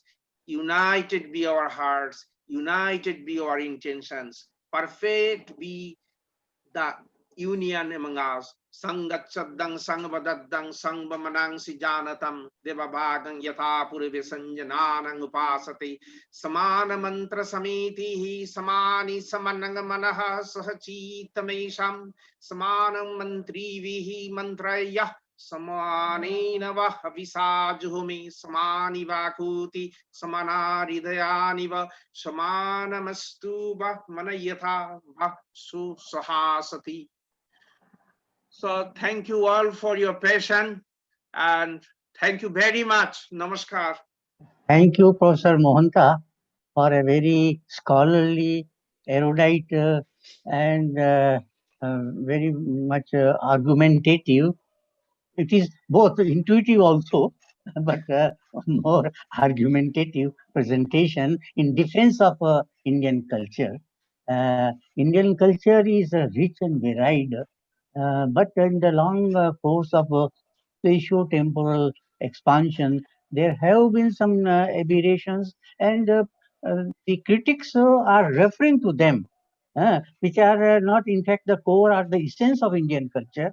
And you have rightly put forth a valiant defense against the onslaughts on Indian culture.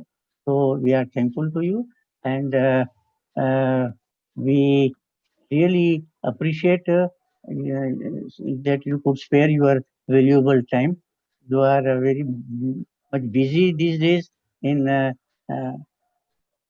managing affairs in Calcutta University and in Bengal, in West Bengal in general also, because you are regarded there as an educationist and they look forward for guidance from you. So we are really thankful to you for sparing your time and coming to our webinar. Thank you very much. Over to Padmaji now. So with this, we have come to the end of presentations. Now I request His Holiness Bhagwan Swami Shri Atmananda Ji to give his valedictory address. So, I have nothing to say as a concluding remark except conveying my deepest gratitude and love to everyone.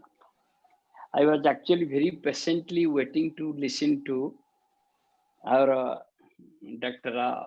Dilip Ji, because I have listened to him before on 2 occasions, and every time what he speaks, although I know, but the way he speaks, it just transmits and it opens up different layers in my system.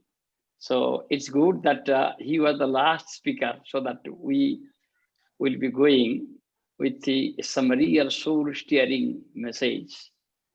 Such a gift of transmission is very rare, actually. So I have no words to express my deepest reverence and regard to Bharji, with whose blessing only made it possible. And I'm very humbly, I'm offering my pranam to Pujya Swami Hari Prasad ji for his presence here. And Ramarao Papuji, the father figure of for all of us from far away America, he actually has blessed us by his experiential and observational words of unity and continuity. And to Daveji, whom no word can actually convey my heart's feeling for him. So it was on the whole one of the most successful webinar that I have attended, and it is all possible due to God's grace and due to the untiring effort and the selfless service rendered by our team. So I aspire that such a unique and very fundamental concepts that we face in our cultural life we should have more such webinars, and through these we are actually transmitting our love, our goodwill, and our own virtues to the whole planet. And I will aspire as soon, whenever opportunity comes for us to organize this type of transmittory webinars. And finally, to what we saw today from this great Mahasaraswati, and yesterday we saw also another great Mahasakti. Their performance, their explanation is beyond the power of human words to express. Actually, I thank you all, and I seek blessings from you all, and I pray for you all for a healthy and a long life, and to also give your realizational transmission for whole humanity. Thank you. Thank you. Now I request Professor S.R. Bharji to give his concluding remarks. Here the two Swamijis and eminent participants in this webinar. We had a galaxy of scholars to speak on different aspects of Indian culture and its continuous presence within India and also outside India. We were really very much enriched, both conceptually as well as experientially, by the prudential speeches by different scholars. It was really, I would say, a wonderful treat. Both say intellectually, emotionally, and also spiritually.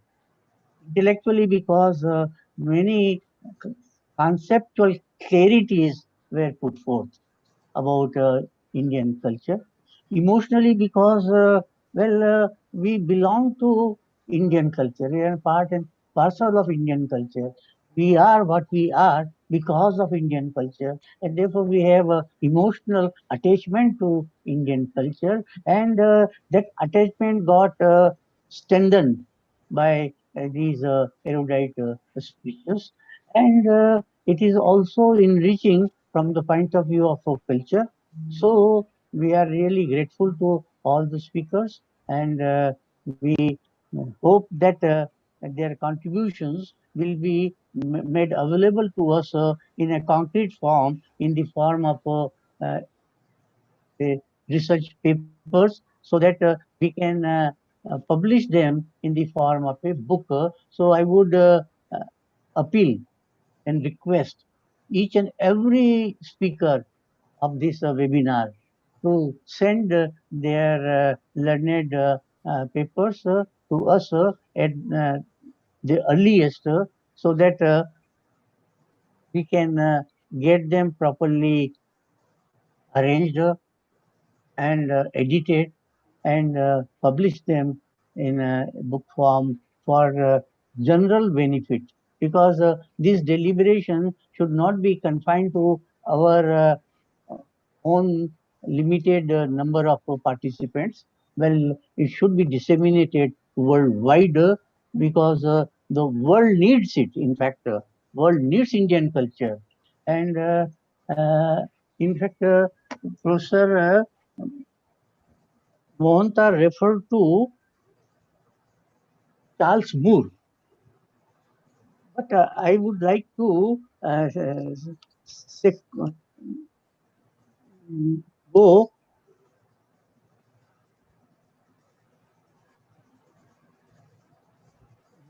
I would like to read out the further continuation of what Professor Mohanta had spoken. And Charles Moore writes about Indian philosophy. There are very significant ideas and concepts there, no matter how old they are, to which the rest of the world may well turn for new insights and perhaps deeper wisdom.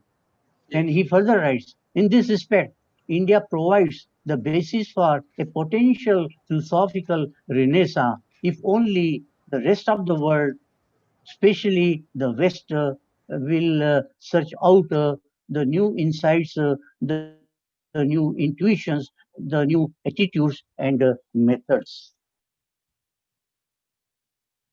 So, what Charles Moore says is really worth pondering, and he further writes that this might well at least supplement, if not replace or correct, and at least enlarge the restricted perspective of the Western mind. So this is what Charles Moore, who was well steeped in Indian philosophical tradition, and he has in fact brought out a source book of Indian philosophy along with Dr. Radhakrishnan. So his insightful perception, in fact, should guide us, and we hope that this particular outcome of the webinar may really be contributing to universal wellness. Thank you very much, and I therefore express my gratitude to all the speakers whom we contacted, and they agreed to participate and spare their valuable time. We thank, particularly I would like to thank Padmaji and Ushaji, because it is they who could provide the backbone to this entire webinar. Otherwise, by myself, I would not have been able to make it a success. So all success, in fact, goes to them. I only No, sir. initiated. No, sir. But you two have done a Herculean job. In fact, Thank you, really, sir. it was one of the best webinars which I have organized or I have experienced, and therefore credit for this goes to both of you, to Padmaji and to Ushaji, and also the team there, particularly the Vidyarthis of the Gurukula who gave Vedic mantras and provided spiritual ambience to entire deliberation, and the Acharya there. And at the back, we had both the other Tulsi ji, apart from Padma Tulsi ji, the other Tulsi ji and Vishnu Priya ji, and In fact, their support was very much needed and was very much helpful to us. So we bow down our head in respect to both these people and the entire staff which has helped us in organizing this particular webinar. And we could have the blessings of Swami Atmananji and also Swami Sri Hari Prasad Ji. So our referential regards to both of them. Thank you very much. And we end up with Jana Gana Mana. I think that would be good. Huh? Swamiji, we second what Dr. Bhatt has said. We second the opinion of Professor Bhatt. We are really thankful to all of you. Thank you. Yeah, we are thankful. And in fact, we are thankful to you also because you Yes, have sir. been one of the luminaries of. So I think we should end up with the Janganama. Is it not in the fitness of the situation? We are ending with the Veda chanting. We will be ending with the Veda chanting. So our Vidyarthis are waiting. Okay. Thereafter Janganama then. Yes. But we should have. After the Vedic mantra. After the Vedic mantra. Chanting, we can have our national anthem. Yes. Yeah. Okay. Wait for 2 hours to just chant. Yeah, please. Yes, and they did not also have their dinner. They were just waiting so they can chant. see. Yes, yes. We listen. We also don't have. Now we have to invoke divine blessing also, no? So Yes. chanting is needed. Yes. Now I request Usha to propose a vote of thanks.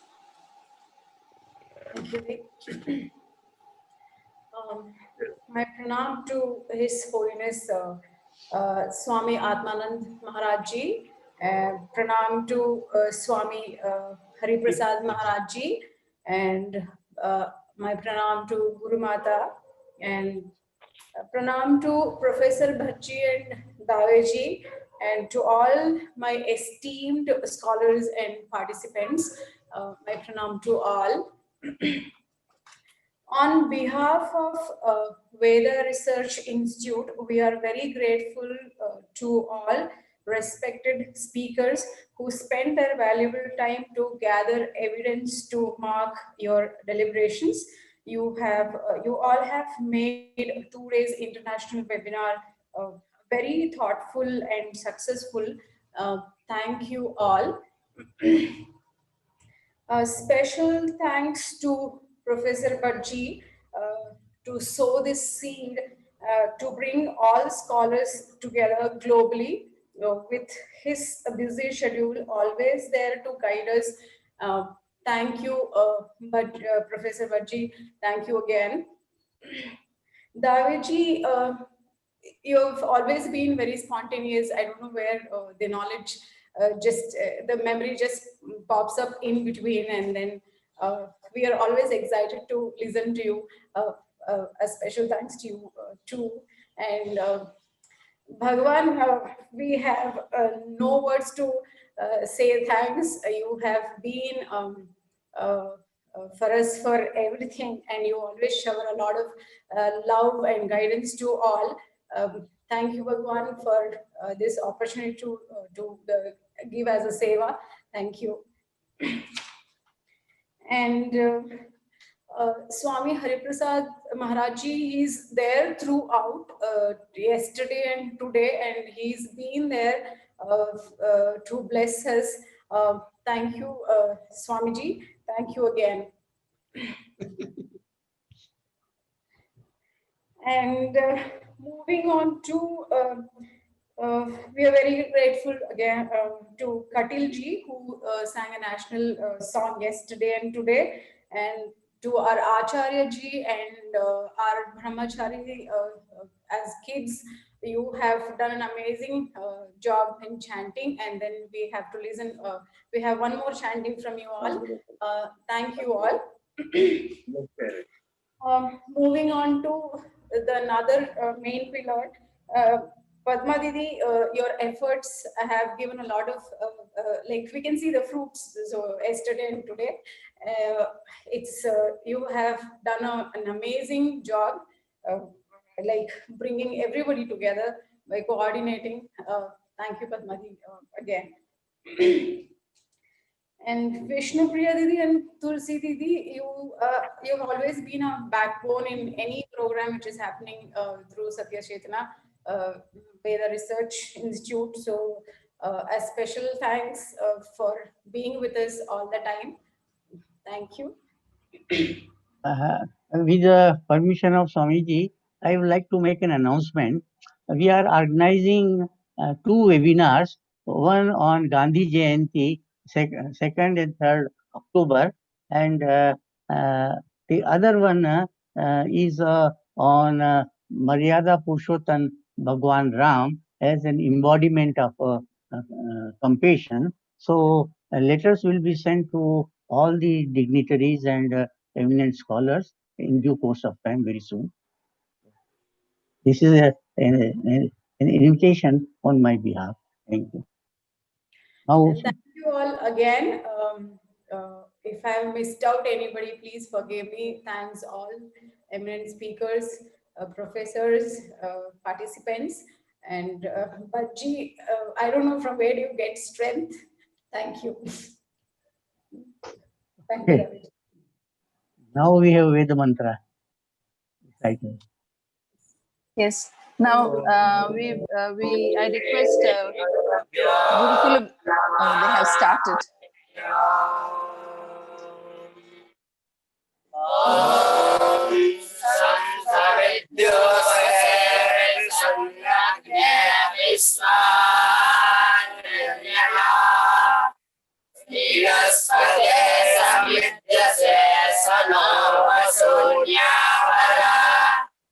Sangatadvam Sambadadvam Sambhovanam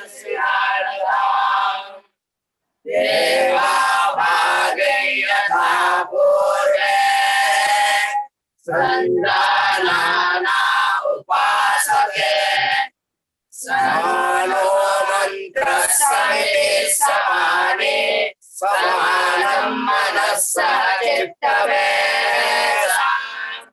Samanam Mantram Abhimantra Eva Samanena Bhohavisayomi Samane Bhagodim Samanahridayaniva Samana Vastu Bhomano Yatha Vastu Sahasane Hari Om. Now we stand for Jangadmana, Yes. and then thereafter discourse. Yes. Mrs. I request Srimati Sujata ji to sing national anthem. जनगण मन अधिनायक जय हे भारत भाग्य विधाता पंजाब सिंध गुजरात द्राविड उत्कल बंगा विंध्य हिमाचल यमुना गंगा उच्चल जलधि तरंगा तव शुभ नामे जागे तव शुभ आशीष मागे गाहे तव जय गाथा जनगण मंगलदायक जय हे भारत भाग्य विधाता जय हे जय हे जय हे जय जय जय जय हे जय हिंद। जय हिंद। सबको नमस्कार। सबको हमारा अभिनंदन। बहुत बहुत सुंदर आपने राष्ट्रगीत गाया, बहुत बहुत बढ़िया। तो अब हम आप सबसे विदा लेते हैं। Thank you, sir. You and now Padma ji should take rest. She worked very hard. Sleep. And Vishnu Priya ji is there. She is always there with a smiling face. Sorry, I mentioned your name. Thank you. And Usha ji also is quite smiling, although. But now both of you should work hard to bring out the proceedings, if that can be done. That will be wonderful. Yes, with, sir. We will do our best, sir. with the Swamiji's blessings, it can be Yes, done. yes, yes, sir. You have to write to all the speakers, send their papers. I will edit them so that there is a logicality